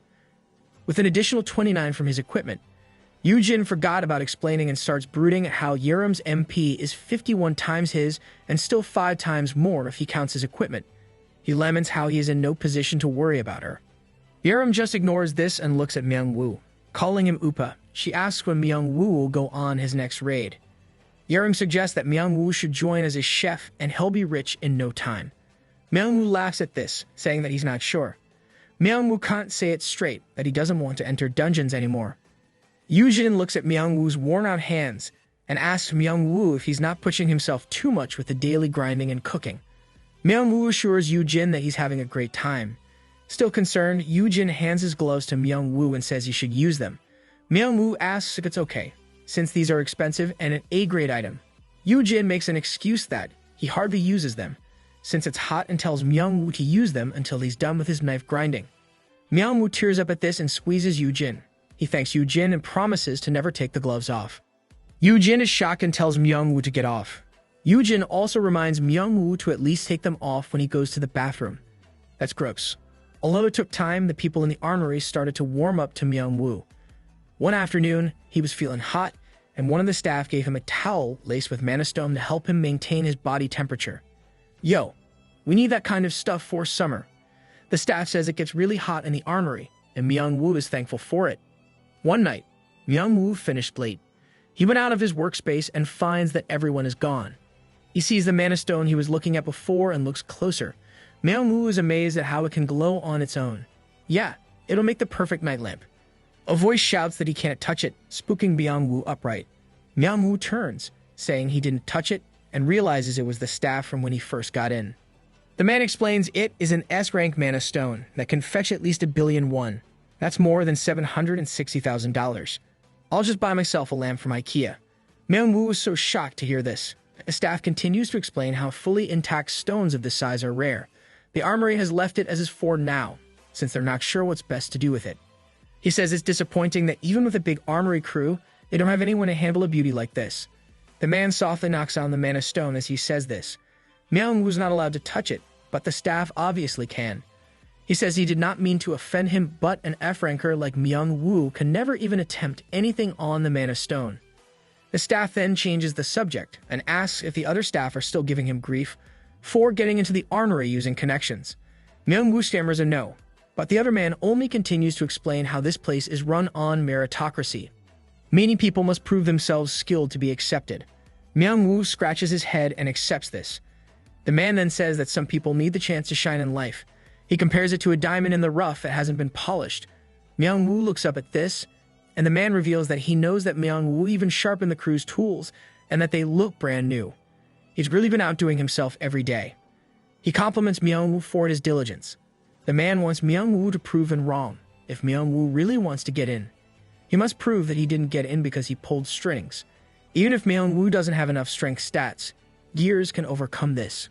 Myung-woo says he will try his best and smiles at the man. Things were finally moving on smoothly until one particular moment.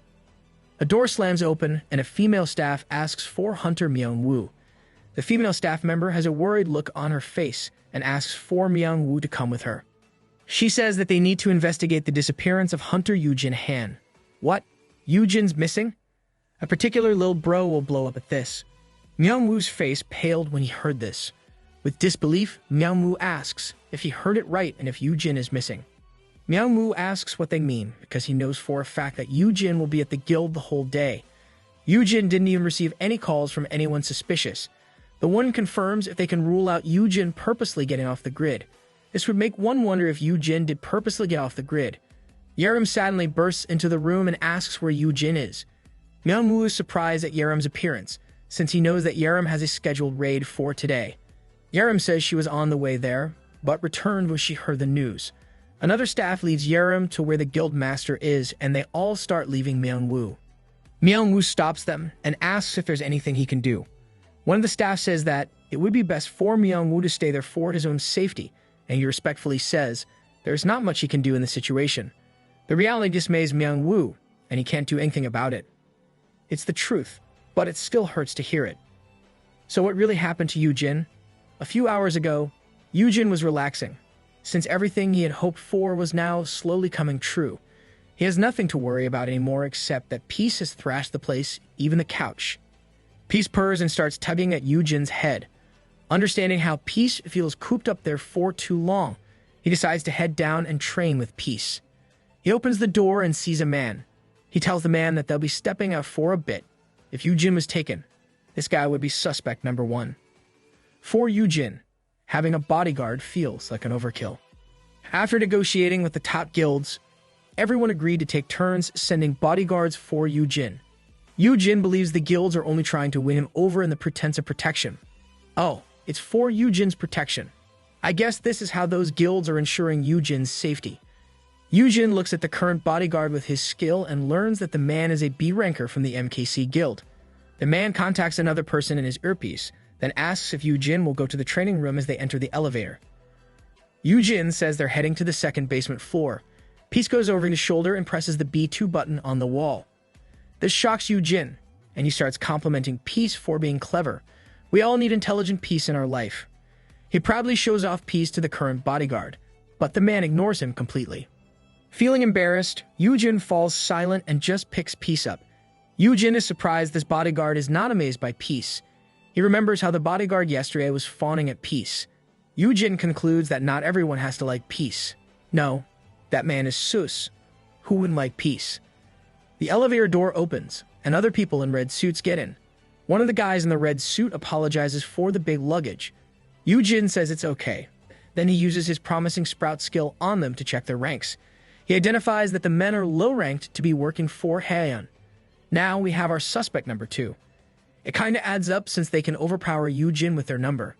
A bit suspicious, Yujin asks them if they're from another guild. One of them answers that they're from the Bricks Guild, a subsidiary of Heian. He explains they're there to borrow the training room and tests some of their items.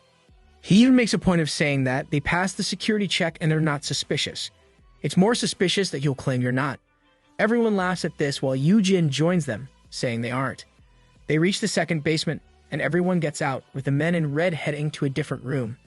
Yujin thinks those guys were suspicious as he, and his bodyguard head in the opposite direction. Yujin glares as he believes they're suspicious because none of them complimented Peace's cuteness. Disregarding this, Yujin just concludes that not everyone would be comfortable with a magic beast around, no matter how cute it may be. No, Yujin, they're also sus. I just can't wrap my head around how some people would find such rare cuteness and not comment. Reaching one of the training rooms, Yujin lets Peace roam. Peace immediately takes a tied rope and looks at Yujin, acting all cute. Yujin smiles, commenting on how Peace wants to play tug, but Yujin says he has to get ready. Yeah, it's the tug of death. You have to get prepared. Unbeknownst to Yujin, the men in red from before are now behind him. They are holding a rope and a bottle with some weird substance in it. It was right to be suspicious. Yujin turned his head and a red powder was thrown to his and Peace's way. The system tells him that it is the Washman's fruit and his poison resistance activates, canceling the effects of the item. Peace was surprised at this, and he inhaled some of the powder. He growls, but then he plops down with a whimper. Yujin screams for Peace, but one of the men clasps a handkerchief to his nose and mouth. The men in red are surprised that Yujin is still awake. One of them says it might be a piece of equipment. Yujin realizes that those were the men from Bricks Guild. He fights back by kicking the man in front of him.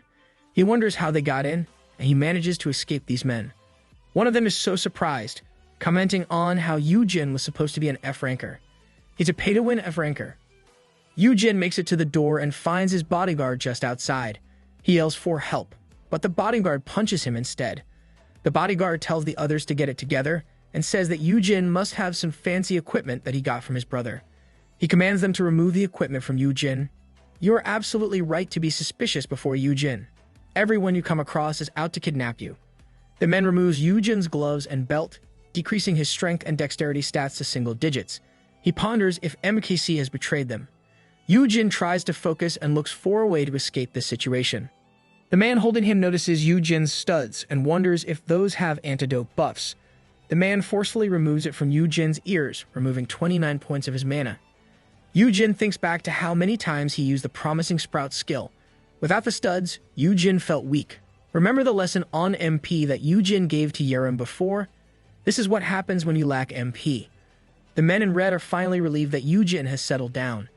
They threw Yu-Jin in peace in their big luggage, and they were confident they could get out, since they'd already passed the security when they came in. Before Yu-Jin totally passes out, he curses inside. He thinks he should have known that anyone who doesn't find peace cute is suspicious. Lesson learned. Water splashes on Yu-Jin, and he wakes up coughing. His hands were tied, and before him was a thug with some sort of tattoo on his left eye. Yu-Jin identifies the guy as a B-ranker named Wooja Kim using his skill. Yu-Jin tries to remember anything about the guy, but doesn't recall it from anywhere. Yu-Jin thinks that with a B rank, this guy might be the guild master or deputy of a kidnapping guild. Even kidnappers are in a guild now. Wooja stands up and says he feels terrible for bullying a weak F-ranker but wants to immediately get to the point. Wooja yanks on Yu-Jin's head and asks Yu-Jin to hand over the owner's token of the Horned Flame Lion. Wooja tells Yu-Jin that he shouldn't hope for anyone to save him and should just hand the token over. From what the man just said, Yu-Jin deduces that they haven't killed Peace yet, and Peace was brought with him. Yu-Jin comments on how Wooja is confident for someone who has the top 5 guilds and the Hunters Association after him. The MKC guild is probably behind this. The man is unthreatened and looks at his phone. He shows Yu-Jin how his bodyguard had been reporting to Wooja that there were no issues. He informs Yu-Jin that his bodyguard is still standing by the training room, and no one knows that Yu-Jin has been taken. Wooja is confident they'll never be caught, since they'll be gone by the time they even catch on. Wooja continues to be proud, because their location is on a wharf with thousands of similar containers. Before they even finish searching, they'll already be in Japan. For a kidnapper, he sure likes to let his victim know the kidnapping details. Hearing this information, Yu-Jin asks if the Japanese were behind this. Wooja smiles, saying that not precisely. It's just where Yu-Jin will be sold for auction. Wooja even explains how they'll gain half of the winning bid and a sponsorship package once they turn Yu-Jin over. Yu-Jin finally understands how they plan to sell them overseas, since they can't do it in Korea, which is the primary purpose of their kidnappers. Yu-Jin ponders if he'll be rescued in time. He is sure the guilds and association will get help from the Coast Guard once they learn Yu-Jin is gone. The main problem is when he is carried to international waters.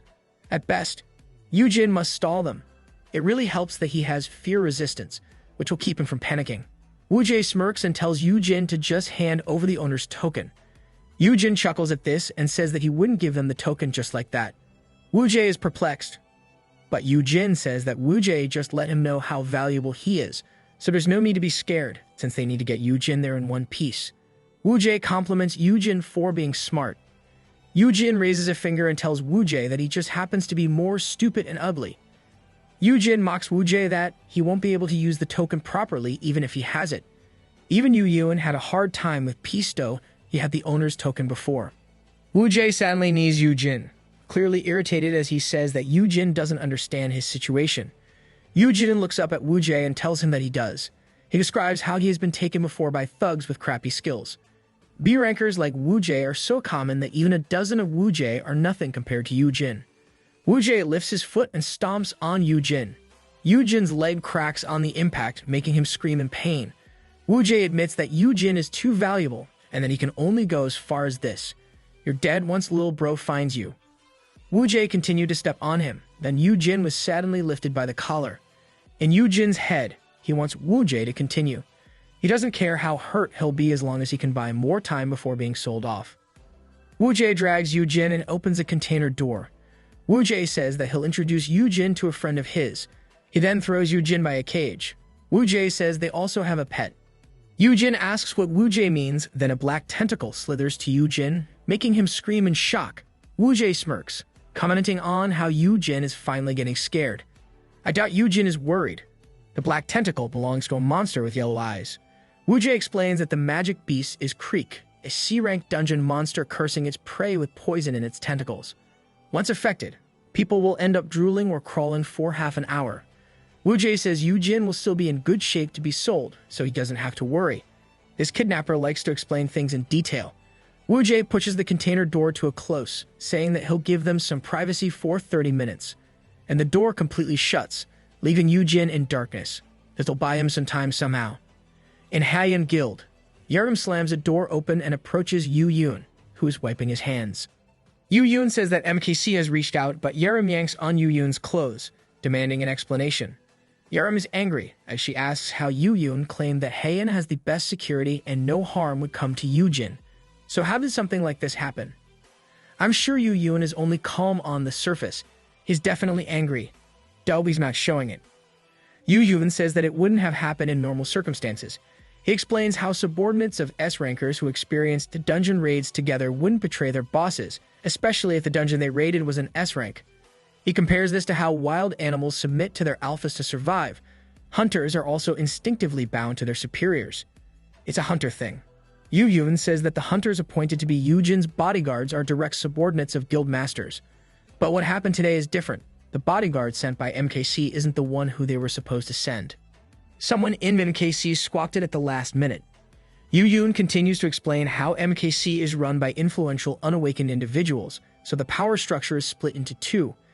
It was the sponsors who schemed to take advantage of the situation. And this just shows how Sukwon has little control over his guild. This is probably what Yujin was referring to before from Chapter 33, when he mentioned how Breaker Guild and MKC won't last long. Though it's happening earlier this time.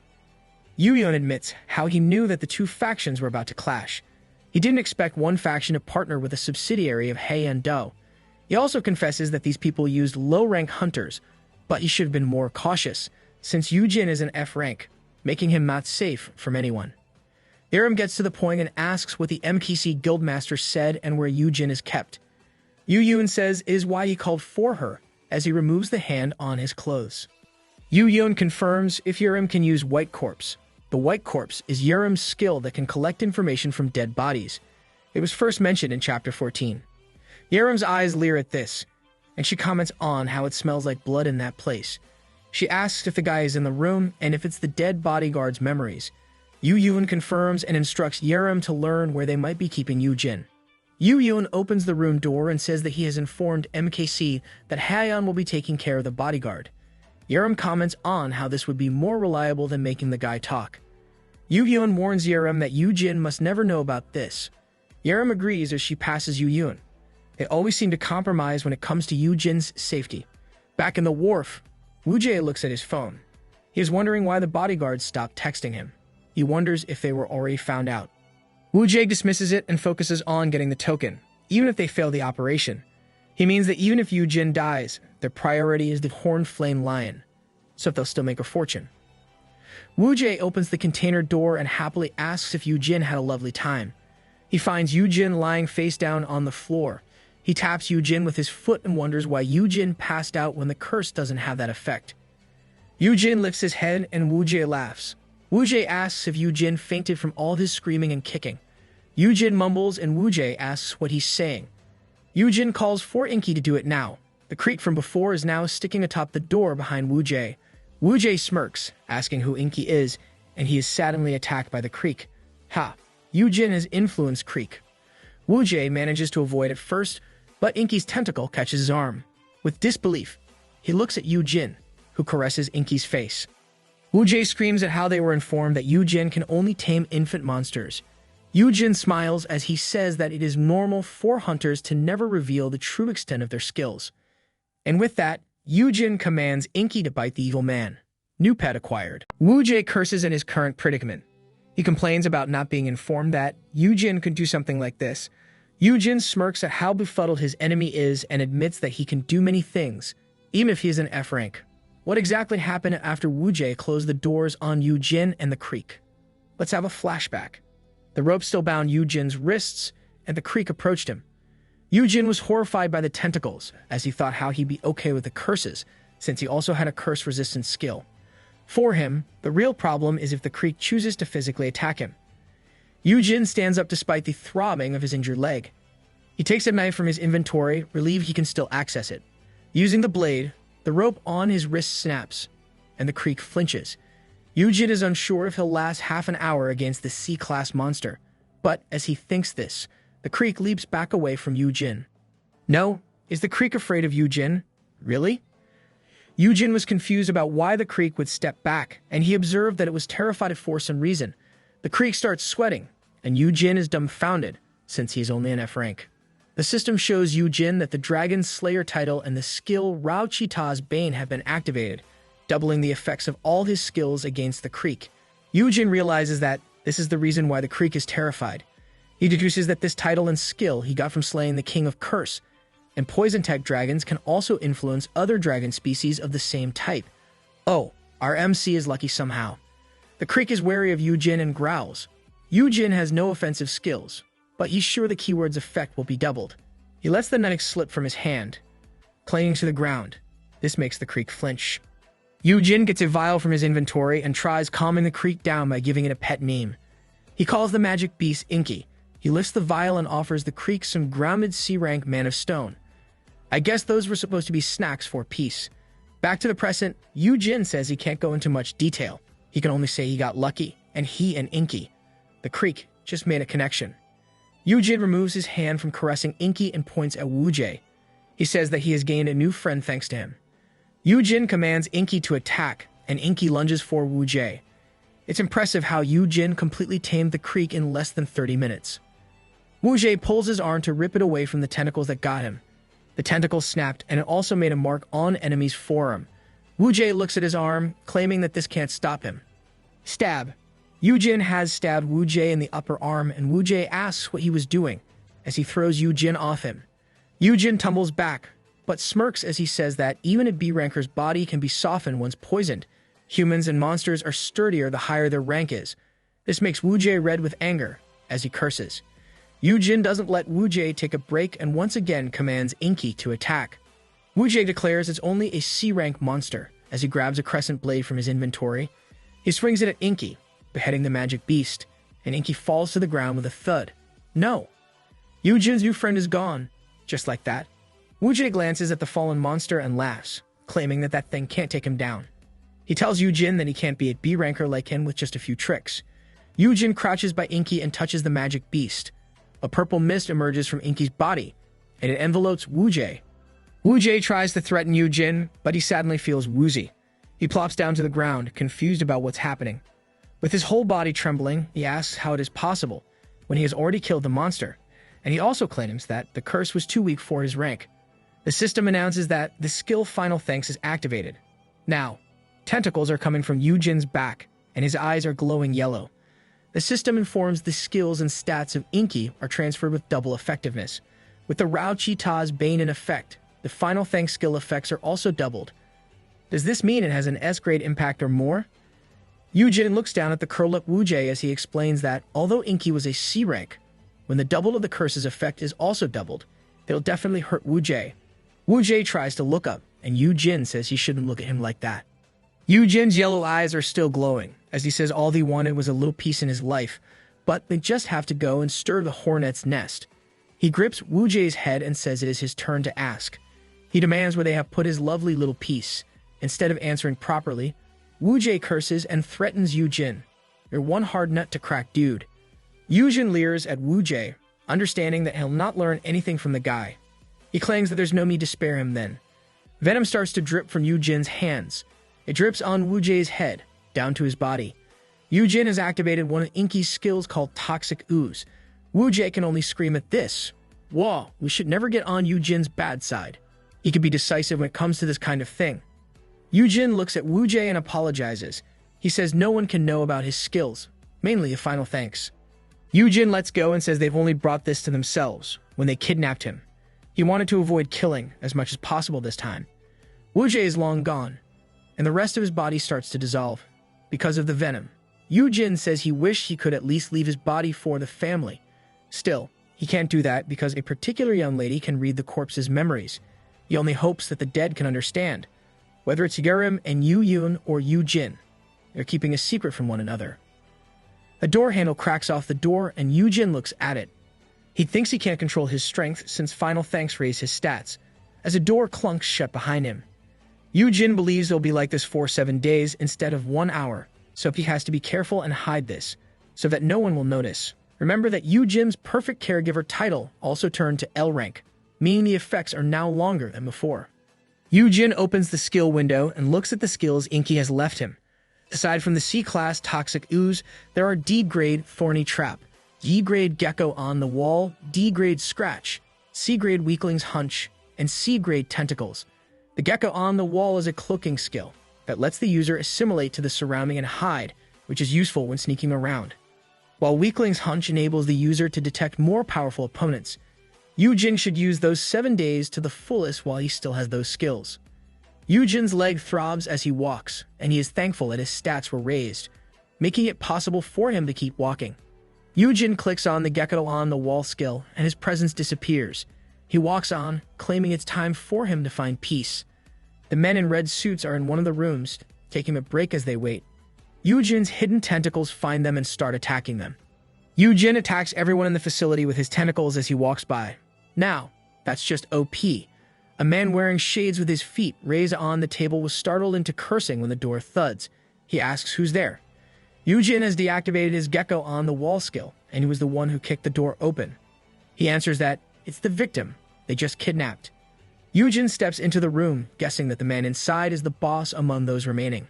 The man asks how Yujin got free, and Yujin instead asks where the Hornflame Lion is. Shades guy clutches the safe on his table and throws it at Yujin. He didn't hit Yujin, and the safe clunked to the wall behind Yujin. Is throwing the safe really the best thing he could do at that moment? The Shades guy says Yujin was only lucky, but an F-ranker should have just run away while he still had the chance. He says the flame-horned lion is safe in its cage, and he has the key to it. The man takes an axe from his inventory and dares Yujin to take the key from his C-ranker's hands. The man was about to say something, but Yujin slapped him using one of his invisible tentacles. Yujin tells the man to give him the key and spill where the magic beast is. The man was confused and was about to ask what that was, but Yujin once again used an invisible tentacle to slap the guy. And every time the guy tries to guess, he receives a slap. The other guy is irritated and asks why Yujin even let himself be captured. Yujin scratches his ear, saying it's none of the other guy's business. The man receives another slap, and Yujin pins the man down with his tentacles. You really shouldn't anger our MC more. When will villains learn to just answer the question? Yujin claims he didn't want to pin the man down, so he picks up the man's axe and says he has more skills up his sleeve. He threatens the man to do as he was told as he uses toxic ooze on the axe in his hands. The melted part of the axe drips to the ground, close to the guy's head. The man panics at this and says that he'll give the key, and tells Yujin that the cage is in the central area of Block A. Yujin reaches out a hand and tells the man to give the key. Villains really like learning things the hard way. The man is trembling. Despite this, he takes a contract from his inventory. He tells Yujin to sign the contract before he gives the key to Yujin. He asks Yujin to guarantee his safety in exchange for the key and asks Yujin to promise that he won't attack. Yujin reads the contract and adds a provision where the other guy must keep his mouth shut about Yujin. The man immediately agrees to this, and as Yujin signs the contract, he frees the guy. Yujin got the key and was about to leave. He tells the other guy to behave himself while Yujin's gone. The man glares at Yujin, and his hands turn similar to a beast's. He dashes to Yujin for an attack and grabs Yujin by the neck. Wrong move, dude. The guy smirks at Yujin since he can't fight back, saying how a powerful curse binds the contract. If he gets attacked by Yujin, Yujin will go blind for violating the agreement. He says that Yujin should have looked at it more carefully. He mocks Yujin for being a noob, who doesn't know anything and how Yujin probably hasn't even entered a dungeon before. Yujin looks down and holds the contract in two hands. He rips the contract into two, shocking the other guy. The contract flashes purple light, as the system announces that Yujin will be inflicted with the blindness curse for breaching the contract. This was followed by an announcement that the curse-resistant skill nullified the curse. Yujin grasps the guy's wrists and apologizes for raining on his parade. He lets the man know he is not a noob and has more experience than anyone there. The place was then filled with the sound of the man screaming, and another one bites the dust. Yujin steps on purplish-black goo, claiming he knew this would happen. Yujin looks back and admits that he wouldn't let the guy live. The safe disintegrates in a puddle of sticky poison, as Yujin says that nobody would have imagined that he is responsible for everything that happened there. At most, people would think that everyone fought each other. He walks back into the hall, thinking he'll leave the other guys alone, since they didn't see Yujin use his skills. He's sure Hayan will take care of them once they rescue Yujin. Yujin remembers Inky and goes back to where the magic beast is. Yujin laments about how Inky has suffered. He knows that Inky will only be butchered and sold in parts if left alone. There is only one thing he can do for him now. Yujin uses toxic ooze on Inky and thanks him for everything. A red gem was left behind as Inky's whole body disappeared. I guess Yerim could also use white corpse on magic beasts as well. Yujin leaves and heads to where Peace is. Peace is still asleep, and Yujin thinks about how he wishes he could just take Peace and get out of there. But doing such a thing will only be suspicious.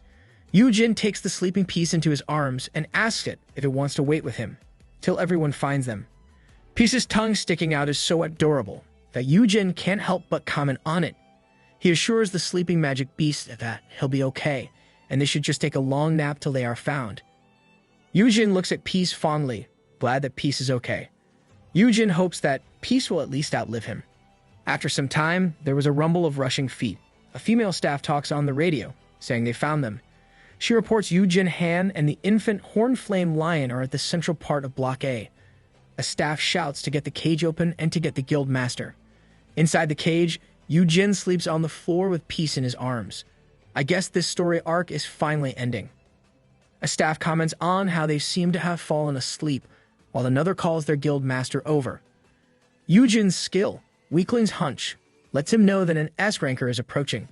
Yujin was woken up by this notification, thinking how he must have dozed off. He wonders if it is Yu Yun who is coming for him. A man screams for his young as he slams the cage door open. With a worried look, he asks if Yujin is okay and yells to open his eyes. Yujin sits up, realizing that it is his brother. He asks if Yu Yun is there to save him. Lil Bro is really different when he's in front of his big bro. It's like he's a whole other person. Yerim and Sunhan appear with worried looks on their faces. Yerim destroys his side of the cage open, asking if Yujin is okay. Yuvin asks if they hurt him and if Yujin can get up.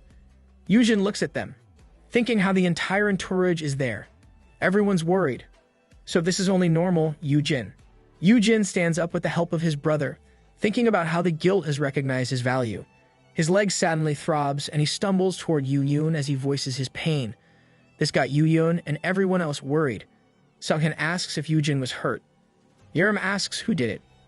For she'll teach them a lesson, while Yu Yun tells him to wait, so that he can get a healer for his brother.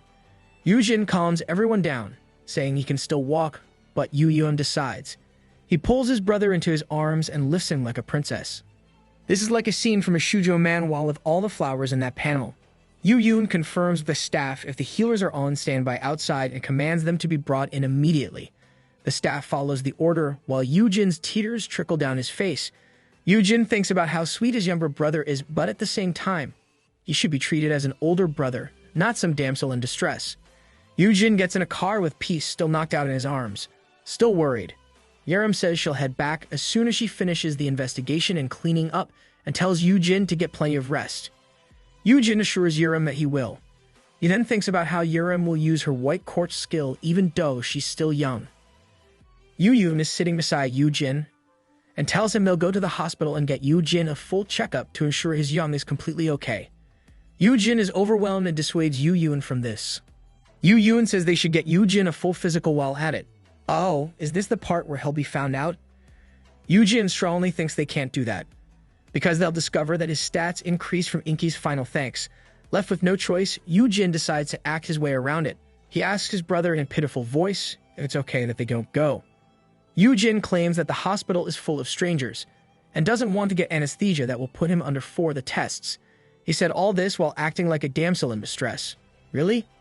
Yujin complained about it earlier, and now he's using that card to the fullest? Yu Yun is shocked that he didn't think of this. He apologizes to his brother for being thoughtless, and says he will get him home. The driver immediately understood and said he'd make a U-turn right away. I think the driver's Sungin, but they didn't really show who it was. Yu Yun looks at every part of his brother closely, while asking if Yujin is sure he is okay. And Yujin reassures him that he is.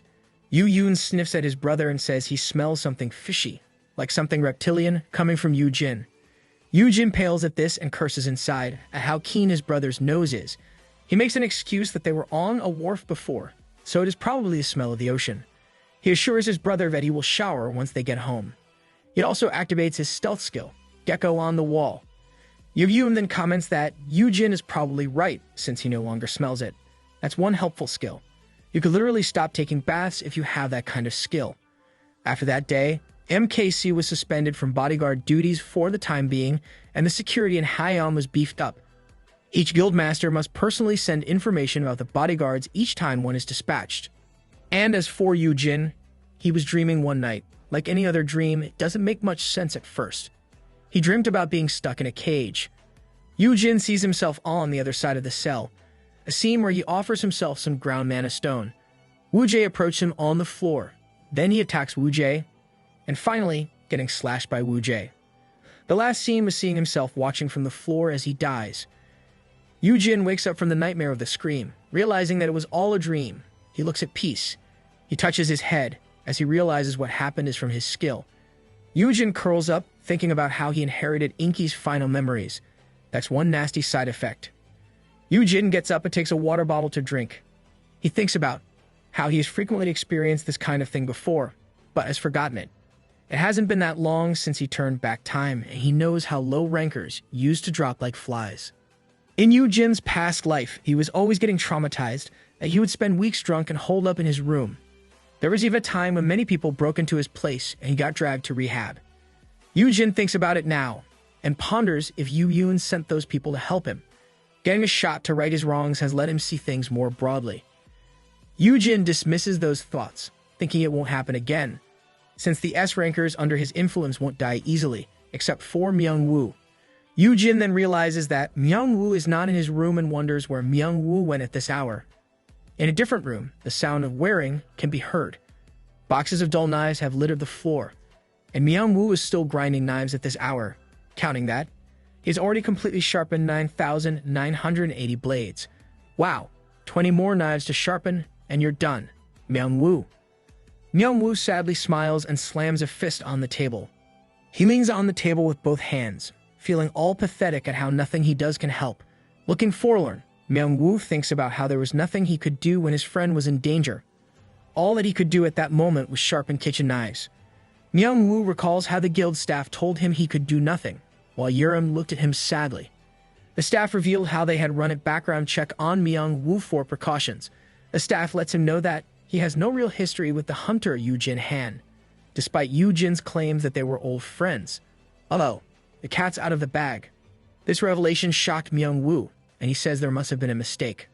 The staff finishes the conversation, saying that they can't leave this matter of the guild master's brother to a complete stranger like Myung-woo. Feeling devastated, Myung-woo sniffles as he repeats how there really was nothing that he could do, and how it turns out that he's just a nobody after all. Now, Myung-woo knows that. He wasn't friends with Yujin from before. A phone rings with the name Young on the screen. Yu Yun answers the call, and Yujin screams at how he thinks that Myung-woo is missing again. Yu Yun calmly answers that Myung-woo probably stepped out for a bit. Yujin continues yelling at how Myung-woo ran away because he left a big pot of beef bone stew. Yu Yun repeated the food name while Yujin kept on yelling. Yujin explains how every Korean mom would make one before they go on a long trip. He then screams his worry that Myung-woo might be taken by bad guys again. Does this mean Myung-woo is really waif material, since Yujin compares Myung-woo to a Korean mom? Out in the streets, Myung-woo gloomily walks. He was too ashamed to see Yujin, that he just left without a word. He remembers once more how the guild staff told him he had no history with Yujin at all. Now that he is out, Myung-woo has no place to go. Wow, Yujin's instincts were right. Myung-woo did run away. Myung-woo realizes his shoelaces are untied, and he crouches to fix them. As he did so, all this stuff fell off his bag, while sarcastically thinking this was absolutely perfect. This kind of feels like anything bad that could happen would happen to Myung-woo. Two kids approach him and look at Myung-woo's ID. They were amazed at how this random guy on the street had an access badge to Haeyeon Guild. The girl screams and asks if Myung-woo is a hunter at the Haeyeon Guild, while the boy exclaims his dream of joining the Haeyeon Guild someday. The kids continue to shoot him questions about his rank, the number of dungeons he has cleared, the guild master, and the guild master's skills. The shouting of the kids causes a commotion, and people around them start murmuring. This got Myung-woo all flustered, but he mustered up the courage to admit that he had just cooked and cleaned at the Haeyeon dormitory, while crying tears of embarrassment. This got the kids down, but they still asked Myung-woo some questions. The boy asks if he is not an awakened, while the girl asks what skills he has. Myung-woo weakly answers that he is an awakened, and that his skill is an F-rank equipment buff. The kids then bluntly comment that his skill is lame. Even kids are harsh these days. Sorry, Myung-woo, but the truth really hurts. The kids continue. The boy mentions how his mom said F-rankers are useless, while the girl agrees that they can't go on dungeon raids or even make real money. They kept talking trash about F-rankers, literally stabbing Myung-woo with their words alone. Myung-woo thinks that even kids know he is worthless and has no future. He considers that even if he gets the skill from sharpening thousands of knives, he will get a garbage skill in the end. He imagines how the Haeun's guild master would say Myung-woo won't be able to contribute anything, and Yoo-jin would agree to this. Like a wife being left by her husband, Myung-woo would be on the floor as he reached out for Yoo-jin. Yoo-jin would smile at him, apologizing for not realizing he was worthless, and proclaiming that he shouldn't have taken him in. And Myung-woo will be left all alone, trying to reach out. Yoo-jin's daydreaming must have rubbed off on Myung-woo, but his insights despair. Myung-woo bursts into tears in the middle of the street, with his stuff still lying on the ground. The kids are surprised by this, and the boy asks why he's crying. Myung-woo admits that he has no future. The girl scolds the boy for making the older man cry, and the boy suggests that they should help him. The boy pulls on Myung-woo, claiming that they know a little trick. They tell Myung-woo to come with them, and they will be helping him get an incredible skill. Myung-woo comes along and finds out what the kids mean. The kids dunked his face in the water numerous times and got shoved from a ledge. The kids kept pulling Myung-woo to other places, as he pondered how this was more like hazing. Myung-woo accepts how much of a loser he is, because he is getting bullied by kids. I wouldn't really say he is a loser. His personality is really just foolish and timid. They reached an 8-lane road, and the kids suggest to walk through it. Vehicles were zooming by, and Myung-woo was so shocked by the suggestion. The boy plans to show how it is done, but Myung-woo immediately pulls the kid back. The kid complains about almost getting killed by Myung-woo, but he scolds that they should not do dangerous things like this. That's right, Myung-woo, teach those kids. Their sense of danger is warped. The girl claims they were trying to help him, since new skills can be unlocked when one is in danger. She states that this method is how he can get extraordinary combat skills. Myung-woo thinks back to how he became an awakened. This confirms the girl's thoughts, but Myung-woo mulls over it. He asks the children if this is what they have been doing daily, and the kids admit that it is the least they can do if they want to be hunters. Myung-woo tries to dissuade them, saying that they should just focus on their studies. The boy asks what good it will do, when everyone knows that good grades won't help earn money. The girl nods to this as they say how becoming a combat class hunter is the best. Myung-woo is flabbergasted at this. He thinks it is the same old pattern, but this time, instead of good grades, they are being pushed by society to become hunters. Indeed, it's man versus society. They suddenly hear the sound of a siren. There was an announcement of a dungeon break, and it urged everyone to evacuate to the nearest shelter. The dungeon break happened near where Myung-woo and the kids were. The kids run off, excited that this could be their chance to awaken. Myung-woo chases after them, as other people run in the opposite direction. Coming out of the red portal is a humongous purple spider. It feels like I just raised a flag when I mentioned before how anything bad that could happen would happen to Myung-woo. My bad.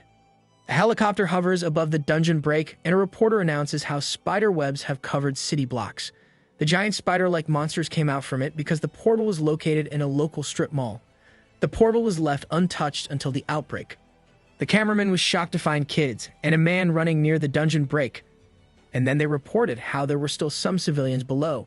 The people that the cameraman just recorded were Myung-woo and the kids. They were running away from the spiders. They saw people who were covered entirely with webs as they ran. Myung-woo cries about how they shouldn't have gone there, while the boy also cries, claiming he's scared. Well, it is too late now.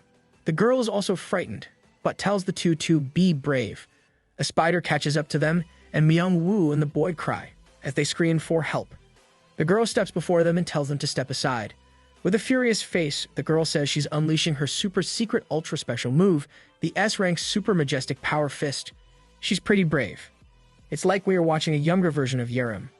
The spider looks at her blankly, then attacks her. She crashes with a thud. Myung-woo and the boy asked if she was okay. The girl looks at her hands, red in the face with disappointment. The spider looms over her, but she is still shocked as she looks at her hands. Oh, I think she got a bad one. The spider goes in for another attack, but Myung-woo carries the girl and pulls the boy to the stairs. Myung-woo tells them to get onto the rooftop and ask for help. The boy looks at Myung-woo, who is carrying the other kid, and asks if Myung-woo is alright in carrying her. Myung-woo huffs and wheezes as they run up, making it hard for him to say he has no choice. Myung-woo needs to pay to win like Yoo-jin, so he will be sturdier somehow.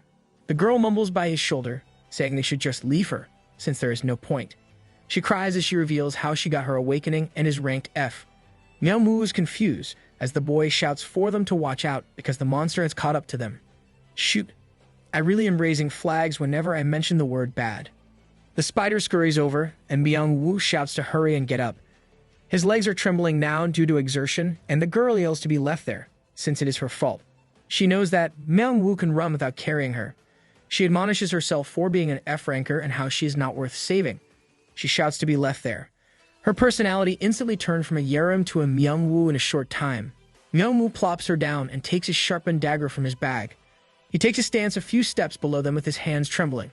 Myung-woo looks back at them. He was crying with a wobbly smile. He claims he will hold the monsters off, so the kids should go ahead. The kids disagree, but Myung-woo yells that they are just kids. He starts scolding them about how they shouldn't say things like being a failure or wishing to be left behind when they still got their lives ahead of them. He lectures them that there are many things they could choose to live for, and that every life is worth living. Myung-woo feels like he is possessed by Yoo-jin's spirit when he lectures. Myung-woo once again tells them to hurry up and get help for him. He reminds them to help each other run as fast as possible and yells for them to go.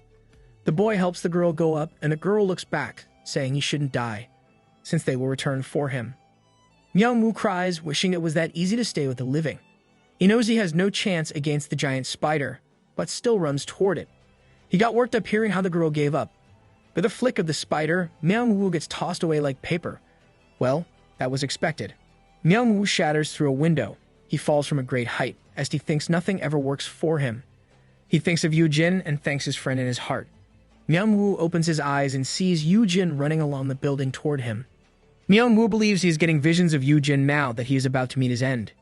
Yoo-jin was already near him, and Myung-woo was thankful that Yoo-jin was coming to say goodbye. Yoo-jin reaches out his hand and yells at Myung-woo to take his hand immediately. Myung-woo was shocked at his vision of Yoo-jin talking.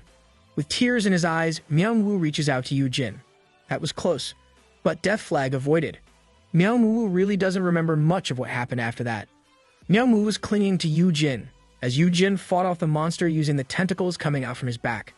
Myung-woo was so confused and shocked at the same time. Yoo-jin runs off as he carries Myung-woo princess style. This makes me think Myung-woo is the waifu, but then again, Yoo-yun also carried Yoo-jin princess style. Myung-woo asks Yoo-jin if those are tentacles coming out from his back. Yoo-jin wonders what he should do, but claims that Myung-woo is probably just seeing things. He tells Myung-woo not to worry about it. Myung-woo shouts at Yoo-jin, saying that there is no way he can't worry about it. Myung-woo kept asking if it was a new skill or if Yoo-jin always had them.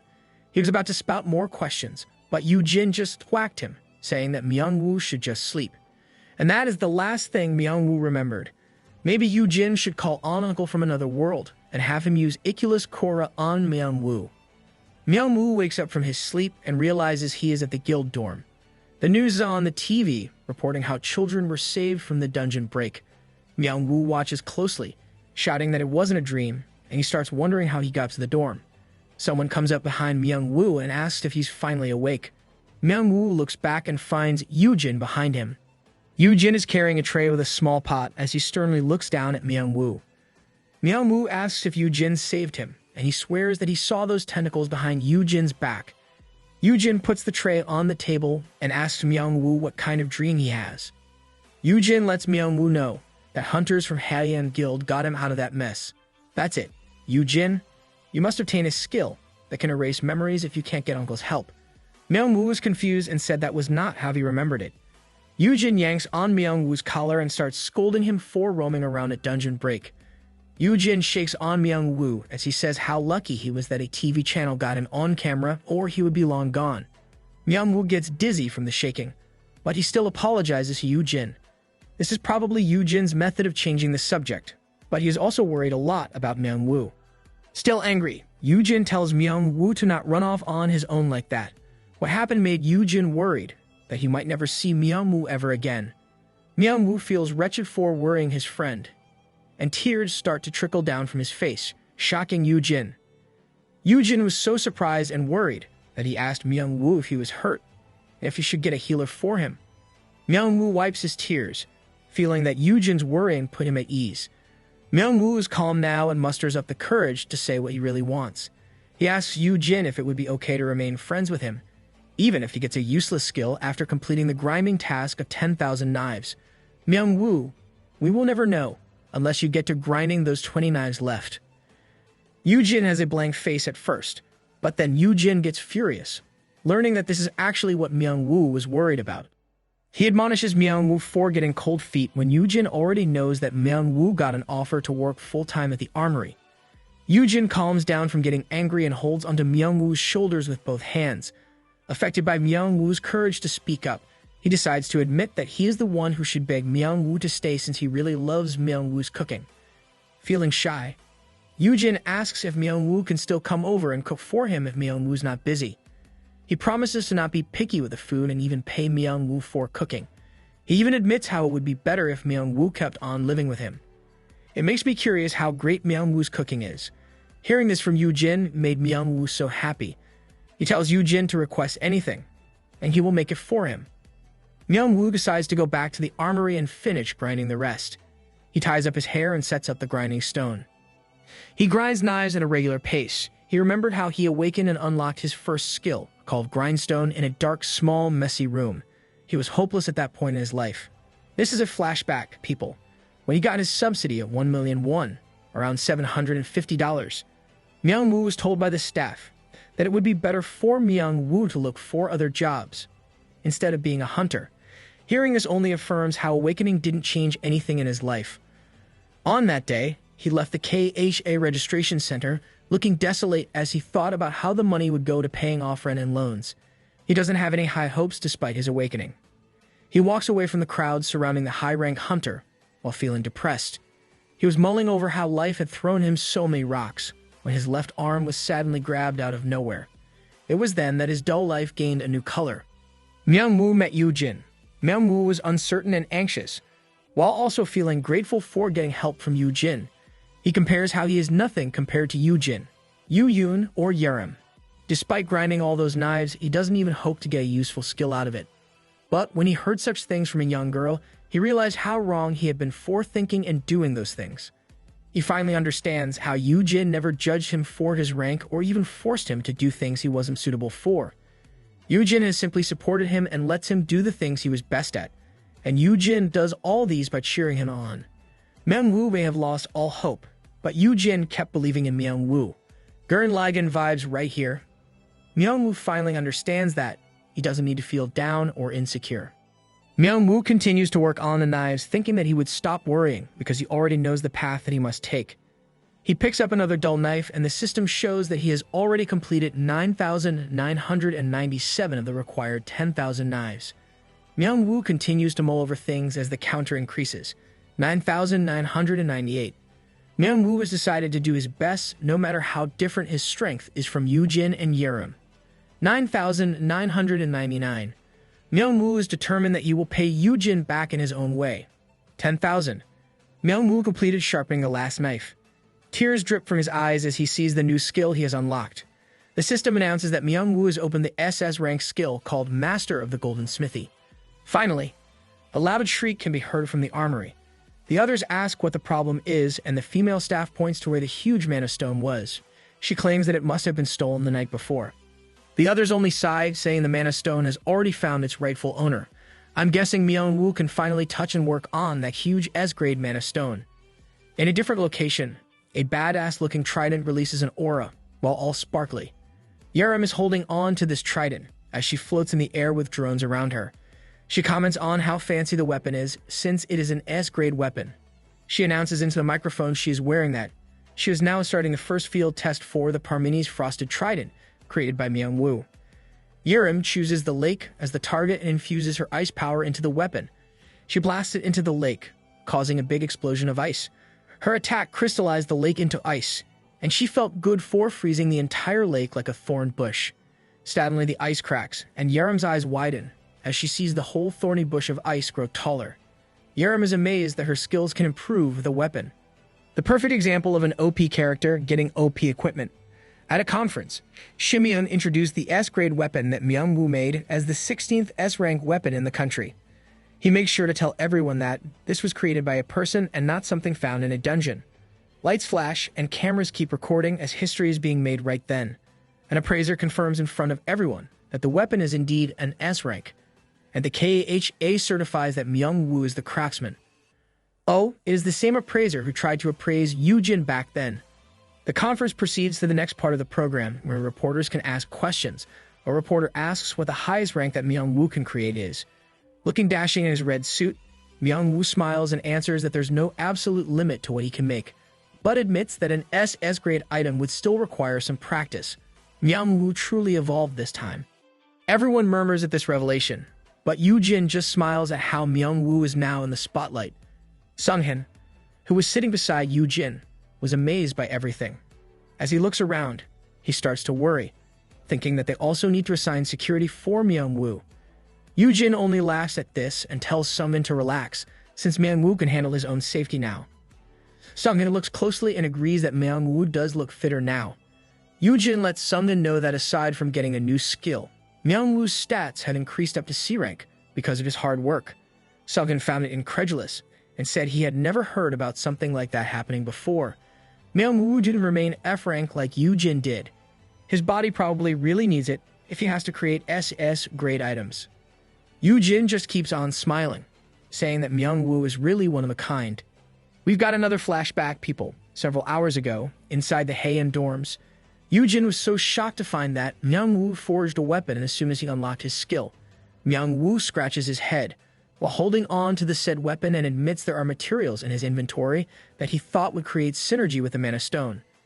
Myung-woo licks his hand and with a flash, he shows the materials to Yoo-jin. Yoo-jin gets so big-eyed for seeing numerous rare items floating in the air, and most of these items are things he had never seen before. Myung-woo proceeds to explain how his new inventory carries not only S-grade materials, but also SS-grade. With all those items, I think he does need security. Yoo-jin's eyes bulge out as Myung-woo explains that the inventory of materials came with a skill. Myung-woo tells Yoo-jin how he used the frostwood material with the Mana Stone to create the trident. The skill also comes with an extensive manual filled with detailed instructions on creating various items. Yoo-jin is so flabbergasted that many things came with the skill that Myung-woo unlocked. Comparing it to his L-rank skills, it feels like he was mistreated. He starts cursing the guys who run the system as he wallows in despair. Myung-woo asks Yoo-jin if he wants to tour his smithy, which piques Yoo-jin's interest. Myung-woo explains how the golden smithy is not just a meme as he uses this skill in front of Yoo-jin.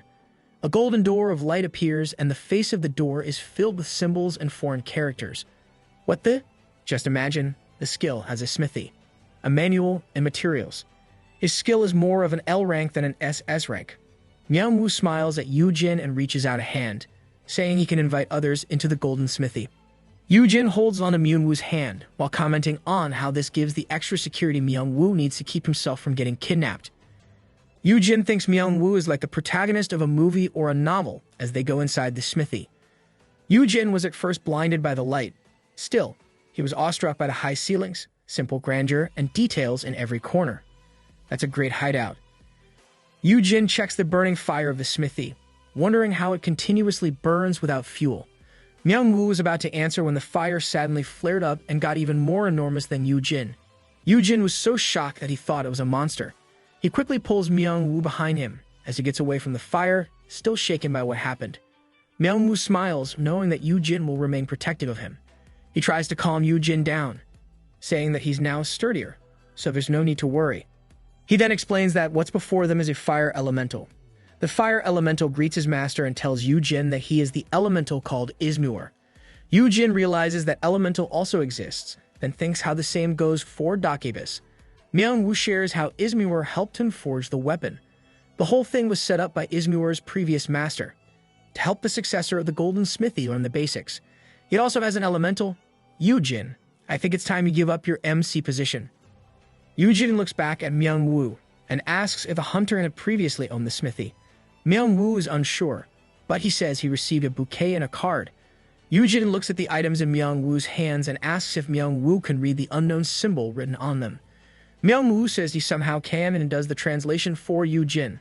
The The card bears a simple greeting from the previous master to the successor of the smithy with wishes of blessings of fire and molten metal. He also can read alien language now. Just how much do they want to buff Myung-woo? Yoo-jin thinks about everything he'd known so far about dungeons. He thinks about how there were findings of ruins of civilization before. He wonders if the previous master of the golden smithy before Myung-woo came from another world. Based on the card, the smithy was purposely left for a progeny.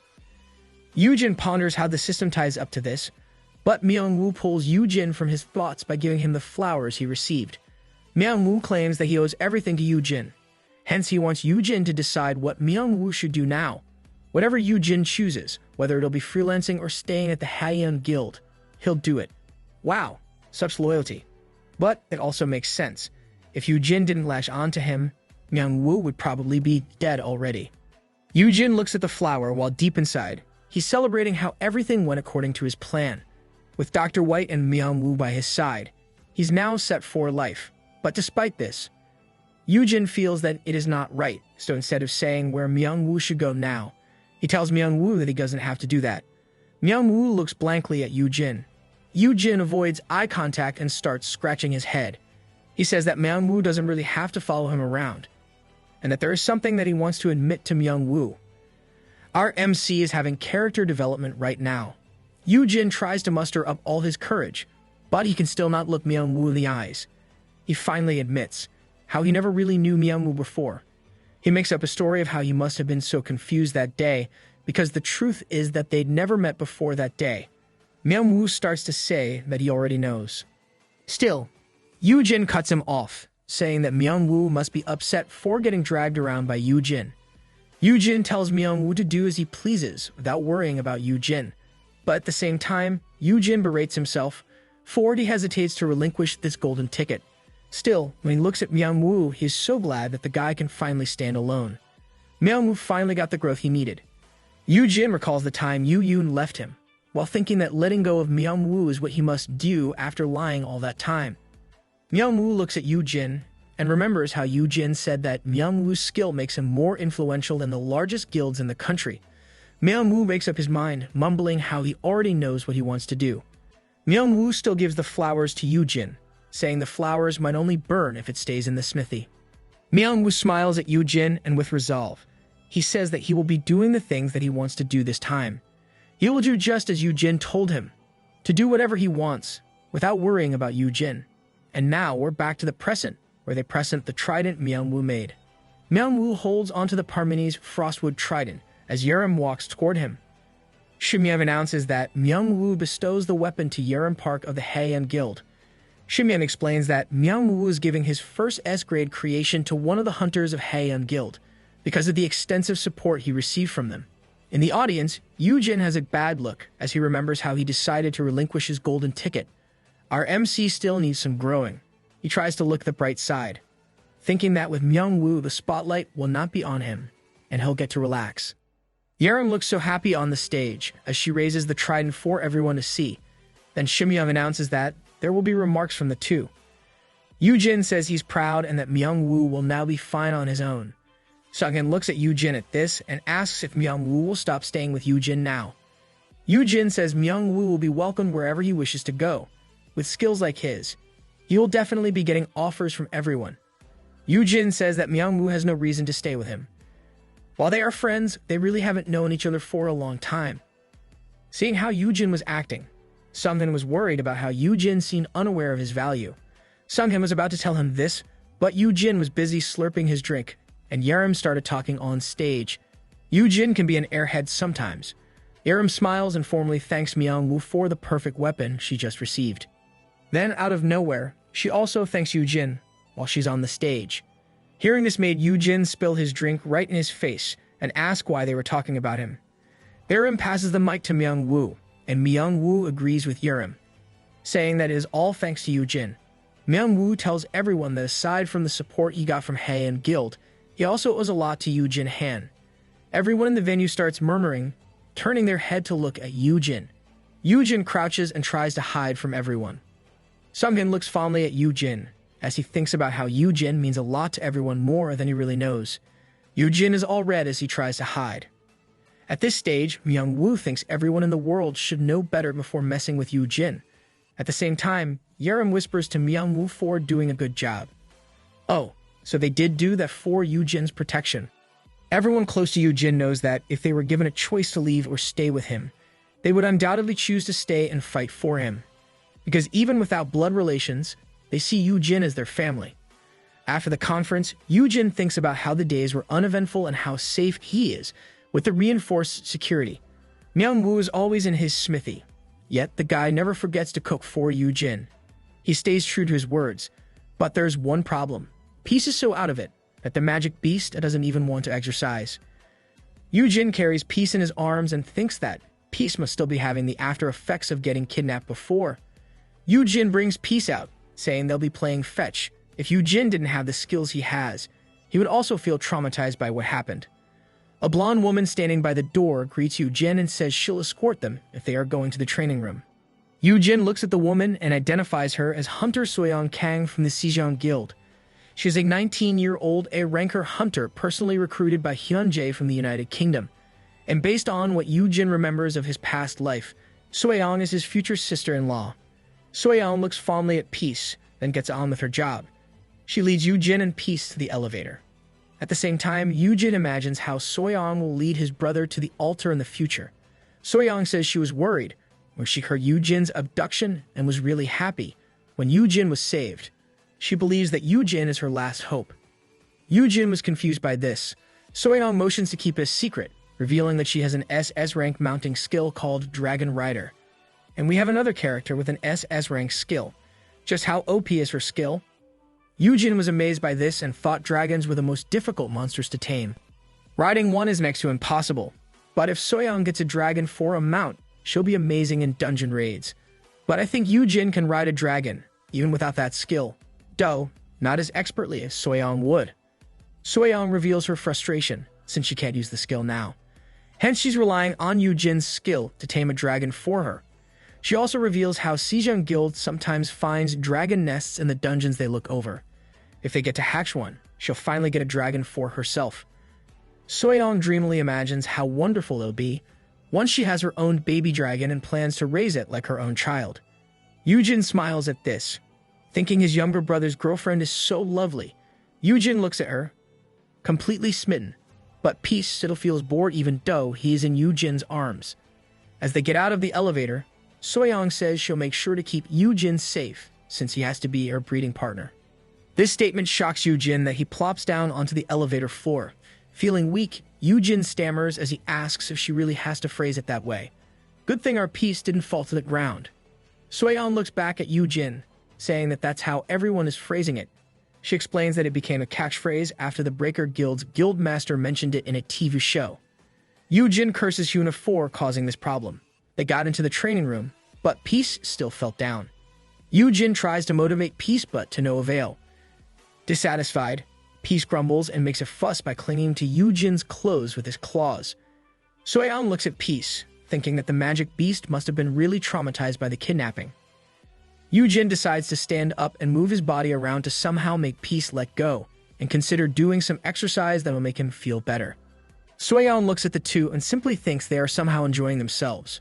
That is one way of exercise.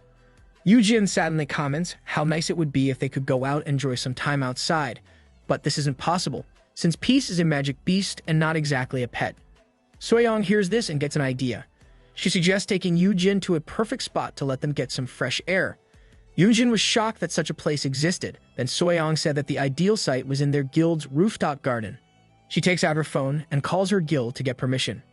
Yoo-jin is surprised at this and tries to stop Soyoung, but she's already contacted her guild.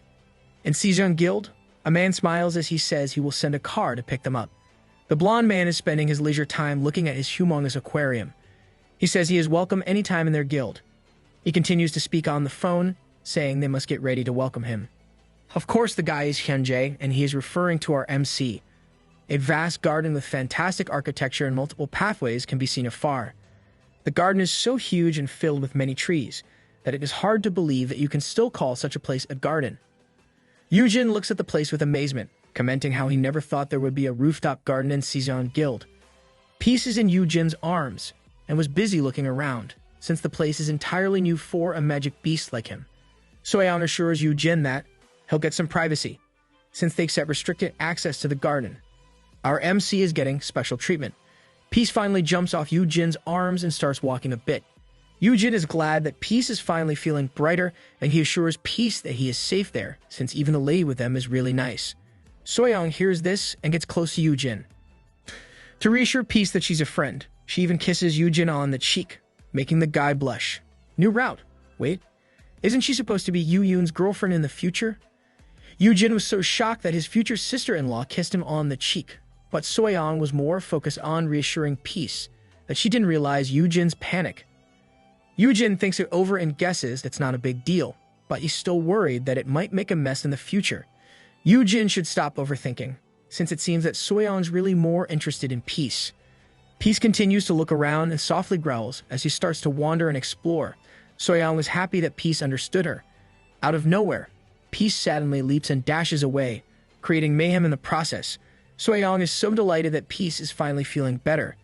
At the same time, Yu-jin can only cry as he apologizes for the destruction. Soyeon smiles widely and assures Yu-jin that it's okay. She just hopes that Peace will be the playmate for her future dragon. Yu-jin got curious and asks Soyeon what kind of dragon they were trying to hatch. Soyeon happily answers that it is a Tier 3 flying dragon. She is proud that she'll be having a thorn-winged dark dragon.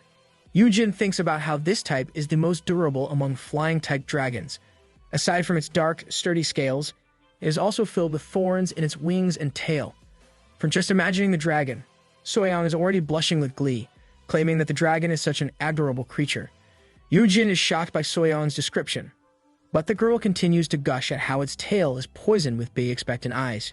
Hearing this just confirms that Soyeon has an odd taste. If she has a strange taste, does that make Yu-jin also bizarre? Soyeon smiles and invites Yu-jin to visit the rooftop garden often, so they can have a change of pace. Yu-jin smiles and agrees as he thinks it has been so long, since he genuinely enjoyed a simple walk like the one he is having right now. And this applies even before he turned back time.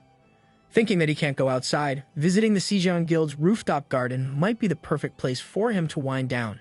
Peace returns to them with some flowers in his mouth and purrs. Yu-jin pets Peace, as he thanks the magic beast for the flowers. Yu-jin is a bit worried that if he frequents the Sejong Guild, he might meet Hyun-jae, but he rationalizes that it is unlikely that the guild master would just show up. Sadly, Yu-jin's weakling's hunch notifies him of the approaching S-ranker. Those S-rankers won't leave you alone. Soyeon looked behind them and was shocked to see their guild master. Yu-jin's eyes sadly leer as he hears Hyun-jae say that it is only natural for him to come out and greet their valuable guest. Wearing casual clothes, Hyun-jae smiles at them, completely different from how Yu-jin views the guild master of the top guild of their country. With Hyun-jae's influence beyond the country, he was known to be number 1 even in hunter rankings until he disappeared once he left Korea. That man, viewed as the strongest hunter in the world, is now sitting in front of Yu-jin. And there are tea and layers of confection between the two of them. Is this the reason why the title of the chapter is Garden Date? Soyeon has left the two men, which simply made Yu-jin speechless. He had never thought there would be a day that Hyun-jae's son, the strongest hunter, would pour tea for someone like him. Hyun-jae reminds Yu-jin to be careful in sipping since the tea is hot. Yu-jin heeds the advice as he thinks how Hyun-jae looks so natural at doing this. It makes Yu-jin just wonder if he's still in the right genre. Why do the flowery panels appear when there are guys, but when he receives a kiss from Soyeon, it only has a cute background? Just why? Hyun-jae lifts a hand and says he has a tree for Yu-jin's horn-flame lion. A bone appears in Hyun-jae's hand. He says that it is a dragon's wing bone. He puts the bone in front of Peace, making him sniff. Peace sadly can't contain his excitement and start purring, licking, and playing with the bone. Finding Peace so happy made Yu-jin smile, making him think that Hyun-jae was nice. Yu-jin takes a bite of Madeline and is struck by its deliciousness. He is sure that Myung-woo is a better cook, but the sweets before him are just as tasty. What? Is Hyun-jae using the method called a way to a man's heart is through his stomach? Yu-jin happily eats, while Hyun-jae smiles and says he's glad that Yu-jin is now better after what happened. Yu-jin smiles back and conveys his appreciation for Hyun-jae, taking the time to personally greet him. Hyun-jae continues to smile as he says that it is the least he could do for his future breeding partner. Yu-jin ignores the jab and simply curses Hyuna deep in his heart for making such a trend. Hearing it from Hyun-jae makes it sound weirder. I can't imagine Yu-yun saying those exact words. The vibe of their conversation sadly changes as Hyun-jae says he means what he said. Yu-jin's status as a magic beast tamer is custody of S-ranker Yerem Park, and the recent announcement of the only blacksmith prove Yu-jin is one of a kind. Hyuna says every other guild, aside from NKC, wishes to get closer or at least speak to Yu-jin. If Yu-jin wishes it, everyone will do their best to make it happen for Yu-jin. Hyun-jae invites Yu-jin to try it out, but Yu-jin says no. With what Hyun-jae showed, Yu-jin changes his perception of Hyun-jae, thinking that the guy is actually despicable. Yep, he's bad news. It's no doubt he is jerkwad hashtag one from Hyuna's phone. Yu-jin says he should still be careful, since he's only an F-ranker. Hyun-jae says it is an easy fix with a top-tier magic beast by Yu-jin's side. He then reveals that the guilds are discussing assigning a second top-tier monster for Yu-jin's security. Yu-jin was shocked to hear this, and Hyun-jae was surprised that Yu-yun hasn't told this to Yu-jin yet.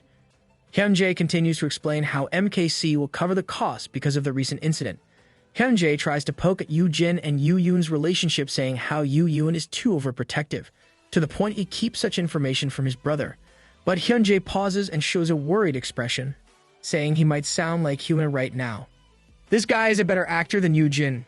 Yu-jin looks down and says it's fine, as he thinks about how his brother does keep information from him and how Yu-yun tends to give him a generic answer. It makes Yu-jin wonder, if he did get his skill before rewinding the time, will he be living out his days confined in the guild, ignorant of the things around him? Hyun-jae reminds Yu-jin that he is influential enough to build his own guild, or Yu-jin can even choose to create an army of magic beasts. Yu-jin is astounded by Hyun-jae's suggestions and says he can't be allowed to own many of them. Still, Hyun-jae assures Yu-jin that that wouldn't last, since the law only exists if the country and society choose to uphold it. Hyun-jae makes a good point. Hyun-jae explains that many things will change once the difficulty and number of dungeons increase. He predicts that everyone will be determined to survive by whatever means necessary 5 years from now. With the existence of mounts and tameable monsters, Yu-jin will be someone important, more than he is right now. With Yu-jin's abilities, Hyun-jae says it's no wonder Yu-yun is protecting him. He advises Yu-jin to have a proper conversation with his brother about this. Yu-jin looks at Hyun-jae as he drinks his tea, thinking that the guy before him is testing him and not praising him. You have every right to be suspicious about him, Yu-jin. But wouldn't it be easier if the MC also got this guy under his influence? Back in Haeyeon Guild, Yu-yun asks Yerem what she is saying about his older brother. Yerem reveals her doubts. She explains how she used White Corpse to read the memories of the men from the Bricks Guild. She found the memory where Yu-jin didn't immediately get knocked out and how his kidnappers thought that Yu-jin might have debuff-canceling equipment on him. Yerem says that she knows that the guild never issued that kind of item to Yu-jin, and finally says that Yu-yun's brother is most probably hiding something. It is natural to be suspicious, but suppose we based it on Yu-yun's personality. In that case, Lil Bro will simply let it go as long as Big Bro's secrets can help protect himself. Yu-jin was informed that he will at least have an A-ranker for a bodyguard when he goes back to Haeyeon Guild. And now he is in the car with Peace feeling sullen that it's actually Hyun-jae who will escort him.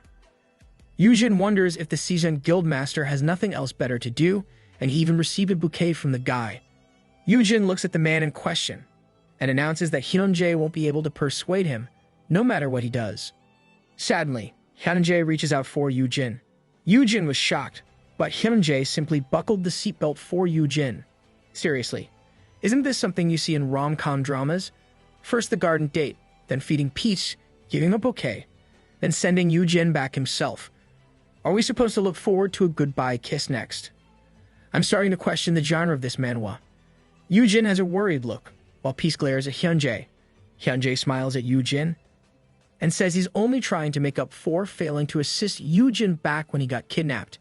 Yu-jin can only laugh. Delvey still got scared for a bit there. Peace continues to glare at Hyun-jae and starts growling softly at the man. Good job, Peace. Make sure to protect Yu-jin. Hyun-jae says he got to spend time with Yu-jin because of what happened with MKC.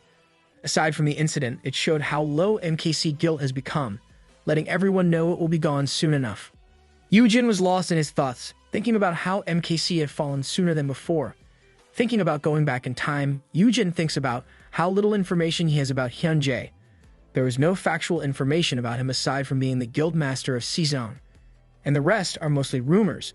The guy is a complete enigma. Yoojin ponders if he should use his skill to take a peek at Hyunjae. It would be a good opportunity, since he thinks the guild master wouldn't mind. Yoojin decides to go with it and pretends to look out the window on Hyunjae's side. He tells himself that it will only be a peek and nothing extensive. Yoojin is thinking of activating the skill Promising Sprout. He tells himself he won't even turn his head, which will be a quick look. But before Yoojin even changes the direction of his eyes, Hyunjae's hand is already on Yoojin's neck. This shocks Yoojin so much that he drops the bouquet to the floor. Damn, that's cold. Yoojin's face is dark, thinking he is about to die, as he holds onto peace. The system notifies him that it detected an overwhelming presence and activated fear resistance. Yoojin's face is pale as he thinks how Hyunjae just has to squeeze, and he will soon meet his end. Yoojin cursed, thinking how Hyunjae even noticed it, when he hadn't even used the skill yet. Peace realized something was wrong, and he started to get angry and growled at Hyunjae. Yoojin looks at Hyunjae and says he's supposed to be his bodyguard, but now he seems to be following MKC's steps. Hyunjae smiles at this and finally lets go of Yoojin's neck. Hyunjae pats Yoojin in the back, claiming that he doesn't know what Yoojin is saying, since nothing really happened between them. Yoojin was speechless, but Peace continued to growl at Hyunjae, ready to attack at any moment. Yoojin can only curse Hyunjae in his head for what almost happened. In front of Haeyeon Guild, Shimyeong and Sunghan are waiting for their arrival.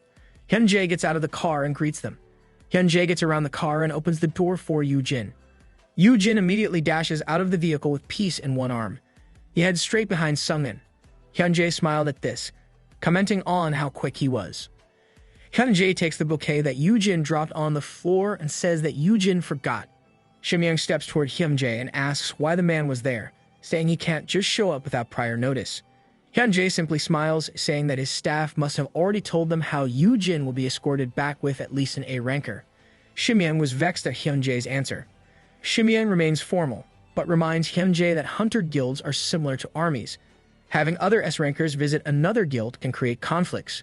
Yoojin was shocked to hear this and wondered why Hyunjae gave him a ride if it started problems. Yoojin sadly gasps as he realizes it is exactly Hyunjae's plan to irritate the Haeyeon Guild. It is no wonder why many people wouldn't like this guy. Hyunjae continues to smile and takes a flower from the bouquet. He says that Shimyeong shouldn't be stiff. He reassures them Yoojin's safety as he puts the flower in Shimyeong's suit. Shimyeong was so irked by Hyunjae's words and actions that he could only tremble in irritation. Hyunjae gives the bouquet to Yoojin and says he has something else for him besides the flowers. He hands Yoojin a small accessory box. Yoojin opens it, and within it is a pair of red studs. Hyunjae claims it is only a small token of his appreciation. He explains how the studs have mana-boosting buff and B-grade shield skill. Hyunjae makes an excuse that it is also his way of thanking Yoojin for supporting Soyeong in the future. At least it's not a kiss. Yoojin was surprised to receive such a precious item, thinking it was a rare find with its effects. Hyunjae comments that he noticed Yoojin isn't wearing studs and figured that Yoojin must have lost them when he was abducted. Yoojin's face pales at this, wondering when Hyunjae even had time to notice those kinds of things. Hyunjae would make one attentive boyfriend, but not for Yoojin. Yoojin starts saying that he's unsure if he can accept those, but Hyunjae assures him that those are the best gifts. Hyunjae smiles warmly at Yoojin, hoping this is the start of their long and lovely relationship. Sure, as long as you don't try killing him again. Inside the Haeyeon dormitory, Yoojin is trying out the red studs he got from Hyunjae. Yoojin calls for Peace and tells him to do a rocket launch. Upon hearing this, Peace happily dashes and quickly leaps toward Yoojin. But before Peace even reaches Yoojin, he collides with the shield with a heavy sound. Peace falls to Yoojin's arms, confused about what happened. He was glad to know that the shield's skill did work. Poor Peace. Now that Yoojin is holding Peace, he sniffs at the magic beast and realizes that Peace is smelly. He immediately brings the horned flame lion to the bathroom and gives his much-needed bath. Peace looks forlorn, but he stays put for Yoojin. He was glad that the trip made Peace happy, and Yoojin even received a gift from Hyunjae. Yoojin thinks it was a good trip overall, but seeing Shimyeong throw a fit makes him rethink another visit. Here's a short flashback. Shimyeong mentioned how the entire block might end in flames if Yoon saw Hyunjae. Yoojin was skeptical, but Shimyang said that Yoon was once arrested for visiting another guild before. Yoojin was shocked, since he didn't know that something like this had happened. You're pretty much unaware of many things, even before you turn back time. Back to the present. Yoojin wonders what other problems his brother has caused. Thinking about his quest to influence 50 S-rankers, he'll have massive trouble if they are like his brother. If it is possible, he wants to beat up those who are running the system. Yoojin was so lost in thought that he didn't realize that Peace had gotten out of the bath. Peace flutters, spreading water all over, and leaps away from Yoojin. Yoojin tries to stop Peace and snatches him, saying he's not yet done. Peace did last longer than most cats would. Yoojin suddenly stops, realizing he is holding a doll instead of Peace. Yoojin looks at Peace, who is dripping wet on the floor, and asks if Peace learned a cloning skill or something. Suddenly, a voice says that the doll is actually his gift. The voice belongs to Yoon, and he greets his boss. Still holding on to the doll, Yoojin asks if Yoon got the doll from Japan. Yoon says he did and even shows a bigger horned flame lion plushie to Yoojin. Yoon says the country has a lot of merch of this kind, but it is not meant to be Peace. Yoon shows off the other merch he got from Japan, like the headband, backpack, and different sizes of dolls. Yoon shares how the show with Peace went viral worldwide, as Yoon puts the headband on Yoojin's head. Yoojin wipes Peace, saying he wasn't aware of the current craze. Wow, there's a lot of merch. Japan got ahead of Yoojin in producing Peace-related merch. Getting to business, Yoojin asks how was the task he gave Yoon. Yoon gives the tablet to Yoojin to check his work. Yoon looks at the piece closely, while Yoojin checks the tablet that now has a horned flame lion sticker on the back. Yoojin was glad that Yoon did his work collecting data. Still, he notices how the information about the dungeon interior was left blank. Yoon explains that he can't enter dungeons. He doesn't know why, but he somehow bounces back outside whenever he tries to. Yoojin wonders if it is because Yoon has similar abilities to the dungeons. So how does Yoon level up? Does he only rely on defeating monsters from dungeon breaks? This gives Yoojin an idea, and he puts the tablet down. Yoon is trying to cheer Peace using a plushie, but he's not having much success. Yoojin spreads his arms out and calls Yoon. Yoon looks back, and he is sadly hugged by Yoojin. Yoon is so shocked, but Yoojin doesn't let him go, saying it's him showing affection. Peace ignores the two and starts taking an interest in the plushie instead. Yoon tries to pull away from his boss, but Yoojin keeps clinging. Yoon was about to mention who he would rather hug, but he didn't finish his sentence. Yoojin tells Yoon to teleport with him in his arms. That seems like a good idea. Yoon is confused, but Yoojin uses the boss card and says he won't let go of Yoon until he teleports. Left with no choice, Yoon says he'll try, but it will only be for a short while. They suddenly flash, leaving Peace and Yoojin's new headband behind. Yoon is holding Yoojin in his arms, and they are above the cityscape. Yoojin is amazed, thinking that teleporting is similar to entering and leaving dungeon gates. Yoon continues to teleport short distances, and Yoojin continues to observe how similar it is to dungeons. Yoon teleports some more, and they almost crash into a car. Yoojin apologizes, and they immediately teleport elsewhere. Yoojin looks at the system as they teleport, and the stats window changes its appearance. Oh, so that is what he's aiming for. Yoojin wonders if he can communicate with the system while they teleport. Yoojin tells Yoon to keep teleporting some more, but Yoon seems to have other ideas. He grabs onto Yoojin's pants. Yoon starts to sweat and says that holding onto Yoojin that way makes him want to throw him down. Yoon throws Yoojin like a pro wrestler, and Yoon immediately floats away and apologizes to Yoojin.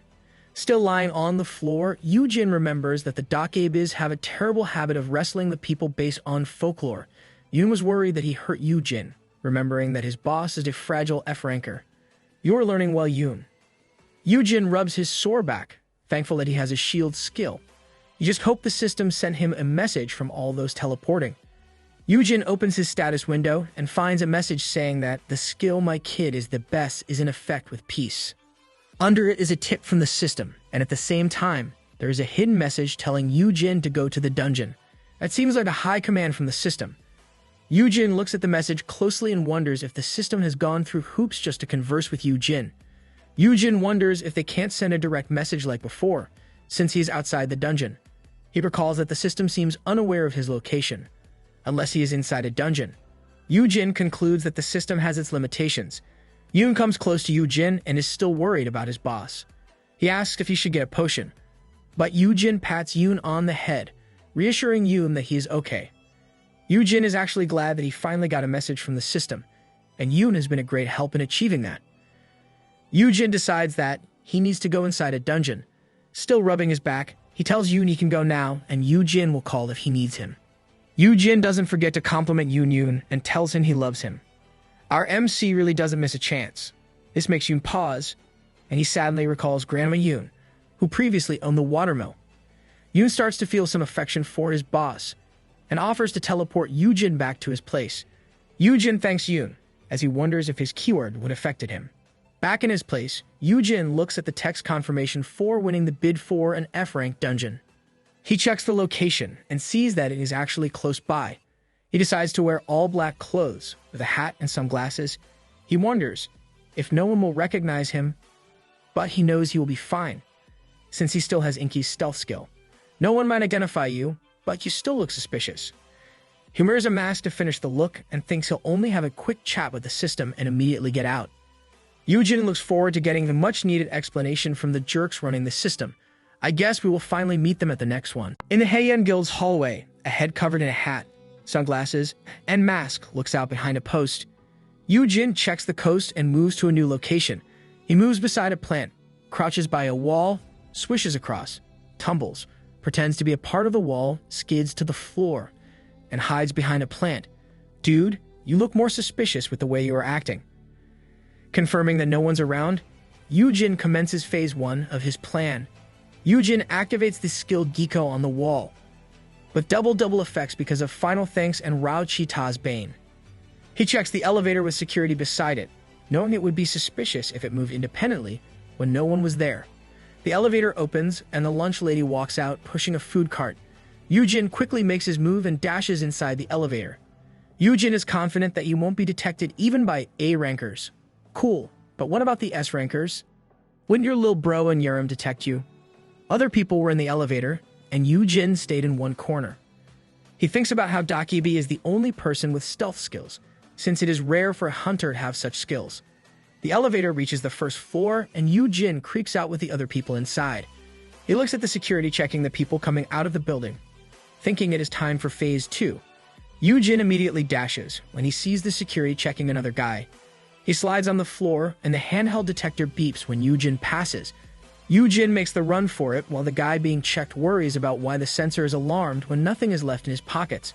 And now, our MC is causing problems for other people. Yujin arrives at the dungeon he bought, tired from running. He looks around as he enters the code for the place, relieved that security for F-rank dungeons is not tight. The door opens, and Yujin finds the portal just behind it. Yujin plans to talk quickly with the system and go home immediately. I doubt it will be as easy as our MC hoped. He quickly checks his equipment and items and holds onto the gate stone his brother gave him back then. Resolute with his plans, he intends to keep his previous promise to live a quiet life, but he will do so once everything is taken care of. Yujin steps into the dungeon, and with a flash, he gets transported to a place filled with giant trees. Yujin walks inside the dungeon, thinking the place is like a jungle. He walks further, wondering where to contact the system, while ignoring the monkey-like monsters watching him. According to the novel, these monkeys are called moss monkeys. Yujin is irritated at how the system didn't tell him where to contact them. Seeing that Yujin is busy, the monsters take that chance to dash and attack him. Suddenly, tentacles start slaying the monsters, but Yujin remains cool since he is more concerned about how he can communicate with the system. Yujin continues to walk, calling for the system while getting attacked by monsters. He slays them using his tentacles and throws toxic ooze on his enemies. Yujin yells for the system while standing atop all the monsters he had just slain. Getting no response from the system, Yujin chooses to collect the F-grade mana stones that the monsters dropped. He wonders if he'll end up clearing the dungeon before getting to talk with the system. Our MC might do just that since his current skills are helpful against this dungeon. Out of nowhere, the system suddenly appears, shocking Yujin from his activities. He looks at it, relieved that they have found a connection somehow. At the same time, Yujin is confused with all the symbols that seem to be trying to tell him that it is not his fault. Yujin scratches his head at this message, but the system elaborates further by bringing out the information about the wish stone. Like he was told, while you can wish anything on the stone, bringing the dead back to life is the exception. Yujin still doesn't know what to make from this message, so the system deletes the note on the wish stone item. Instead, a sorry message is in symbols with an emoji. Yujin wonders what the system is sorry about and seriously thinks about it. Yujin starts to sweat as he finally realizes that the system was lying back then. Feeling like he will go crazy with this revelation, Yujin shouts as he pulls on his hair. The system has lied to him about being unable to bring back the dead, and Yujin quickly turns from crazy to angry. He was furious since he already knew. It didn't make sense that one could turn back time, but he couldn't bring back the dead. What? Could he have stayed in his original timeline all this time instead of regressing? Yujin curses at the system, asking for an explanation, but it shows more emoticons, explaining how their lips are sealed. Yujin only gets more irritated as he sees the reply and demands the system to just tell him everything without resorting to emojis. Yeah, it's like Yujin is now playing charades with the system. Irked at how the system acts, Yujin brings out a gate stone, claiming he can easily escape the dungeon if a high-rank monster pops out. Yujin is so mad that he demands the system to tell him already. This keeps the system silent for a moment, but it reappears again. Multiple system screens blip open, astounding Yujin at the sudden pour of messages from the system. The system tries to appease Yujin, saying they could tell him everything, but doing so would require a sacrifice. They told Yujin that preparation is vital because the more they intervene, the easier for them to be caught. The messages that started with sentences are now mere phrases. The system tells Yujin it is dangerous and that they will be able to provide more information in 1 week. Oh, it's not like they don't want to explain things adequately. They just really can't say things straight up since it is dangerous. And since Yujin has a gate stone, he will be fine if they do this once. Yujin was worried that he needed to return to a dungeon in 1 week, and by that time, Inky's skills would be gone. He needs to find another way to make it possible somehow. He starts to ponder about the system's words, thinking how there are other beings aside from the system since they are obviously hiding from someone or something. Yujin recalls how a different monster, besides the dungeon boss, appeared in the dungeon back when the system first communicated with him. If this is the case, with the numerous messages they have sent to intervene, a much more powerful monster will appear. Will it be a dragon this time? Crack. A crack appears in the air, making it seem like the air is made of glass. It gets bigger, and Yujin is surprised by what is happening before him. And with no time to get away, the whole thing shatters in front of him. The messages from the system become woozy and blur a bit. Yujin cursed as he looked at the shattered space before him. He wonders if the messages were too much, and if it had somehow summoned a monster worse than he had encountered. I wonder if Yujin can get another wish stone if he slays another strong monster single-handedly. A large flash of light appears in front of Yujin, and he raises his arm as he moves back. With what he just experienced, Yujin wonders if the monster appearing would be more dangerous than Rauchita's. The light slowly disappears, and Yujin brings his arm down. He was surprised that there was only a lump of the cotton ball from where the light had faded. Yujin looks at it with sweat and confusion, thinking if that thing is even a monster. The ball of fluff suddenly rolls and makes a sound. The little ball looks like a chick, and Yujin found it cute. What? This is the monster? Really? Yujin has remained vigilant since that resulted from his conversation with the system. He holds on the 2 big leaves, trying to hide among the vegetation. You've got a poor hiding sense, Yujin. The chick skips around with its tiny feet as Yujin uses promising sprout on the monster. Most of the data is blurred, and the only thing he can make out of it is that the beast is still an infant with a current rank of F. Yujin is surprised that the monster is only an F rank, since he is pretty sure it is no ordinary monster. He wonders if he should slay the beast, but hesitates since it is only an infant. The little guy is innocent at that moment, but it feels like it will be bad news in the future. Yujin suddenly gasps, stopping the magic beast from eating a poisoned mana stone. He was so worried that he just took the monster away from it, forgetting that he was trying to hide. Since he has already revealed himself, Yujin looks closer at the little guy. The magic beast was unbelievably soft and adorable in his hands, but then it started crying and flapping its wings. Seeing that it is harmless, Yujin tries to calm the magic beast. He explains that the mana stone was poisoned and would get sick if he ate that stone. Yujin is about to feed the infant magic beast some mana stones, but they are suddenly attacked by a dungeon monster. You can't rest inside a dungeon. Yujin easily evades and uses his tentacle to defeat the enemy. He reassures the little magic beast in his hands and looks back at numerous monster eyes looking at them. This gives Yujin an idea, and he tells the little chick not to cry anymore since he'll be feeding him. After some while, the gate appears inside the dungeon. Only then did Yu-Jin realize that he had already taken out the dungeon boss, a vast, tortoise-like monster. In the novel, they called it the Moss Turtle. Yu-Jin focused on defeating the enemies, whatever they may be, because the little chick is so hungry that it ate whatever mana stone was dropped. The dungeon boss dropped a huge mana stone, albeit not as bright or big as what Myung-woo used for Yerim's weapon. The little chick looks at it hungrily that he jumps to the stone and starts licking it. The stone is twice the chick's size, and Yu-Jin warns that it won't fit its belly. Well, he's a magic beast. You never know.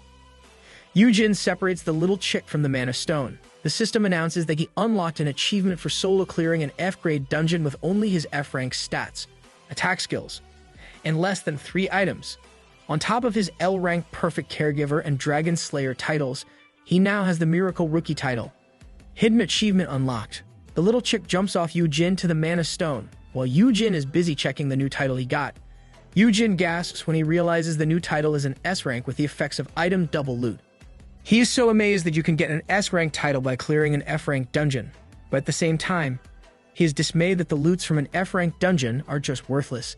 He also laments how Inky's skills are disappearing soon. Yu-Jin was so busy in his thoughts that he didn't realize that the little one was trying to eat the huge mana stone, and the little guy somehow managed to eat it, making his stomach bulge. Monsters have unique stomachs. Yu-Jin ponders if solo clearing higher-ranked dungeons would also give out titles.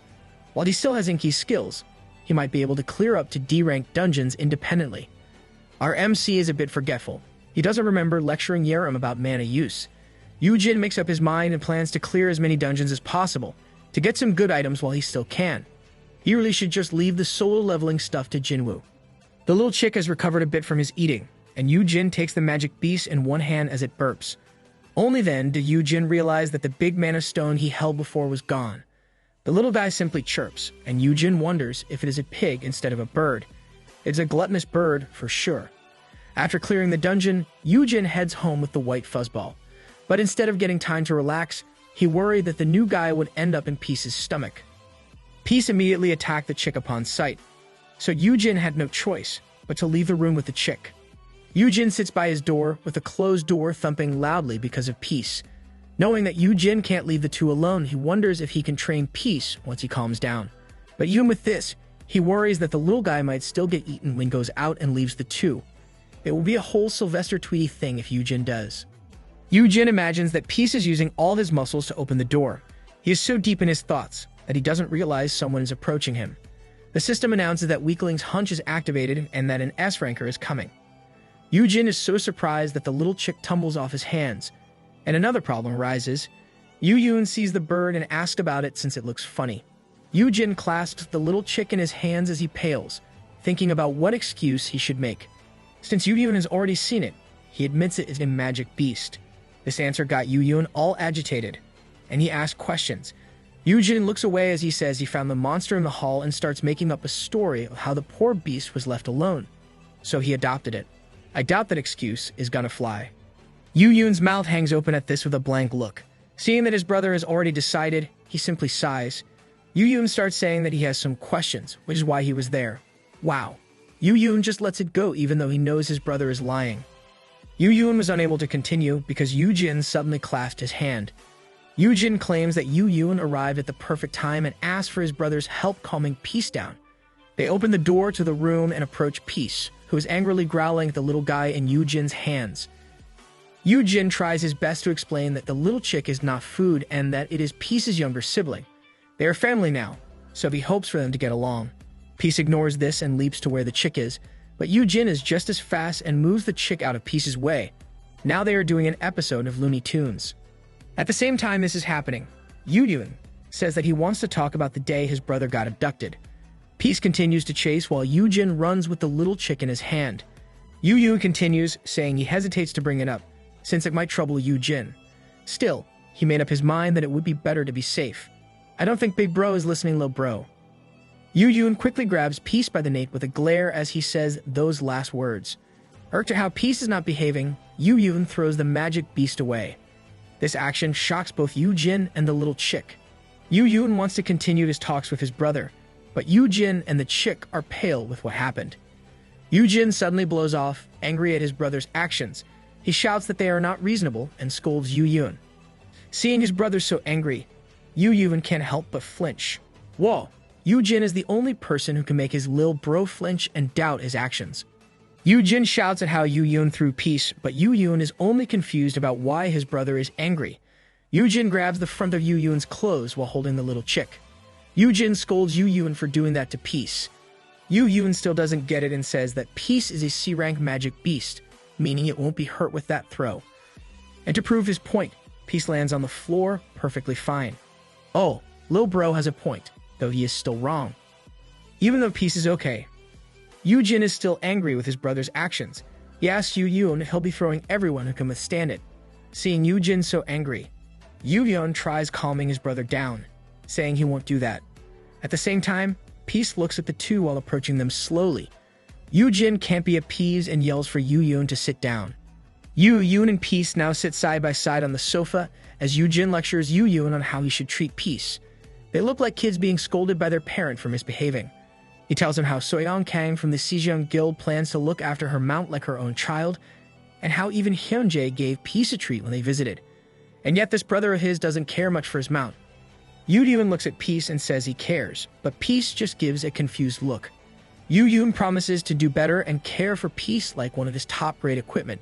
Yu-jin was shocked that he felt like his blood pressure was rising.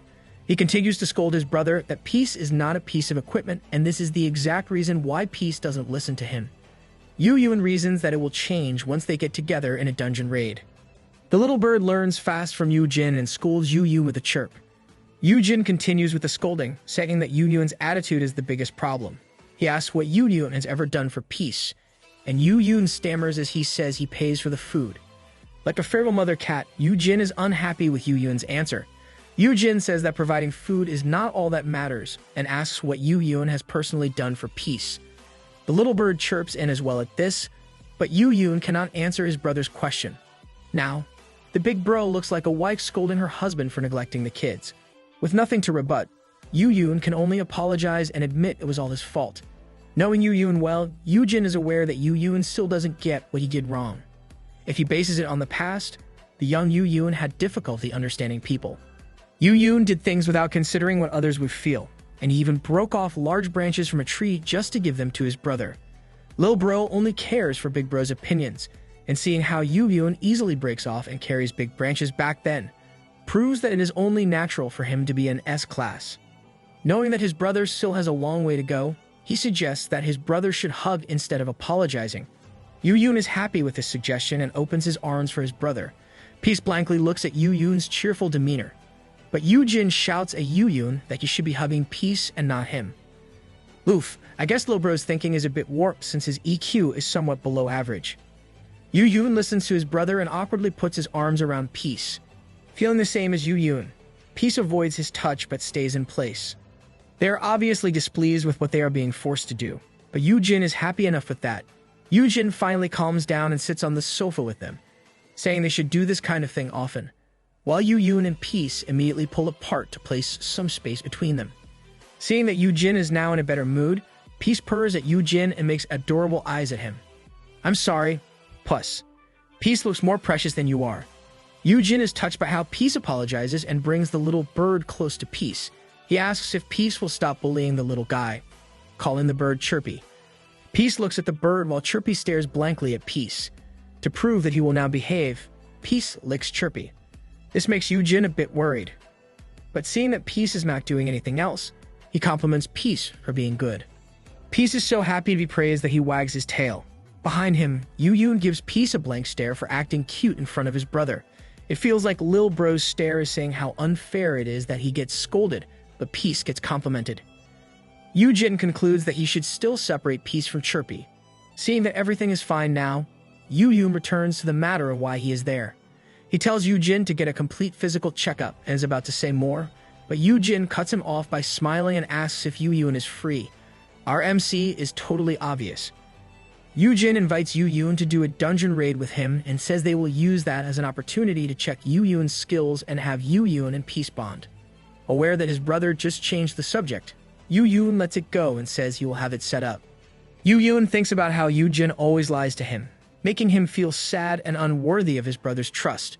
Yoon looks at his brother as he wonders what Jin is really hiding. MC's lil bro is so patient. Even though he is sad about it, he simply trusts his big bro. After what happened with Jin went on a solo raid 2 more times. The first was an E-rank underground cave, while the other was a D-rank lake dungeon. During both raids, he received messages from the system, as well as rewards and new titles. For the E-rank dungeon, Jin got an S-grade titled Veteran F-ranker that doubles the effect of his attack skills. This makes Jin curse since the effects are useless for someone like him who doesn't have any attack skills. Jin grumbled at the system because of this skill. For this exact reason, the system ended up giving him something more useful. I wonder if the title rewards are preset, since it didn't consider if the receiver has no use for it. For the solo clearing of a D-rank dungeon, Jin received the S-grade title Imperceptible, which comes with 2 skills. The first skill is the A-rank Hidden Object skill, which makes it hard for others to perceive or actively look for Jin. While the other skill is an S-rank skill called +1. This skill lets Jin share one of his S-grade or lower titles or skills with whom he is in contact. Jin thinks the new skills were not better when he got them for the first time.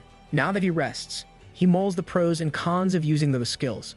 The +1 can double Yun's or Yerim's offensive skills. The downside is that Jin must be present and remain in contact to make it possible. Jin wonders if adding the Hidden Object skill will be helpful. Oh, with the +1 skill, the title effect of Veteran F-ranker will be somehow helpful. While Jin is busy, Peace is eating his food, and at the same time, Chirpy is sticking close to some of the ground mana stone. Jin notices this and tells Chirpy that the mana stone is not his. He takes the bottle, but Chirpy tries to hold on to it. Jin thinks how odd Chirpy is as he recalls how a hunter with a taming skill was unsuccessful in taming the little guy. Jin's skills don't work well on Chirpy, so they must observe the bird. But Jin is relieved that the magic beast is at least fond of him. So the keywords might have also worked, but the system never announced it. The small bird is one big mystery. Full after eating his meal, Peace decides to rest. At the same time, Chirpy gets close to Peace. Peace is taken aback when Chirpy climbs up on him. Chirpy reaches the top of Peace's head, proud of himself. Peace doesn't really do anything, but he still looks irritated. Seeing this interaction, Jin immediately slides down with the camera on his phone. He tells them to hold so that he can get a picture. Jin takes a good shot of Chirpy with his wings spread out atop Peace's head. Iga manages to take photos of how Chirpy slipped and fell to the floor. Peace really listens to Jin well. Jin selected the first shot he took as a profile picture, and finally got to creating a social media account. His followers count quickly rose, but he thinks it is only natural since his babies are adorable. Jin should also start vlogging. Suddenly, Yoon pops out of the television, asking his boss to follow him back as well. Yoon comments on how the magic beasts are going viral. Finding the new addition adorable, Yoon says he must be a gluttonous cotton. Yoon brings out an A-grade mana stone and offers it to the bird. Chirpy didn't hesitate and lunged for the mana stone. Wow, for a hunter who doesn't do dungeon raids, he's pretty adept at collecting quality materials. Jin gasps at this and takes Chirpy away.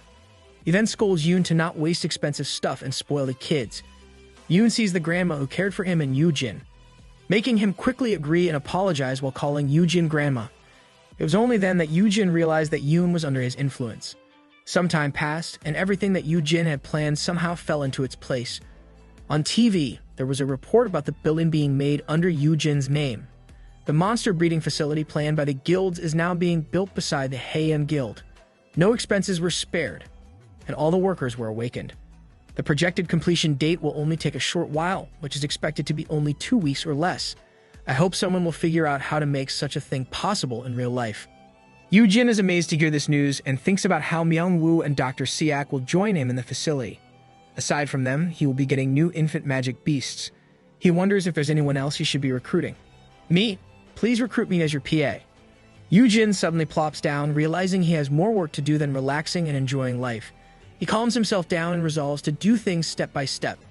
Jin intends to focus on communicating with the system, which brings into thinking how some things don't seem to add up.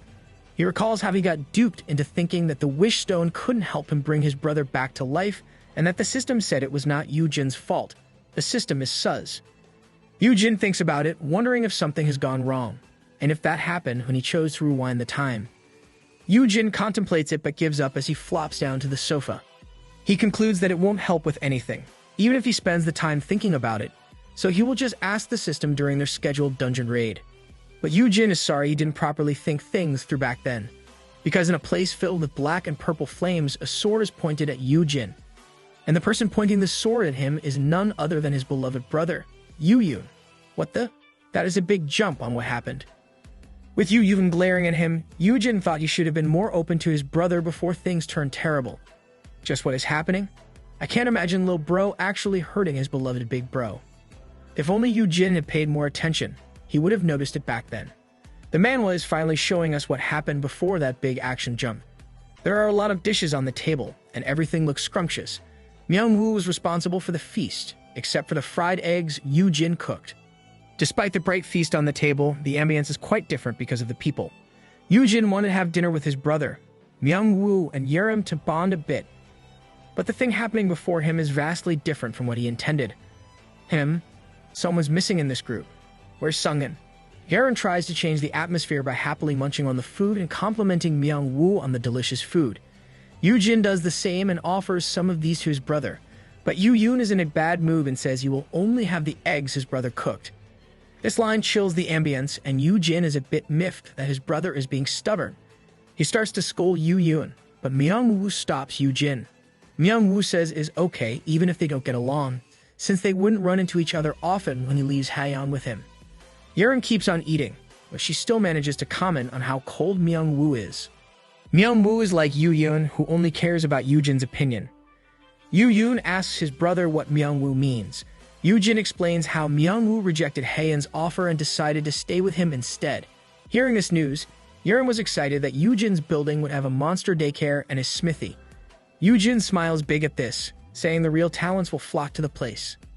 Unlike Yerim, Yu Yun has a dark look on his face. Lil Bro must be thinking about how his big bro will leave him behind. Yet other people get to be with him as he goes. Yu Jin notices his brother's gloomy behavior, thinking that Yu Yun is having second thoughts about the things he will miss out on. Yu Jin believes this is why he invited them to bond, for Yu Yun to make a good impression on Myung-woo and get to know each other. Yu Jin smiles at Myung-woo, promising that he will give the penthouse of the building to him. The two cheer using ribs, and Myung-woo asks Yu Jin if he needs any equipment. Yu Jin smiles brightly at this, while looking at his brother, giving him a look that says to make friends with Myung-woo.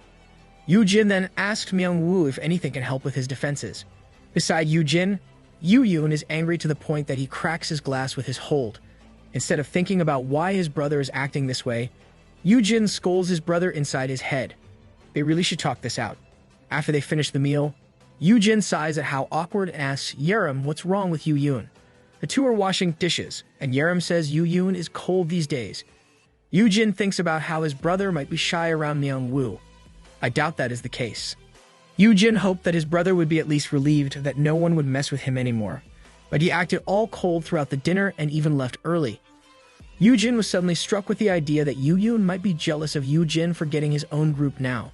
Seeing Yu Jin act weird, Yerim simply says she doubts it. Yerim is impressive. She can even read Yu Jin now. Yerim says Yu Yun might only be sad, since Yu Jin is leaving his protection. Yu Jin looks at Yerim, reminding her that he is the older brother. Yerim explains how Yu Yun might feel that they are starting to drift apart, as she recalls her previous conversation with Yu Yun. That explanation is on point. Yu Jin asks what Yerim means, but Yerim says she is not thinking of anything specific. Yerim thinks up a reason and says Yu Yun might be feeling tense, since the recently reinforced security has been malfunctioning for 3 days now. Hearing this makes Yu Jin anxious that he is almost spitting blood. Yu Jin claims he is guilty, but Yerim reassures him that he has nothing to do with it. In any case, Yu Jin can join her instead of his brother. And Yu Jin reminds her that Yerim currently works for his brother. Well, there's no harm in trying. After that dinner, Yu Jin tried to make up with his brother. He checks if Yu Yun will still be going with him to a dungeon, and Yu Yun says he will make time even if he is busy. On the day of their raid, Yu Jin gives his brother a beautiful bouquet of flowers while smiling. Yu Yun only gives it a blank stare and asks what the flowers are for. Yu Jin pales, thinking about how his plan failed. Yu Yun simply gives the flower to a guild staff to hold onto it. No, Lil Bro is rejecting a gift from Big Bro. Yu-jin looks down as he thinks about how Hyunjae pulled it off, since his brother obviously doesn't feel anything about receiving the flowers. Yu-yun simply tells his brother to fasten his seatbelt, while Yu-jin is still lost in his own thoughts. He expected that Yu-yun would find the action funny at least, but seeing his brother so sullen confused him. Yu-jin thinks they should have a heart-to-heart conversation, but things go haywire inside the dungeon before they can do so. We are finally nearing the part where Lil Bro puts a sword against Big Bro. Peace is sniffing around inside the dungeon, and Yu-jin is checking Peace's condition. It is when monkey-like monsters suddenly appear before them. Peace quickly took an aggressive stance against them and started slashing those who got near, while Yu-jin and Yu-yun are just watching him on the sidelines. Yu-jin is amazed at Peace's performance, but Yu-yun says is only natural, since different monster species tend to be inimical against one another. He explains how this is one of the strategies hunters use to save them from spending too much energy fighting against monsters. Yu-jin smiles that his brother is finally talking to him normally. He continues the conversation about how this will help with Peace's growth. Still, Yu-yun turns his back on his brother and ends their talk by telling him to focus on his own leveling. Yu-jin was once again stumped that his brother was giving him another cold shoulder. Yu-yun is hot and cold. Yu-jin starts to focus on fighting monsters, but before he can attack one, his brother binds them and slays them with a boom. This happens every time Yu-jin tries to attack one, and Yu-yun even uses his blue willow leaves skill just to blind his own brother. This got Yu-jin all angry, and he started scolding Yu-yun. Yu-yun merely tosses him a monkey that Yu-jin can easily slay, saying that he is only helping Yu-jin since things can be dangerous. Furious, Yu-jin impales the monster thrown his way and tells Yu-yun to just spit out whatever is eating him up. Yu-yun continues to attack incoming monsters and says he wouldn't bother, since his brother obviously doesn't want to share anything with him anymore. Lil Bro is being overprotective and sulky at the same time. This dumbfounds Yu-jin and rebuts that Yu-yun is not sharing things with him. He reveals that he knows how Yu-yun was wreaking havoc in the previous years. Still, Yu-yun doesn't even deem to tell these important things to him. Yu-yun twirls his sword and throws it beside Yu-jin, stabbing the monster that was just about to attack his brother. Yu-yun claims he is only protecting Yu-jin and gaining more power and influence. But with how things are right now, Yu-yun knows that Yu-jin has his own career, and even if he is his brother, he has no right to interfere. He finally reveals that with Yu-jin leaving, Yu-yun feels like he is not needed by his brother anymore. And Yu-yun is currently distressed about this fact. Thank God he is finally talking about what he really feels. Finally understanding his brother, Yu-jin slashes an enemy beside Yu-yun and says it is normal to worry about your family. He tosses Yu-yun's sword and tells him not to worry too much about him, since most people wouldn't even think about harming him. Yu-yun takes his sword and says that it is not the problem. He then takes his stance and releases flames on the other monsters.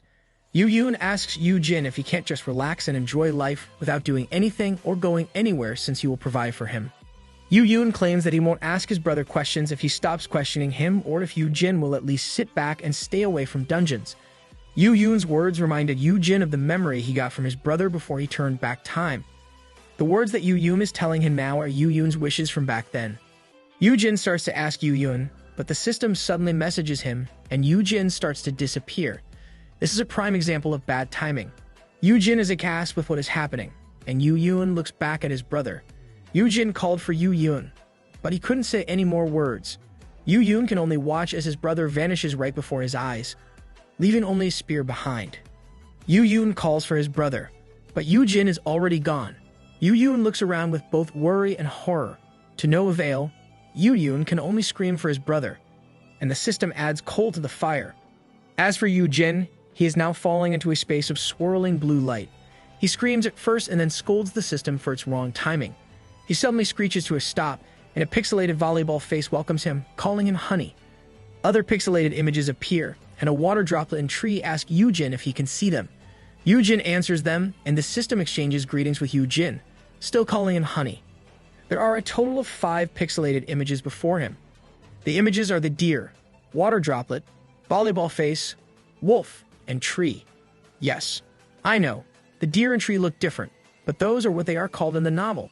Also, the volleyball head is named differently, but we will change that later as the story progresses.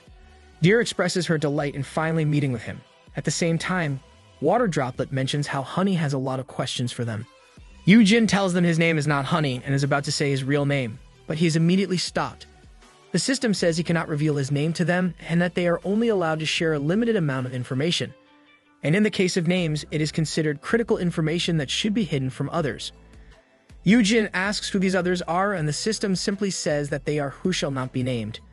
Yujin wonders if the system is pertaining to someone bald with no nose.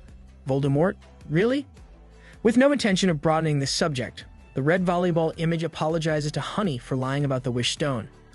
Yujin tells him not to worry, since things seem to have improved for him and others. Myung-woo would be long dead if he continued in his previous timeline. Yujin says he needs to return to his brother, so they must discuss things now.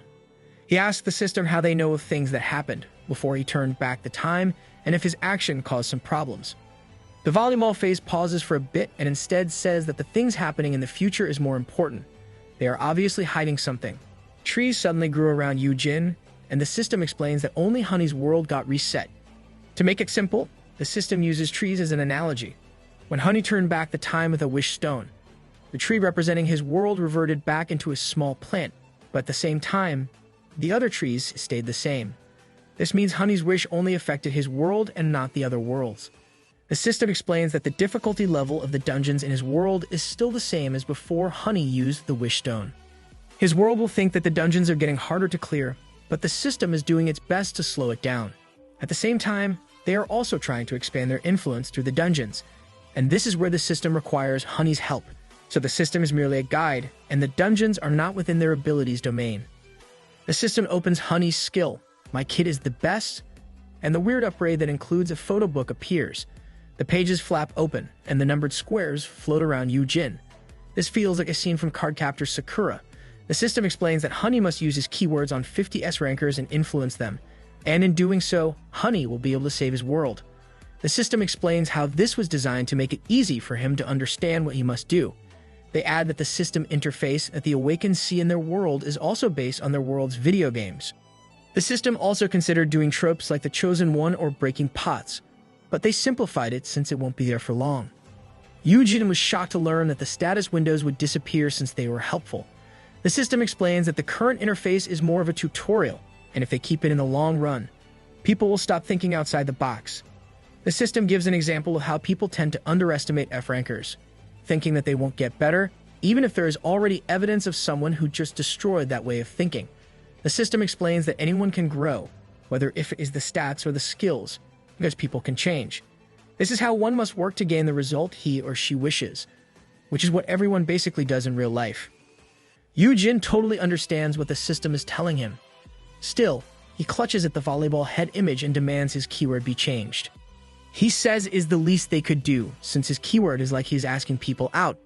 It is like he is playing a dating sim game intending to seduce 50 S-rankers.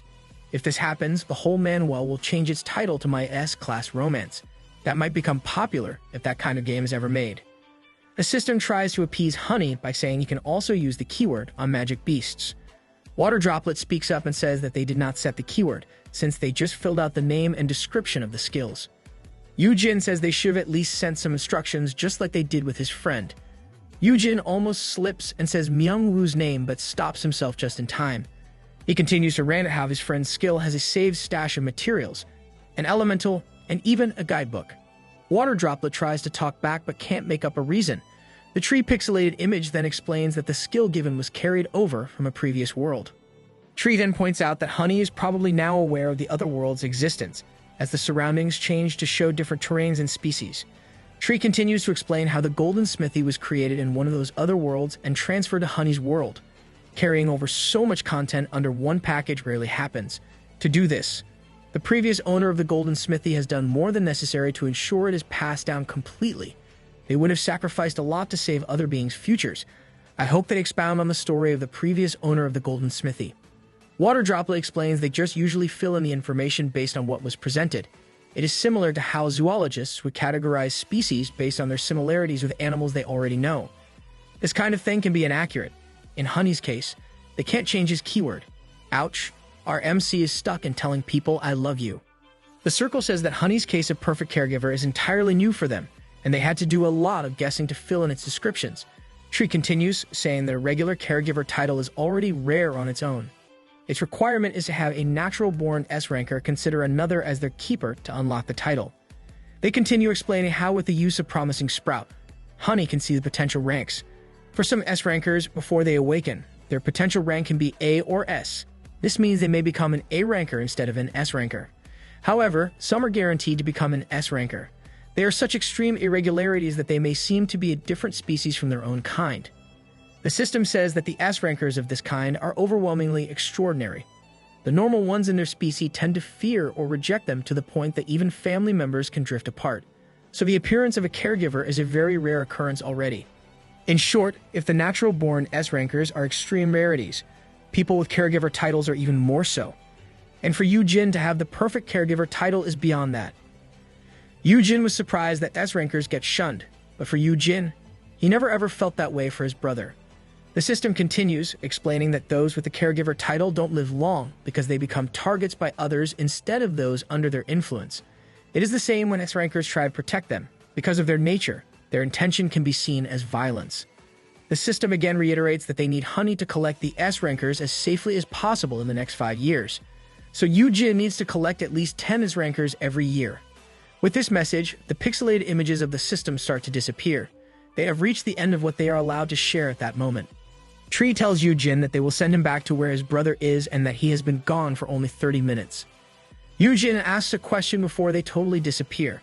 He asks if he could tell his brother any of these or if the system could at least send a message to his brother. Wind starts to swirl in Yu Jin's feet and the system answers him. They explain that Honey can't tell everything, but he can at least say he has been helping them. Yu Jin makes full use of the remaining time as the swirling gets stronger. He asks if the principle of dungeon generation is still the same. The system says is still the same, but some dungeons will still pop out too early, but they take care of those immediately. Yu Jin tried to ask another question, but no more time was left. The system tells him that all of his questions will be answered one day, even if he doesn't want to hear the answer. That sounds ominous. With the last squirrel, the pixelated images and dark blue surroundings are now gone. With a gasp, Yu Jin finds himself lying on the ground.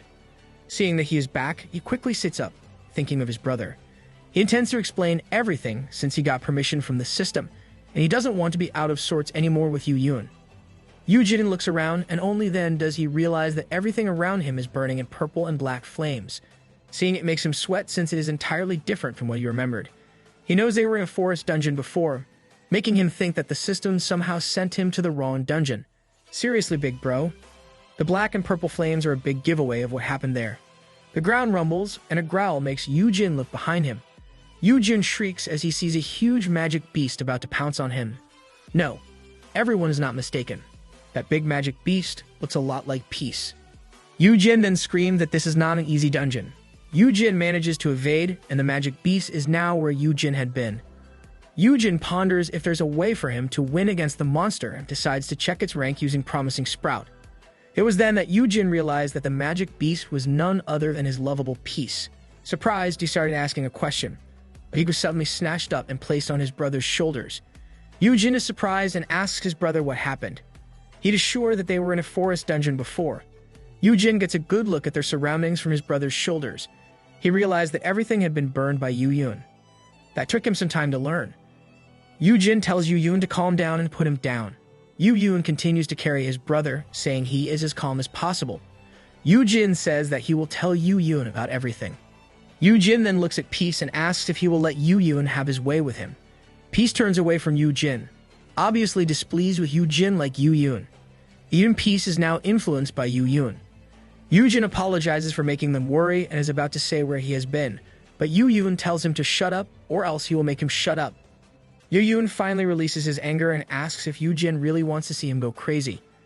Yu Jin calmly answers that he will explain, but Yu Yun is having none of it and just tells his brother to shut up. Yu Yun's patience reached its final straw when Yu Jin disappeared. Yu Yun begins to tell Yu Jin how he has been trying to hold back all this time. Knowing that his brother is finding his way in the world as a hunter, Yu Yun wants to give him the chance to do so even though he is worried, but things worsen, and he can't hold it in anymore. Yu Yun grips Yu Jin's arm and drops him to the ground. He claims that he had been patient, but not anymore. Yu Yun points his sword at his brother and says that he will just announce to everyone that Yu Jin died in the dungeon. This statement appalled Yu Jin. Letting people know that Yu Jin is alive will only complicate things, so claiming that he died because of the dungeon boss monster will be easier. It may seem strange to others since they were only in a D-rank dungeon, but it would work if Yu Yun showed them some of Yu Jin's limbs as proof. He slides his sword toward his brother's shoulder as he says this. Lil bro has gone cray-cray. Yu Yun promises that what they are about to do will keep Yu Jin safe. Hearing this, Yu Jin remembers the words of the system, of how an S-class may be doing it for protection, but it would still be violence. Yu Yun tells his brother that a potion will heal him right away. Yu Yun raises his sword and Yu Yun impales as his brother brings it down. There was a loud clanging sound as the sword met Yu Jin's shield. Seeing that he still has his limb, he runs away from Yu Yun and thinks about how his younger must still hesitate, since he didn't use his full strength. Yu Jin quickly grabs some daggers from his inventory. That's right, Yu Jin, fight back. Yu Jin shouts to his brother that his actions won't make him grateful. He threatens Yu Yun that it will be the last time they see each other if he touches him. Yu Jin then throws the daggers at his brother, but Yu Yun easily deflects them away. Yu Yun says that Yu Jin never really intended to stay with him, since he has been hiding many things from him. Yu Yun grabs Yu Jin by the collar, and Yu Jin immediately gets another item from his inventory. It is an owner's token, and he raises it and commands Peace to stop Yu Yun. With Yu Jin's perfect caregiver amplifying the token, Peace quickly heeds Yu Jin's command and leaps toward Yu Yun with a roar. Peace bites into Yu Yun, but Yu Yun is an S-ranker with a lot of hunting experience. Yu Yun uses the hilt of his sword and hits Peace with it. Peace was shocked, and Yu Yun took advantage of this by throwing Peace to the ground. Peace was knocked out because of the attack, making Yu Jin worry. Our poor Peace. Yu Jin starts to scold Yu Yun, but Yu Yun pushes him to the ground and raises his sword. Yu Yun claims that there is no other way. Stab. The blade narrowly misses Yu Jin and hits the ground. Yu Yun tells his brother that he was so happy after they made up because it felt like life was normal once more, and whenever things seemed awry, he would just ignore it. Yu Yun starts asking what Yu Jin is really hiding. He is dubious of Yu Jin's beast-taming skill, since he knows that his brother isn't the type to offer to take care of a magic beast when it costs a lot. Yu Yun also mentions that the same goes for the blacksmith and the bird. We know that you're worried, but your intentions are too much. Yu Yun then asks why it is that whenever Yu Jin is in a dungeon, weird things happen. Like today, Yu Jin vanished right in front of him and Yu Yun was so torn that he couldn't do anything about it. With tearful eyes, Yu Yun asks his older brother how he should deal with it. Yu Jin understands how hurt his brother must have been and starts to call him. Yu Yun wipes his eyes and admits that he can't really find it in his heart to cut his brother's limbs. To make his plan work, Yu Yun says he would need some blood or skin. Still resolved to follow his plan, Yu Yun grips the sword's hilt to pull it from the ground. Why is the system not doing anything about this? Yu Jin feels sorry but is shocked that his brother still intends to continue his plan. He tries to stop him, but Yu Yun reassures him that he will be healed right away. Yu Yun's sword starts to get enveloped by black and purple flames. Yu Jin pales and panics, shouting for the system to do its part now. The system can be slow to action. We'll rate you 1 star. After Yu Jin's words, a system interface appears in front of Yu Yun with a flash of light. He stops his actions and looks at them in confusion. Yu Yun quickly asks Yu Jin what is happening as Yu Jin scurries away from his brother. Yu Jin shouts that he will explain, but Yu Yun never allowed him to do so. Yu Jin starts by saying that he planned to nurture Peace when he first saw him and reveals that Peace's potential is S rank. He also admits that he has been to dungeons before where he got chirpy. And finally, everything happening is because of the system. Yu Yun is awestruck at the information his brother is sharing with him right now. At the same time, Yu Jin scratches his head as he peers at his brother. Yu Jin reveals that he has been actually helping out the system architects, and he had to ask them so that he can share this with his brother. Finally, they should stop fighting and be on good terms again. Yu Yun is amazed that his brother is doing something outside of his expectations. Still, he wants to ask why Yu Jin has to do it when things are bound to be really dangerous. Hearing this, Yu Jin can't help himself and punches his brother in the face, claiming that Yu Yun is the biggest threat of them all. This is a miscalculation on Yu Jin's part since he overlooked the fact that his brother is an S-ranker, and now his hand hurts instead. Yu Yun is now back to normal since he is once again worrying about his brother. Yu Jin holds his sore hand with the other as he looks at Yu Yun and tells him that he didn't hide things because he could not trust him. Yu Yun didn't expect to hear this from his brother, and Yu Jin makes it clear to him that Yu Hyun is the one he trusts the most in the world. Even if they were apart, Yu Yun would still look out for Yu Jin. Seeing that Yu Yun is now calm, he crouches to where Peace is and asks for some potions from his brother. Yu Jin says that he knows how worried Yu Yun must have been. Yu Jin explains other things, like how the security check at the guild's entrance is not broken because Yu Jin used his stealth skill. He also tells about his other skills, like his ability to share his skill and his resistance to poison, curses, and fear. Yu Yun is in awe to learn that his brother has such unique skills. Yu Yun thinks about how there are some things he still can't tell his brother, like his title and skills as a caregiver, as well as the issue of turning back time. A bit guilty about this, Yu Jin simply says that his brother can ask him anything. Yeah, some things are best left as a secret. Yu Jin pets the recovered Peace. Peace licks Yu Jin, relieved that Yu Jin is back and everything's okay now. Yu Jin says it might be confusing to hear all of this for the first time, but he admits that it is also his fault for not telling him. Yu Jin tells Yu Yun that he can be as nosy as he wants when worried since he is his only brother. The only condition is that Yu Yun should never lock him up. It's a relief that Yu Jin stopped imagining how he will be locked up. Some of us wouldn't want to see Sung-in in those clothes again. Yu Yun is both happy and sad to hear this from his brother. Knowing he was wrong, he bowed his head like a dog, apologizing to Yu Jin. Yu Yun explains that he thought his brother didn't trust him, only for him to realize that it was actually him who doesn't trust his brother. Yu Jin sighs in relief, seeing that his brother is apologetic. He now knows it is not enough that he helps his brother without telling him anything. He imagines that he would be the same if it was Yu Yun who disappeared in front of him. Yu Jin lifts his arms and calls for his brother. The brothers make up and hug each other with peace between them. Yu Jin apologizes to Yu Yun for vanishing and empathizes with how shocking it must have been for his brother. Yu Yun hugs his brother back tightly and apologizes as well. Yu Jin says it is okay and gives Yu Yun another squeeze. I hope there won't be another sibling fight. And all the while, Peace is squeezed tight, unable to do anything between his two owners. Really, our poor Peace. Stop squeezing him. Peace purrs and suddenly shrinks. Yu Yun calmly looks at the change. Unsurprised, but for Yu Jin, it is different. He is so shocked to find that Peace went back to being small. Yu Yun explains that Peace will get bigger again if necessary. The magic beast is intentionally staying small so it can still cuddle with Yu Jin whenever it pleases. This beast is so clever. Peace makes a cute face asking to be held, while Yu Jin lifts Peace up, understanding the situation. Now that he is in Yu Jin's arms, Peace looks pleased and content. Yu Jin says that Peace shouldn't have warned him. Yu Jin suddenly realizes that he didn't get to level up and reminds his brother to apologize to Peace for hitting him earlier. Yu Yun apologizes to Peace half-heartedly with a bow, and Yu Jin scolds him for it. He even asks if it was Shimyeon who thought him to be arrogant. Unbeknownst to Yu Jin and Yu Yun, the system watches over them. The merperson says that they somehow prevented a crisis. At the same time, another being with a droopy bunny ear asks if they will risk it with Honey's younger brother. They must be Water Droplet and the volleyball head earlier. Water Droplet says that the brother gave up his life before for Honey, so he's pretty sure that he can be entrusted to be Honey's guardian in this life as well. Hearing this, another being surrounded by plants says that the blacksmith seems to be a more promising candidate for it. This must be Tree. Water Droplet replies that the blacksmith still hasn't reached his full potential.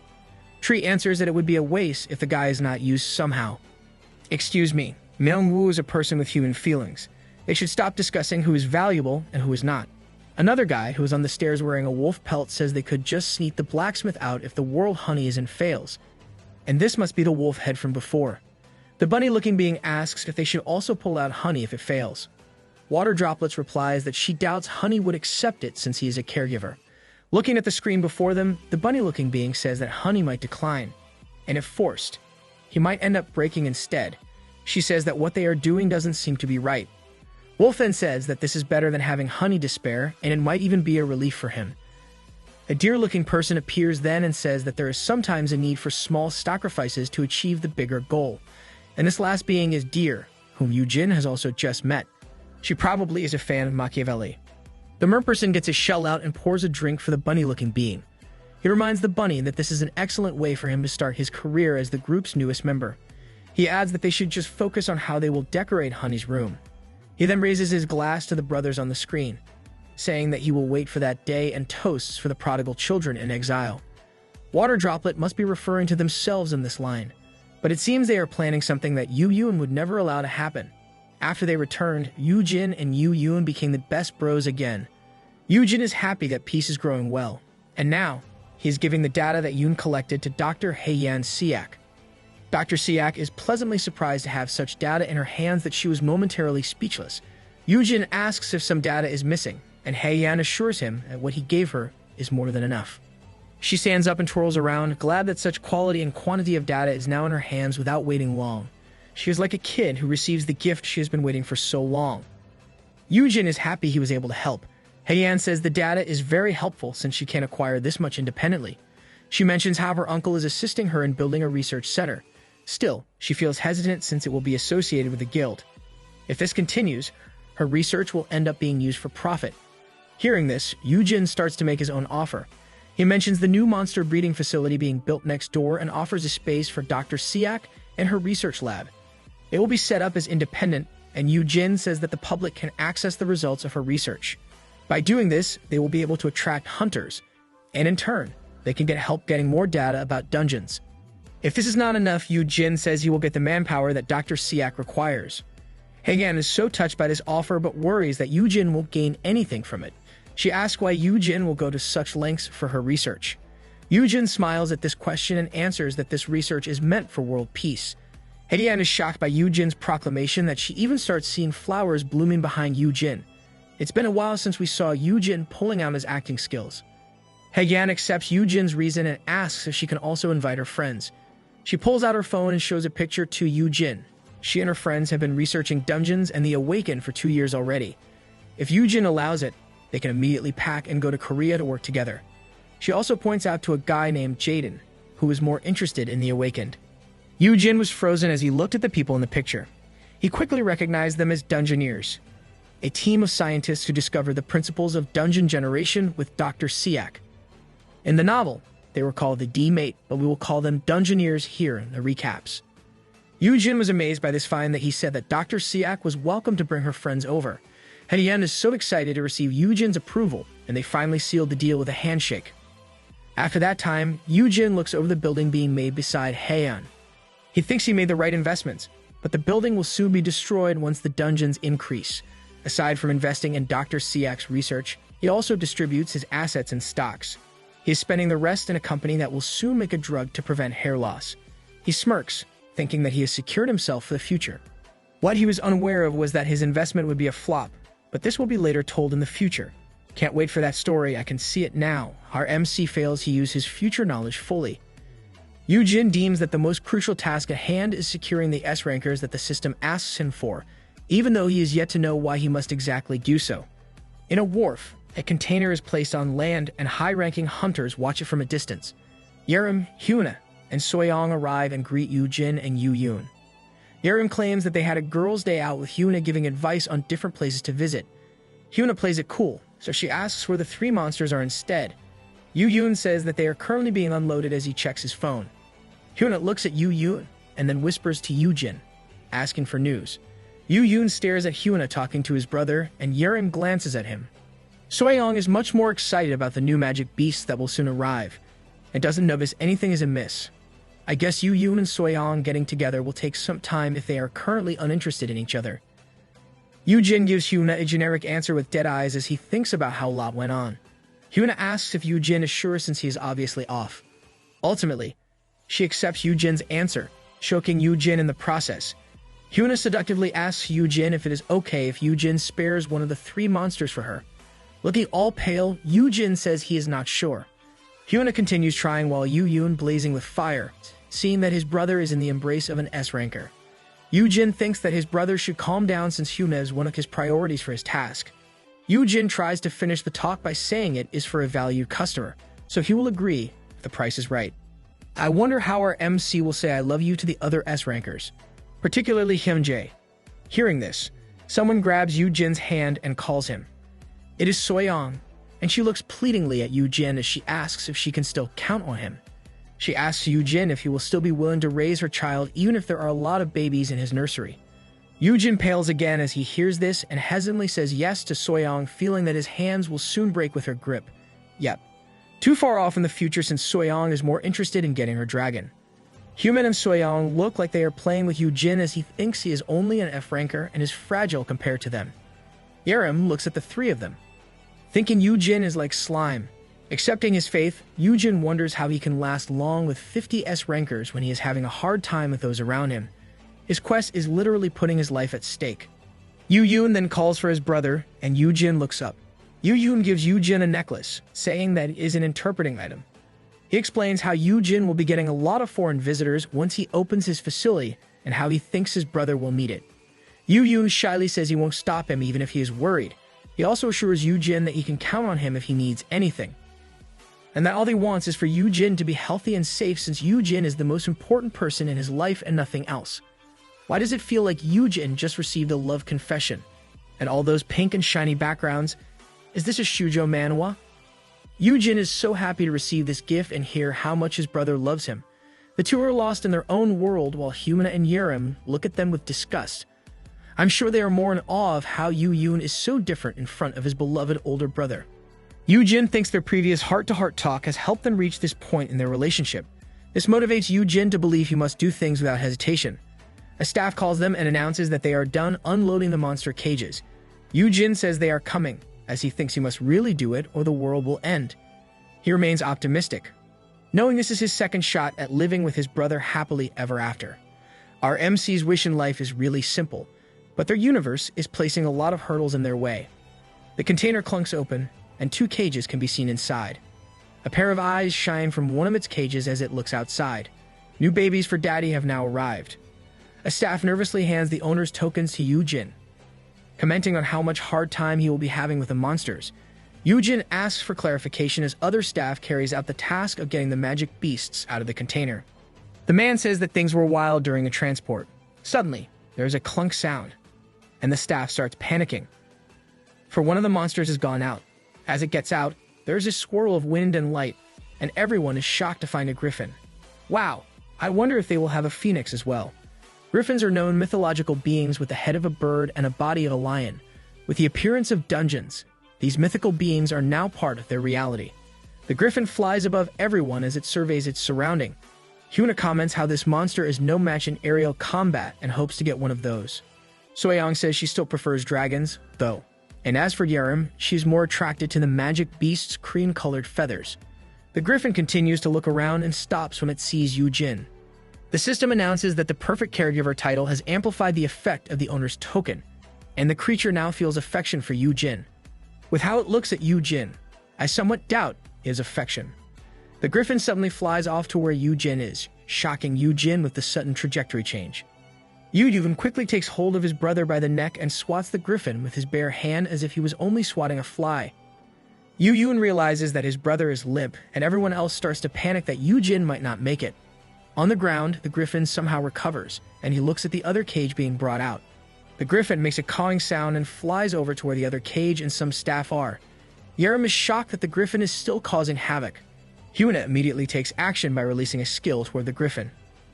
She starts enveloping the griffin in a barrier, but it simply flies off, popping the barrier. Huna is so shocked that the griffin managed to get away from her skill. Oh, the stick figures are back. Human recovers from the shock and immediately determines that the monster is immune to wind-type attacks.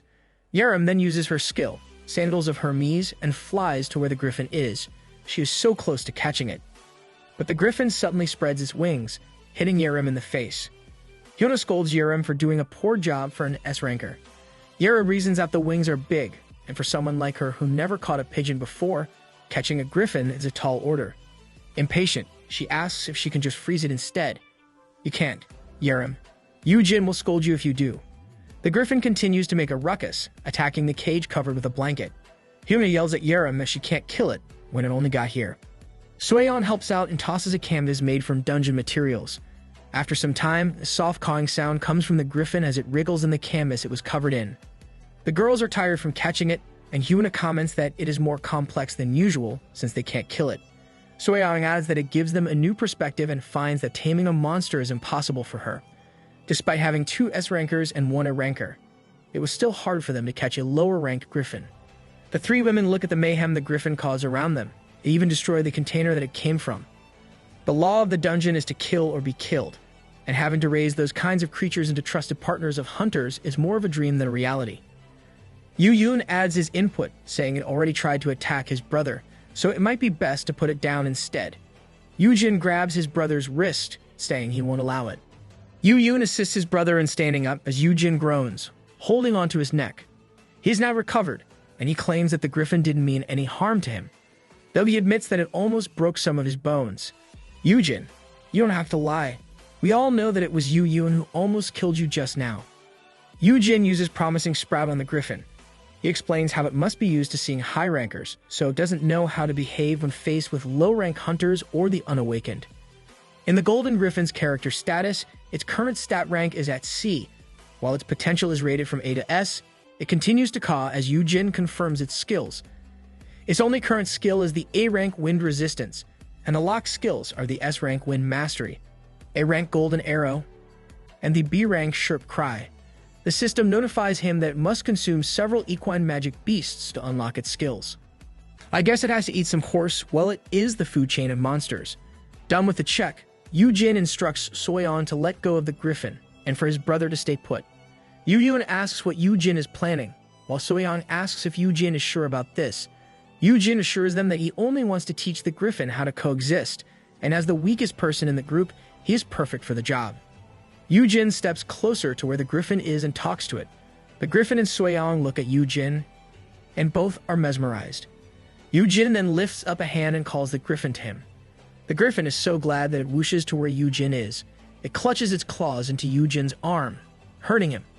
Yu Jin suddenly trembles with the pain and screams out loud, shocking the griffin away. I don't know if our MC is just acting or if he really is in so much pain right now. Everyone else was worried for Yu Jin, but they held back as instructed. Yu Jin holds his bleeding arm tightly, saying he is fragile. He uses a potion on his arm and calls for the griffin to give it another shot. The griffin does as he is told, and they repeat this several times, with Yu Jin instructing it to be gentler. At the same time, the girls were all astonished by what is happening before their eyes. Yu Jin continues with determination, claiming to teach the griffin the meaning of weakness. At the same time, the griffin looks at Yu Jin with awe, like a pupil mesmerized by his teacher. Now this is a typical shonen manga scene here.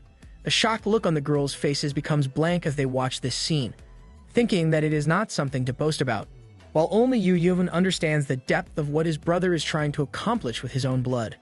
And after some time, the griffin finally lands on Yu Jin's arm without hurting him. Yu Jin is glad they made progress, while the griffin still worries that he might hurt Yu Jin again. Yu Jin reassures him by complimenting how clever it is, making the griffin glad. The two started to bond, and Hyuna and Soyeon were so amazed that Yu Jin managed to tame such a wild beast. After all, he was dubbed the Monster Daddy by the media. Yu Jin then asks Yerim if she wants to hold it and tells her to cover the griffin's eyes as she does so. Yerim agrees, follows Yu Jin's instruction, and asks if it is really okay now, and if it won't cause a rampage anymore. Yu Jin says it will be fine, and he explains why it is agitated lies inside the other cage. Yu Jin opens it and finds two shadow unicorns of different colors. Yu Jin starts explaining how the griffin caused problems because he was with them. For griffins, being around the equine magic beasts is like being around his food. Wow, we have unicorns now. Wait, do you mean to say that the griffin wanted to eat those lovely unicorns?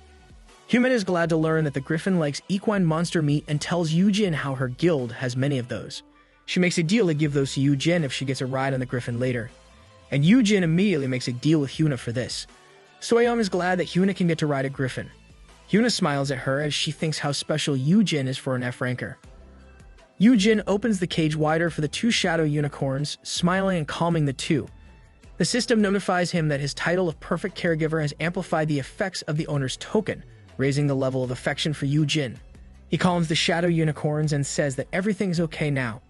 Hyuna looks at Yu Jin, thinking that Yu Jin is now doing something that no one else would have dreamed of accomplishing, and she looks forward to the other things he can do as a hunter. Our MC can do many things that others don't know about, and Hyuna still wants more. Yu Jin checks the conditions of the shadow unicorns and deems that they should be sent to the training center, considering their size. He then remembers that he should name them. After thinking about it, he says they should be called Black and White.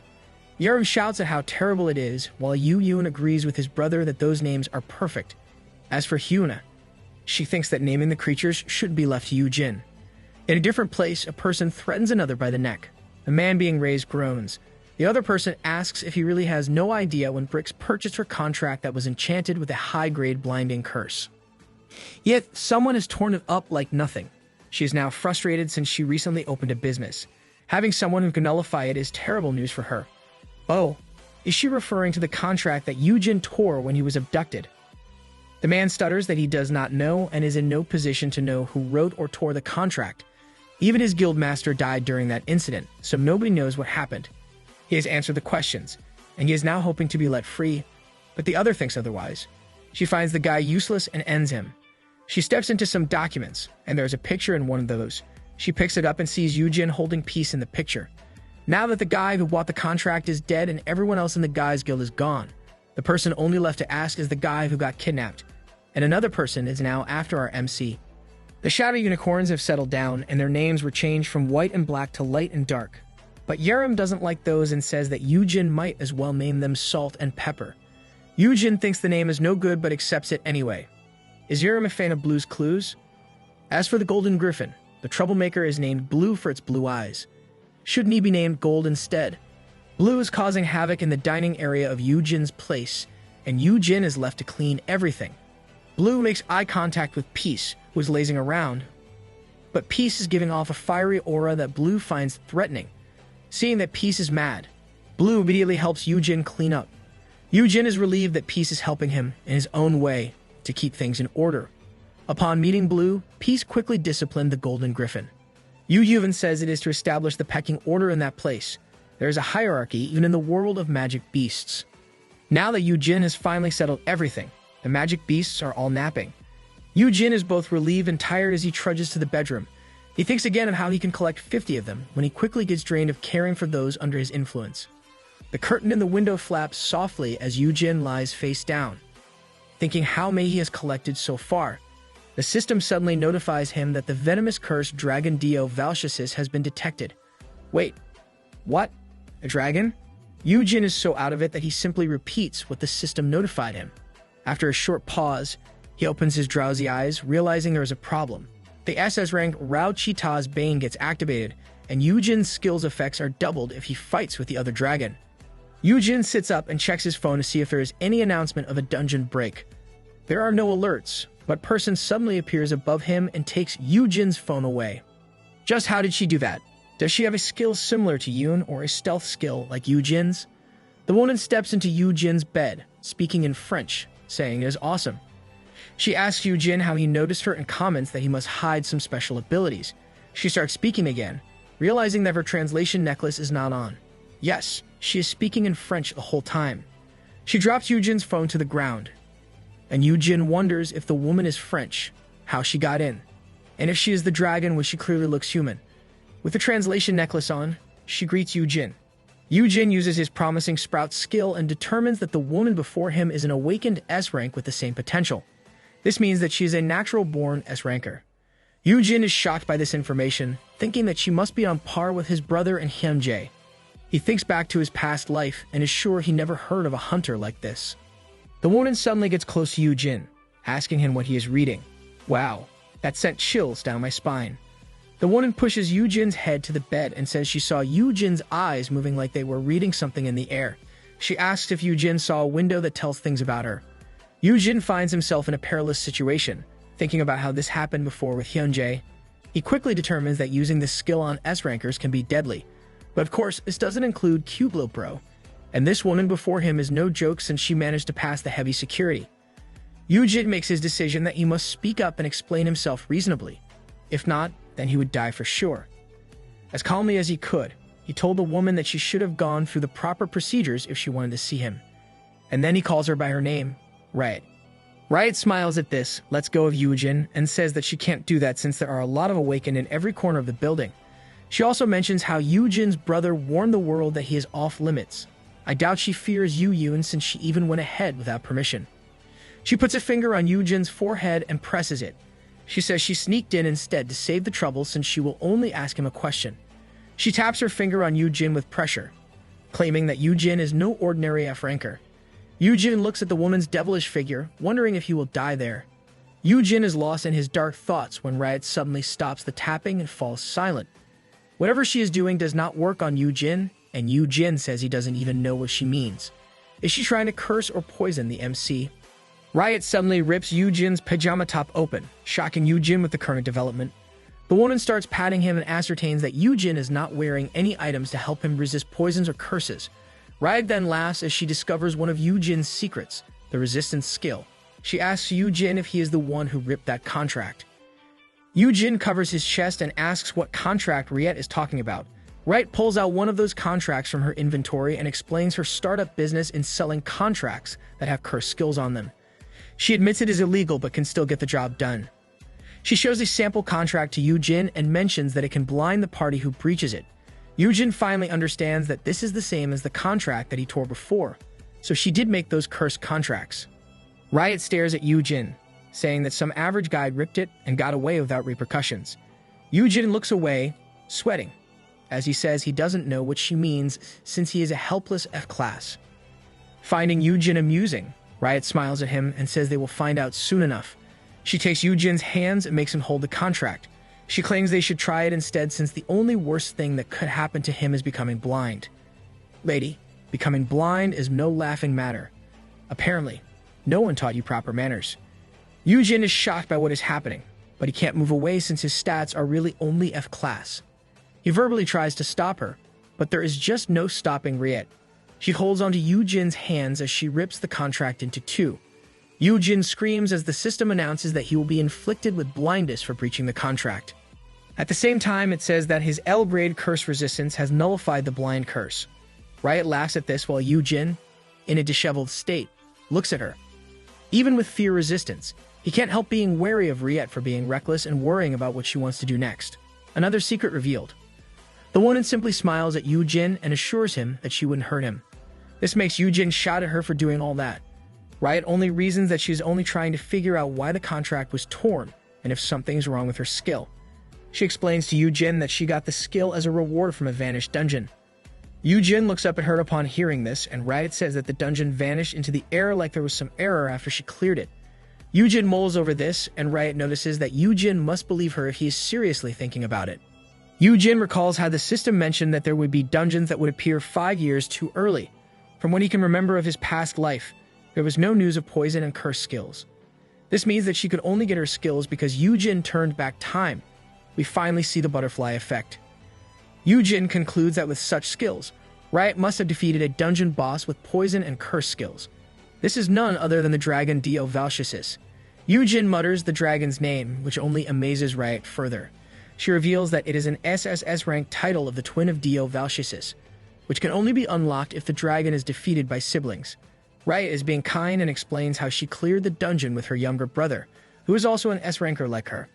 And it happens that her brother also absorbed the power of Dio Valchisis. Yujin was horrified and amazed at how powerful they must have been to defeat such a dragon. Yujin realizes this is why he got the alert about the dragon. With Riot absorbing its powers, she became a demi-dragon somehow. Does this mean her brother is also a dragon? Yujin now comprehends what kind of mess his turning back time changed things. She inspects Yujin closely, saying he is pretty strange for an F rank. She climbs the bed where Yujin still sits and asks if Yujin is also a dragon. Yujin stammers as he says that he is only a regular human.